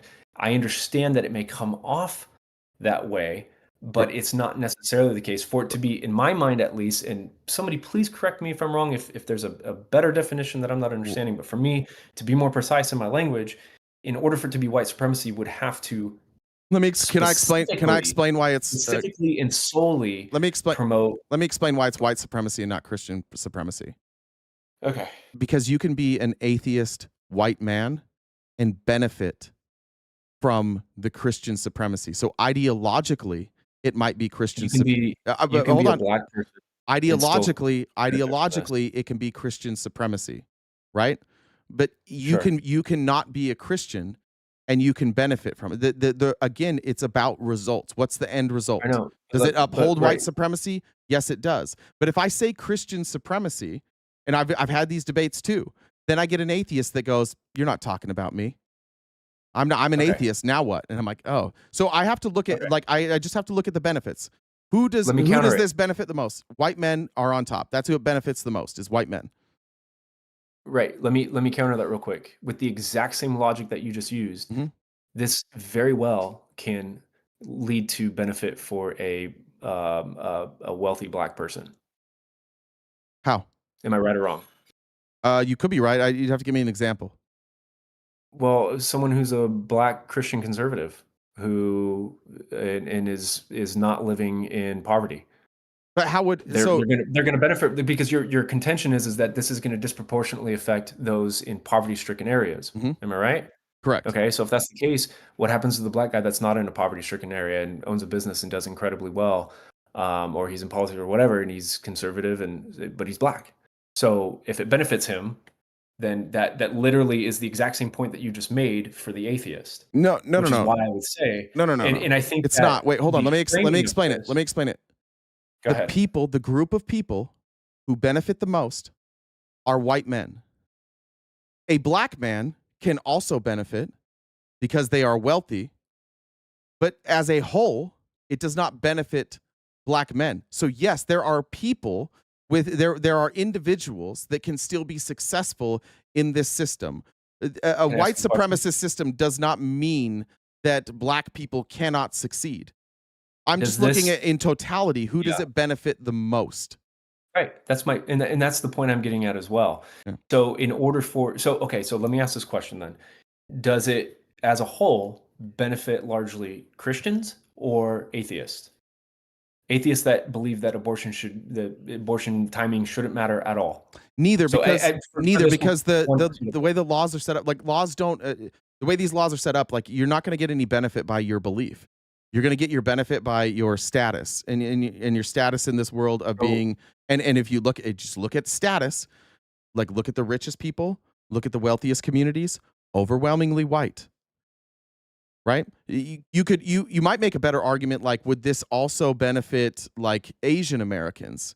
I don't think so. Like I don't think that this necessarily benefit, because we're talking about one, economics, and two, power. Like I don't see a lot of Asian Americans represented in government. What are the economic benefits of which part of any of it? Because so to be fair, we've mostly been talking about abortion, right? So this is where it's been a little hazy for me. So what are the economic benefits that are coming from this? Tax cuts. Tax cuts to who? Just tax cuts in general. Who will they overwhelmingly benefit the most? Like if you just take total numbers, who's gonna benefit the most? Who's gonna save the most money on taxes? It depends on. It's gonna be white guys. It's gonna be white guys. Well, it depends on how it's structured. But sure. What do you mean how it's structured? Well, because they could just give tax benefits to people that make over $500,000 a year. They could give them. I'm talking about I'm talking about the one big beautiful bill. You can go look at any analysis of the one big beautiful bill and see where the overwhelming majority of the benefits are going to. They're going overwhelmingly to the 1%. Who is the 1%? Almost exclusively white dudes.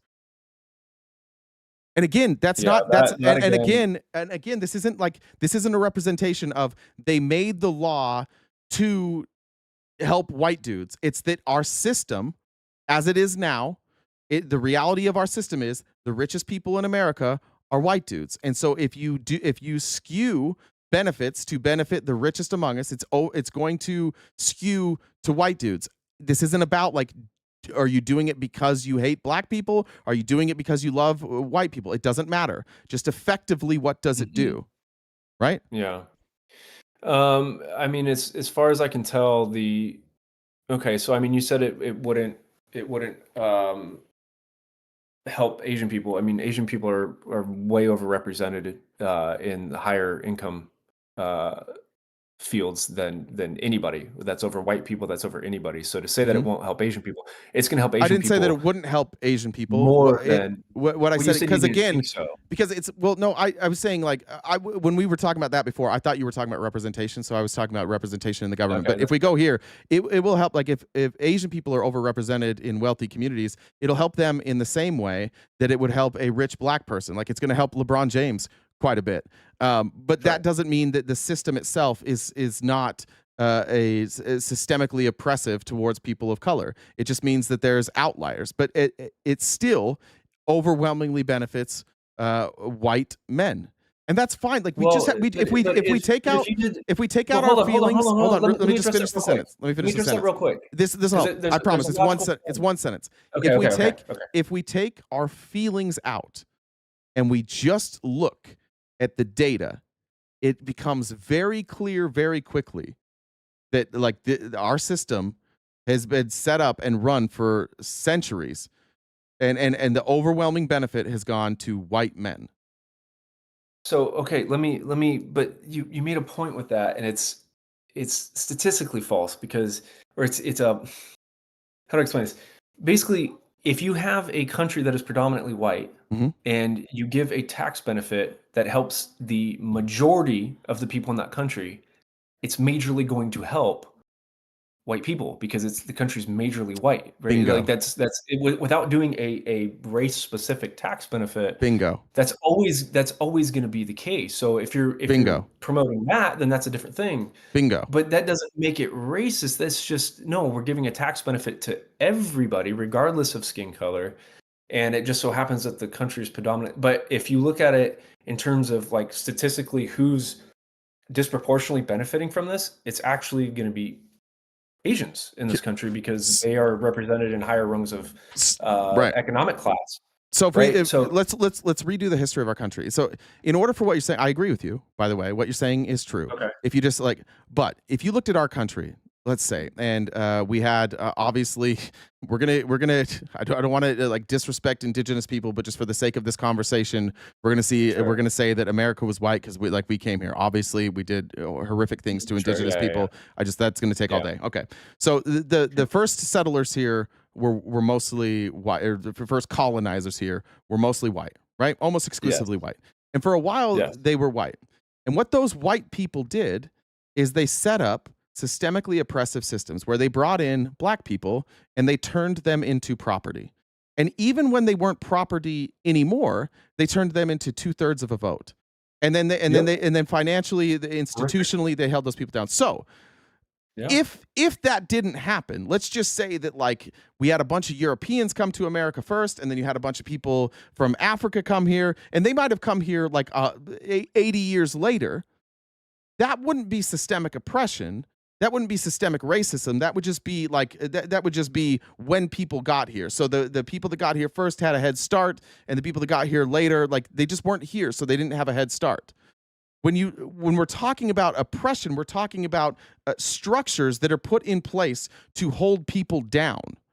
So what you're saying would be true in a vacuum where we didn't have centuries of systemic oppression. But because we do, we can't look at our country that way. We can't look at it now and be like, there's no more slavery. Everybody's allowed to vote. Therefore, now everything's equal. You can't just ignore history. You can't, because there are things that there are for example, property taxes is a great one. No matter what we do, like if schools are going to be funded by property taxes, even if you're not racist, even if you want to fix everything, if you allow schools to still be funded based on property taxes, rich white neighborhoods are going to have more funding for schools than poor black neighborhoods. And that's because of a century of systemic oppression, right? So the difference I think in right and left, like our ideology here, is that I believe that we have to undo the impact of systemic oppression. I think that there are actions we need to take to undo that, to reset and make a more fair playing field. And conservatives say, all right, fine, we're all equal now, so let's start. But where we're starting at, like white dudes in this country have a massive head start. And I understand why they don't want to give that head start back. I get it. I'm selfish too. Like I do benefit from this. But that's where we have the difference.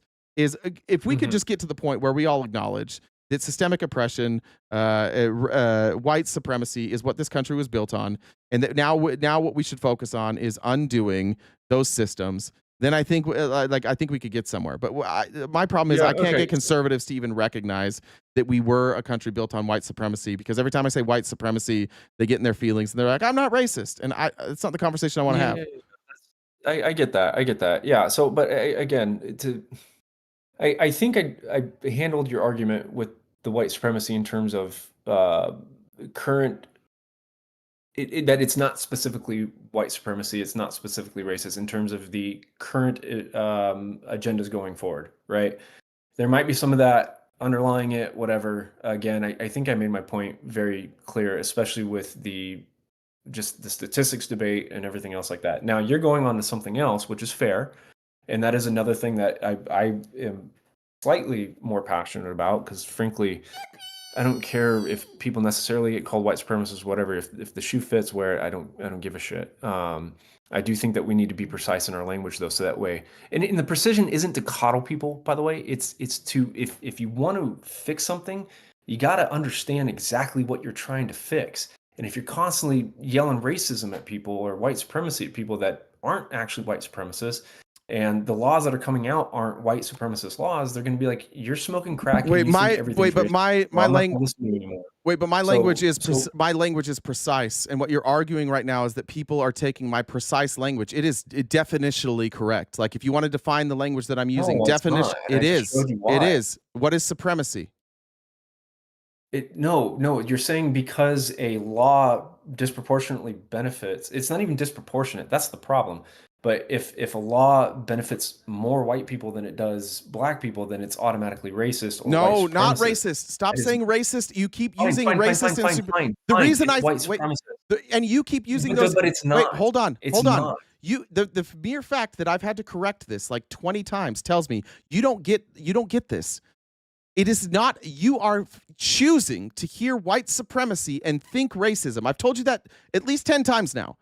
Supremacy, just the word supremacy, is the state or condition of being superior to all others in authority, power, or status. None of that has to do with mindset or feelings. In this country, white men are superior in authority, power, and status. I am using the word definitionally correctly, and you keep going back to racism. It is you that is not being. Hold on. No, not white supremacy, because I'm using supremacy. I've defined it now a million times. I've said specifically white supremacy every single time. I've said specifically how I'm using supremacy. You can pull up the definition of white supremacy, but it's still going to back me up. You'll see. You'll see that this still. Not. Okay, read it. It says a racist ideology or system of belief that asserts the inherent superiority of white people over other racial groups. That's what it is. It's justifying all these things. And it's inherently racist. That's what I'm trying to get across, dude. So I don't think that, at the very least, Jay, at the very least, give me some credit for understanding this definition. Okay, so I'm not saying that. No, you're choosing that definition, because this is the definition. Hold on. I have told you no less than 20 times that I am talking about systemic systems. I am not talking about feelings. I am not talking about beliefs. I'm talking about systemically that we have a problem with white supremacy, meaning that white men in this country are supreme. I understand that you're using the term white supremacy as a definition that I'm not using it as. You're saying it's a set of beliefs. I've specifically said multiple times it is not. I'm not using it as a set of beliefs. I can use the words white and supremacy to explain systemic racism. You are choosing to not take my definition, choosing not to take the words as I intend them, and instead you keep falling back on racism. I've asked you like 20 times. What? Jay. What? I'm not intentionally taking your definition off the table, okay? I'm going off of the actual definition. Then this is my problem. No, you're not. Wait, no, you are not. This is a problem. Let me finish my. No, because you're not. No, because you're not. can I use the word, can I talk about supremacy in the way that supremacy is defined? Without the word, okay. So if I say that supremacy in this country is based on being white, am I talking about an ideology or am I talking about systems of power? I don't know. You tell me. I am talking specifically, unequivocally, for the millionth time about systems of power. I don't know how much more clear this could be that I am not talking about the white supremacist ideology. I am talking about systems of oppression and the benefactor being white people. So white supremacy in terms of systemic oppression. I am adamantly not talking about ideology. I am adamantly talking about functionality. And I feel like I've made that clear the entire time. I have tried to avoid feelings this entire time and only talk about systematically how this functions. Do you agree with that? Do you agree that I have tried to talk about this in terms of like how it functions the entire time? Yes. Okay, so then why do you go back to an ideology? That's why I'm trying to tell you that you and I largely agree.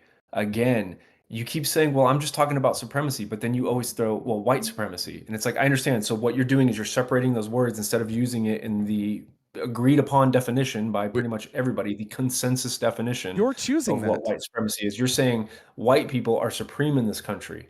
No, I'm not. So no, I'm not saying that. Now, see, now you're doing it again. You're doing the same thing. I'm not doing anything. I'm trying to understand what you're saying. I know, Jay. and this is why we're fucked, because I've told you a million times it's not about the ideology. You just literally agreed. What you said. You just literally agreed. What you said. Excuse me. You just agreed that it wasn't about the ideology, and you want to go back to the ideology. I'm specifically saying, I've said it. I said it about Donald Trump. I said, I don't know if he holds white supremacist beliefs. I don't know if the founders of Project 2025 or the people for Project 2025 outside of the ones who I've heard espouse white supremacist beliefs believe that. I don't know what these people believe, and I don't care, because all I care about is effectively what are the results, and effectively the results are white supremacy. So I'm clearly not talking about an ideology here, right? Okay. That's literally what I just said, and you just freaked out on me for it. I said you're talking about the state of white people being supreme in this country, not white supremacy as the ideology. I understand you're saying that. You're talking about the state of people, white people being supreme in this country. And that, again, is why I went back to who this largely benefits. Okay? And so, of course, it's going to largely benefit white people because white people are the dominant race in the United States. But when you look at some of the tax cuts that are in there, and I'm not even trying to defend Donald Trump. I don't give a shit about Donald Trump, and I don't agree with the big, beautiful bill. I really don't. I think that's where Elon Musk was absolutely right, was like, anyway, I don't want to get into that because he has his own issues too.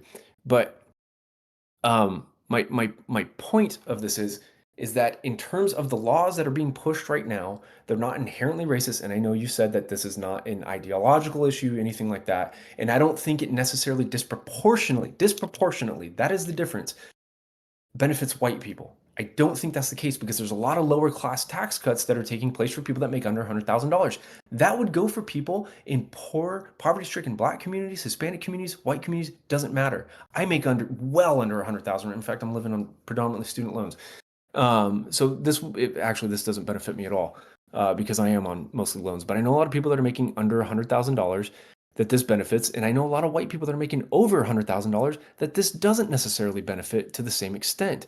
Same thing with the tips, no taxes on tips. I think that it is largely a good thing, so much so that the left even tried to adopt that exact same. It was Bernie Sanders. It was Bernie Sanders' idea first. Stop doing that. Trump stole it from Trump. Dude, stop. You I'm just not wait. doing, Hold stop. on. Hold the fuck on. You just said we tried to adopt it. It was our idea. I corrected it was our idea, and you're like, I don't care. Trump stole it from Bernie Sanders. My point with just that, wait. Jay, You was can't that get. it Wait. is Hold on. You cannot get upset with me for correcting what you said. I'm not getting upset with you. What I'm trying to say, if you were listening to what I was saying, it wasn't about like, oh, we had it first. I literally just before that said, I don't give a shit about Donald Trump or any of his big, I don't care about any of that. My point is that this is a universally agreed upon good idea that people that work in industries that depend largely on tips shouldn't have to pay taxes What does on this those have tips. to do? It's a gift. What does this and have it's to do insane. with whether or not the structures of white supremacy are still governing this country? Because when I argued against the current policies going forward aren't inherently racist or aren't going to, and I know that wasn't your argument, but I'm saying I was arguing against that, and I was also arguing against the idea that it's only going to go on to help white people and promote white supremacy. I believe that they are inherently racist, though. I disagree with you. They're 100%. They are inherently racist. You literally just got done saying that they weren't inherently racist. At least that was my understanding. So I'm clearly misunderstanding you again. Well, again, So, inherently so you means think that they like are inherently racist because I asked you pointedly if you thought that the people that were promulgating this sort of stuff were actually racist and were doing this for racist intent. I don't and think you that's what said inherently no. means. Yeah, that would be that the intent is racist.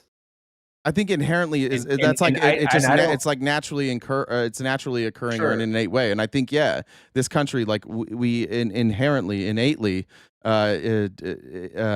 choose white supremacy. We do it all the time. We never even think we rarely think about the impact it will have on marginalized communities. I think that is inherent in our we could probably disagree whether or not it's inherent. I think this is a place where like definitionally maybe we disagree, No, but that's fair. I That's think fair. it's injected in our culture. I'll concede that. Yeah. I'll concede to that. I'll accept your definition. I think that's a fair definition.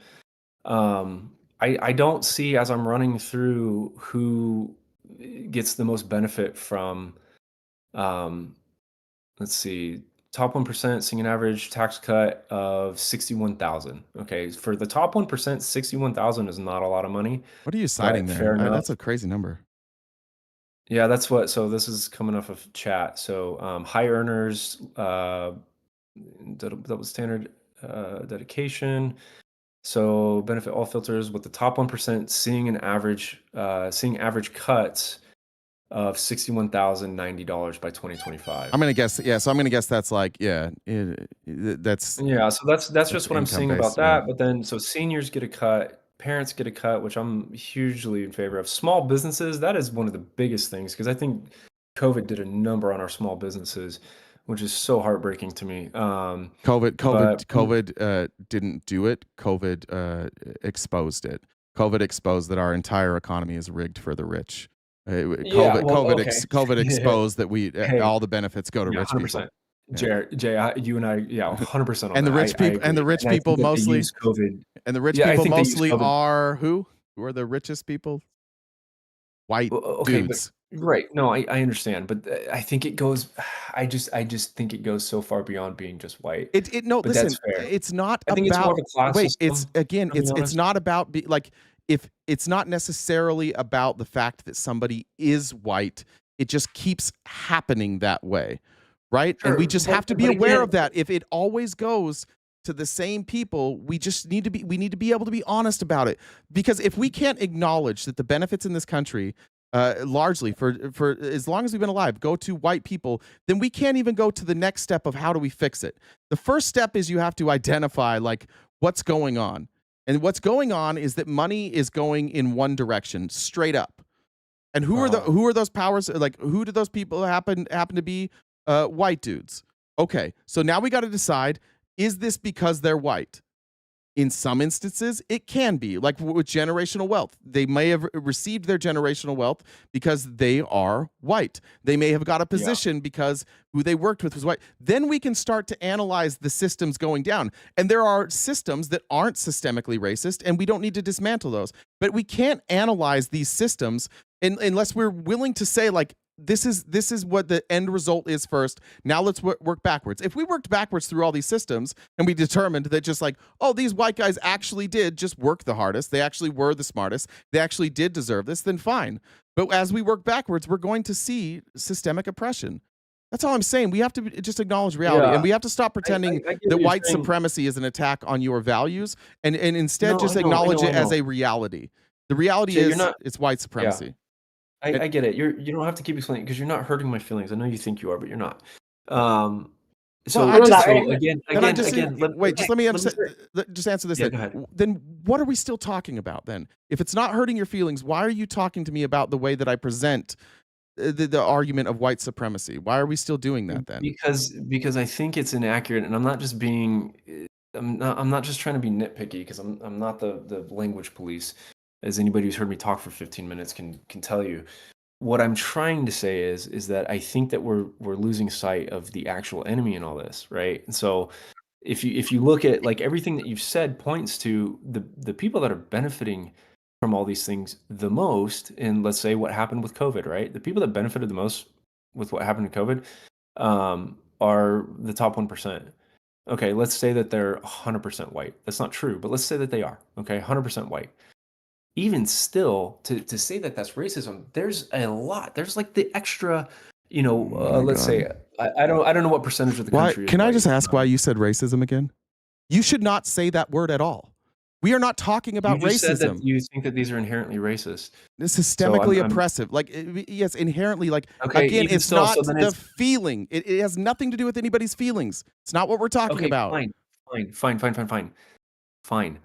Then let's say that it's systemically oppressive. Well, then it's systemically oppressive to the rest of the 99% of the country, which includes a lot of white people, my dude. Like the Okay, top 1%. I agree. So that's my point. But Is that wait. But if we see that like, let's just say that it's systemically oppressive to poor people, right? Just the poorest communities. And then we say by representation or by percentage, that would mean that probably it is by percentage, it hurts black and brown people more than white people. Therefore, the system itself would be white supremacist. And then we have to look like, what are the levers we can maneuver? Is this because of laws that we have on the books? Is this because of systemic oppression? Can we fix this injustice? The problem is we never get to that point because we're arguing about feelings all the time. If we look at that data, if we follow that data all the way down and we say it hurt poor people the most, then disproportionately that's also going to hurt black and brown people the most. And now we've got to say, do we want to live in a country where every time poor people hurt, it's disproportionately going to be black and brown people, or should we adjust that? Sure. Okay, I'll agree with that. I think the only way to fix that is to get black and brown people up into the 1%, and then it's going to be the rest of us that suffer, alongside and then it's going to be more proportional. Right? I think that you close the wealth gap. I think that the fact that the 1% has 100%, just 100%. So and that's gonna you lift from the bottom, you lift from the bottom and take from the top. I agree with that, and we're gonna go out. And if we, by the way, if we address poor communities, if we make legislation that lifts poor communities, it is disproportionately going to lift, like by percentage, more black and brown people, right? It seems to be what this does, like the middle and working class families. Okay, that's how you fix it. Well, but that's what this bill seems to do, as far as I can tell. I mean, 60,000 for the top 1% is nothing, but when you talk about, I'm reading this right here, putting 1,300 to 1,400 annually back into tipped and hourly workers' pockets. So these are for people that are making. I've got it. Under 100,000. That's not a massive amount either. I'd say proportionally it's a lot more, but it's. Hold on. Yeah. Jay, we're an hour. We haven't read any comments in your whole debate, so we got to read some. We're almost done. I'll read them. But yeah, so I think overall you and I agree. Maybe some semantic disagreements, whatever. I'm willing to just let that go and say it is what it is. Because I think you and I really largely agree on this. And I think the question then comes down to, okay, so what do we do for these communities?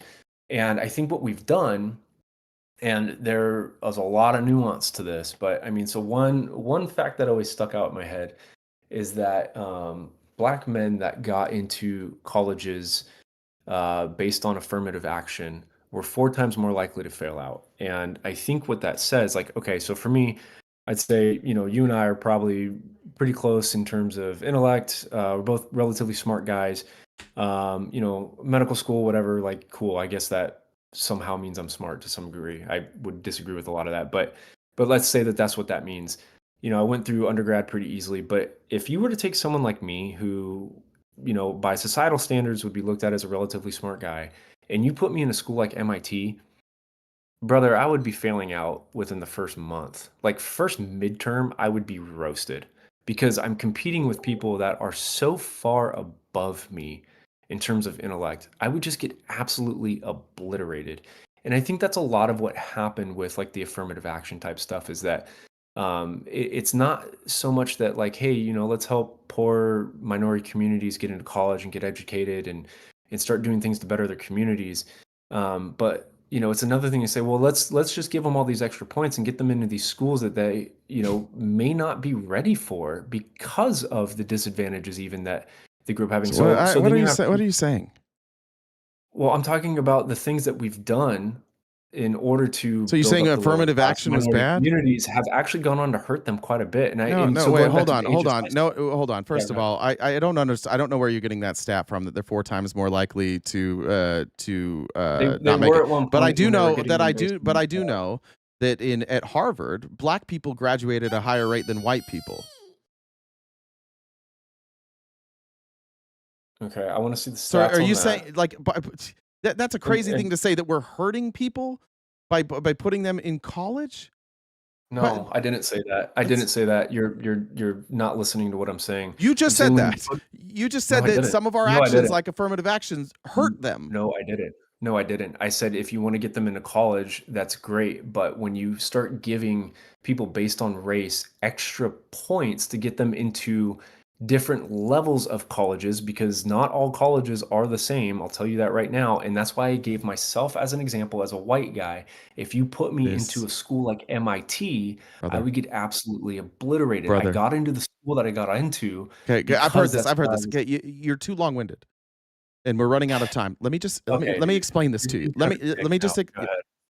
You've been dude. It takes you forever to get a point. It's a story and a story. Yeah, it's same with Listen, you, my guy. hold. It's not. These are nuanced It's conversations. listen. If you want to address this, the reason that people struggled initially with affirmative action in college is why. Why do you think they struggled when they got to college? Was it because don't know, they you were tell me, Jay. well? Was it because they were black, or was it because they were undereducated? I literally made the exact point. I'm asking. I'm trying to speed this up. they I'm were not arguing with undereducated. you. I'm trying to speed it up. Is that they were undereducated. Okay, why were they That's literally undereducated? the point I just made. Why were they undereducated? Well, so you're going to say it's because of funding, but I've already made the point that Idaho has some of the lowest funding in the United States and has some of the top Okay, scores so in the why United would Idaho have lower funding, but some of these other communities historically have low funding and they also have lower test scores? What could be another reason for that then? I don't know. You tell me. How about literacy rates? Yeah, tell me. How about Why? generational literacy? Tell me. I just did. Okay, so it's generational literacy. Yes. So that's why. So like for example, in Idaho, you have a family dynamic. You have people who are educated. They get educated in their homes. They have generational literacy, generational education. In some of these neighborhoods, like early on, like people were not educated. Black people were not educated to the same level that white people were because their schools were underfunded. So when grandpa doesn't have the level of his white counterparts, and then the white counterparts have a leg up, and then we improve a little bit, and then dad doesn't have the same education, but the white counterparts are here, and then you have a little bit up, and then the white people accelerate here. You have most of your education is in the home. My mom's an educator, and they've done these studies. Most of your education is actually done in the home. So you have systemic oppression, you have systemic racism, you have systemic problems that lead to this gap, right? And so yes. You have, in order to fix so if you're going to fix that gap, you have to start somewhere. So yes, where you started, there was going to be a gap, and that gap, because of things like affirmative action, that gap has narrowed. Because of things like making sure that we fund underfunded communities, mostly in blue states, by the way, we go after to those the underfunded communities. Because of those, that gap has narrowed, and now we have Republicans going, that was actually bad. No, that's what was leveling the playing field. That's what was catching people up. You're just picking the starting point and saying like it was bad. Of course it was. Of course there was a big difference at the starting point. Yeah, I'm not. This is not me trying to say that anyone's dumb or whatever. I know. I'm saying that yes, it needs to be a gradual progression, and that was my only point with. That's why I thought that the affirmative action, the way it was set up, was actually poorly done. Then why did the gap narrow? Well, it doesn't mean that there was no good. It doesn't mean that there was no good. What was the good?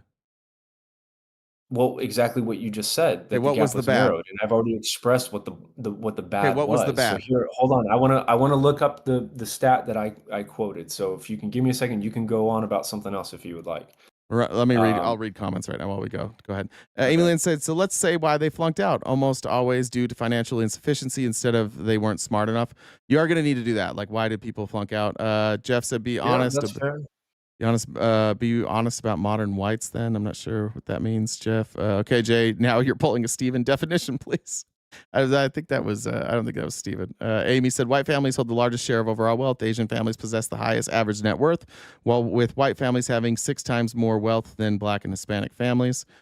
Jeff said, begging the question fallacy by Jay. I probably threw in some fallacies. This isn't a organized debate. It's a conversation. Ask Jim Scott, who says he got pulled over 7 times in 1 year for driving black. Lee said, great stuff today, as expected, eye-opening, thanks. Jeff said, the feds suck, states' rights. Well, we agree with that. Jen said, blinking back at Jen in Morse code. Tanya said, it's so typical for a conservative white guy to make everything about himself. Sorry for these. Some of these people are going to be critical of you. Sorry. Noodle Poodle Girl said, once I was kidnapped by mimes, they did unspeakable things to me. Amy said, sir, my husband worked for a city in Washington. His boss and coworkers would never hire a person of color. It was said out loud their education didn't matter. MT Clark, thanks for the super chat. Bob said, God bless Donald Trump trying to save this country. Tanya said, happy hump day. This guy's boring, sorry. Swish said, let them talk long enough, they show who they are. Hey Howdy said, when my husband worked at a gas station, we did not have enough money for an ID. Amy said, my niece has to pay $140 in Oregon to get an ID. Had to have a birth certificate, social security card, address, and ID. She had an iPhone. Her mom bought it. Ivory said, racist and proud. That's a niche nobody ever asked for. Amy said, Trump released the Taliban and allowed them to be in charge. Jeff said, Syrian Muslims are genociding Syrian Christians. Latifa said, just hopped in, but you're on board with Dems holding up. Are you on board with Dems holding up the spending bill as part of taking stands on being tough? I'm not sure exactly what you're talking about. You send it to me. I'll let you know. Econ Mike said, can we agree that the right to self-defense does not equal the right to be an aggressor? I love that, Mike. And I think that was with Israel. Rudy says, isn't the child to Hamas death ratio 4-1? It's true. 6 Cents Amelia said, Saddam Hussein, The Politics of Revenge by Saeed Abarish. Marianne, thanks for the super chat. And I think I got them all caught up except for the Venmos, which I'll get at the end. All right, go ahead.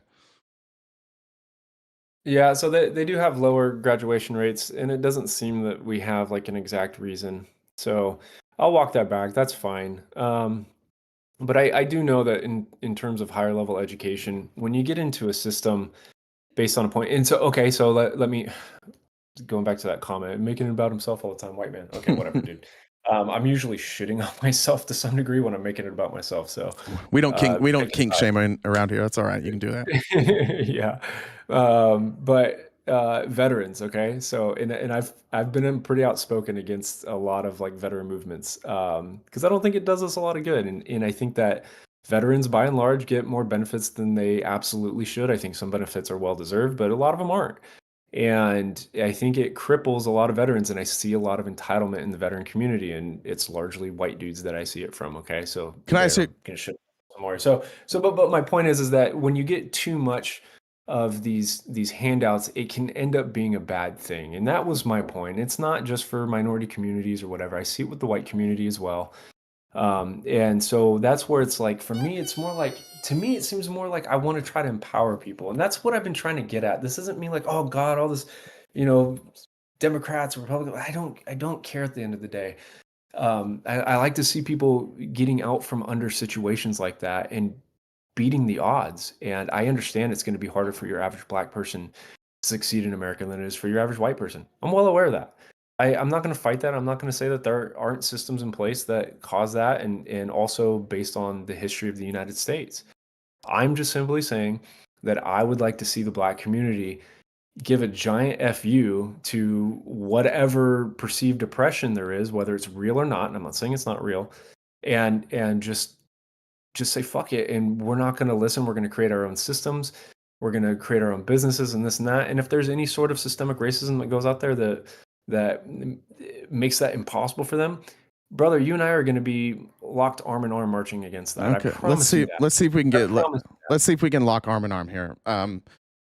I agree. I don't know the level of the problem, but I agree that there are people. I think even in the veteran community, I think that there are some. There's. I don't know this for a fact. I've just heard this, so take this with a grain of salt. But I've heard this from multiple people that it's easy to get like medical disability from the VA. I don't know if that's true. Yes. It doesn't sound true, but it might be. It is. I don't care. Let's just say that it is true, just for this argument's sake.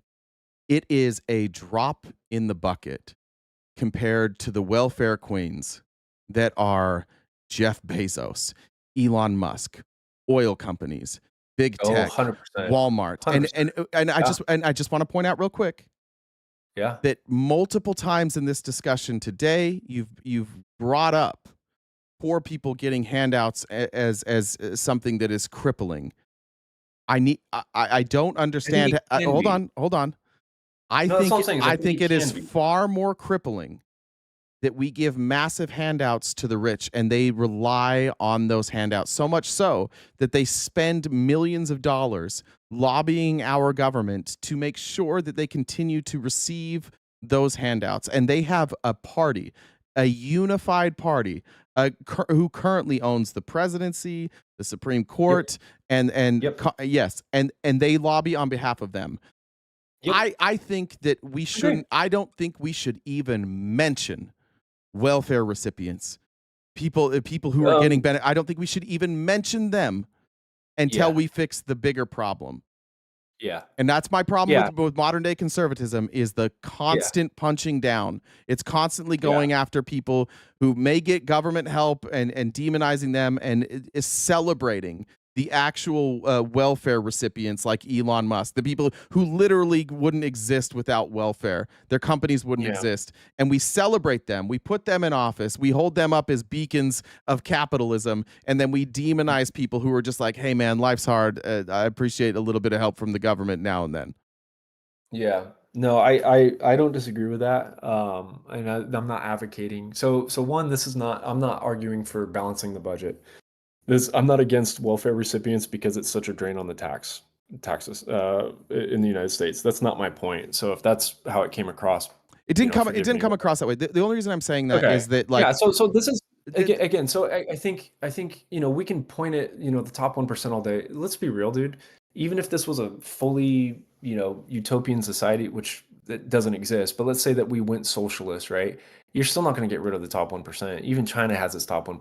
But the top one, but it would narrow the wealth gap. Potentially, and it would elevate the if you look at the time when the middle class in this country was at the biggest, and when it was at its most healthy, and when a middle class family could you could be a school teacher, and you could provide for your family, you could own a house, you could go on vacation, you could do all that shit. The top marginal tax rate was between 70 and 90%. And ever since we lowered it for the richest among us, the wealth gap has grown. I've gone like an hour and 15 minutes over. We got to cut it off there. I appreciate you being here. I'll give you the last word though before you go. No, that's all, man. I think that you and I largely agree. I agree with everything you just said. I just want to say that, like, when it comes to getting out of poverty and things like that, I think that constantly pointing the fingers in other directions, sometimes it's justified, sometimes it's legitimate. But I think that I've dealt with this exact struggle in my own life. Obviously, it's not to the same extent. But I would just say that I think that's our best bet, is to lock arm in arm and say, you know what, I don't care what walls are in front of me, I'm going to overcome them. And I think that's the best foot forward, because if we do live in a inherently racist society, then you're not going to change anything anyway. So you might as well just push forward and show that you're worth it. And I think that the Black community is more than capable of that. And I think they've proven that in the past. And so that's my only point. Brother, it was good talking to you, man. I appreciate the conversation. I did. Yeah. Have a good one. Good luck in medical school. Thanks, man. Yeah. See it. Let me jump in here with Jen, and I'll read some more comments. The bad news about how that ended is I saw that Drew showed up and said he was reasonable, and not to say that he's not reasonable on some things, but that's not the endorsement you want. You don't want Drew's endorsement. Caitlin says for the debate endurance, dollar train. Terrell says enjoyed the conversation today. Jamie said you did great, but dude sucked. Leggett says, thanks, Ableist, for what you did to Kenneth. Oh, from yesterday. For what you did. Okay. Haley said, every atrocity has been at the hands of Christians. I don't know if that's true. I think there's some that weren't, but a lot of them in this country have been. Rachel, thanks for joining the Dollar Train. I think I read Tim's Dollar Train. Let's go. Eileen. Hi, Eileen. Eileen said, where is this? Did a message not come through? Eileen, I don't see a message here, so I appreciate the donation. If you meant to send a message, send that to Jen. Jen, did I miss a bunch of Venmos too? I need to go back and read those. I think there's some. Okay, let me go there. Jen's going to beat the shit out of me when this is over. Chelsea said Jay's cooking. Pink said the Idaho education number he's getting is not correct. It's from the Heritage Foundation. I wanted to look. I started looking that up. I forgot. I wanted to see per capita what Idaho spends per student because they are a low population state, so their total should be low. But if anybody has the per capita, Tim, thanks for joining the Dollar Train. Andrea said my doctor told me I will die if I carry another baby. In my state, I will die if my birth control fails. I cannot afford to move and don't have ins for tubes tied. Can he tell me what stage of death process he can help me if he were my doctor? But Yetis for abortion bans, great show. Thank you. That's horrific. Rebel said when this dude first joined, his advice for Jay was to be nicer and not call people names, not precision. I had some criticism I get, is not to call names. I'm not very good at following that advice. Susan, thanks for joining the Dollar Train. Carissa said, I work in the medical field. I had a coworker who was told by a doctor she couldn't have lupus because she's white. She was diagnosed with being white, and this guy wants to say medical racism doesn't exist against black women. Get the F out of here. That's crazy. What the fuck? What kind of doctor is that? Jamar said the poor have iPhones and cars with rims. I know people on welfare, and that's keeping black people poor. Single motherfuckers. Fuck, that's racist. Adam said black people routinely get their homes appraised lower than white people. They've literally done experiments where they have a black person at the assessment and a white person at the assessment for the same house, and the white people get better appraisals. I forgot about that, Adam. That's a good point. Peter, thanks for joining the Dollar Train. And Pink, Alyssa said white privilege doesn't mean free from struggle. It means you weren't denied options because of your race. Also, the bar wasn't lowered for marginalized communities. We put things in place so they wouldn't be excluded anymore. That's a good way. I wish I would have said it that way. It means you weren't denied options because of your race. That's really good. I don't know if I'm the most educated person to talk about this, so I apologize if I fucked any of this up. Izzy, thanks for joining the Dollar Train. And once again, KJ, thank you for the generous donation. All right, Jen, any last words from you? Chris just came in with another one. Chris. Oh, Chris. So kicking these last 2 days. Thank you, Chris. I appreciate that. Beautiful profile picture too, Chris. Well done. Anything else? Nope, I think that's it. We'll be back tomorrow, 9:30 a.m. Pacific time. Like we are every day, Monday through Friday. If you haven't subscribed to that. I did miss this one. Men have a lower graduation rate, so maybe no loan for you. And then Jeff said, love the open phone line option. Real debate is had. Thank you. Appreciate that. All right. Guys, like Jen said, we'll see you tomorrow morning, every weekday morning, 9:30 a.m. to 1 Pacific Standard Time, right here on TikTok, YouTube, and Twitch. You can follow us on Instagram, Twitter, and TikTok. You can catch the replay of today's live and every live over on YouTube. Thanks for hanging out for an extra hour today. I've really enjoyed this week. We'll be back tomorrow morning with the rest of today's show, probably. Take care of yourselves. Have some water. Say something nice about yourself. Stay cute and cool, and have a great summer.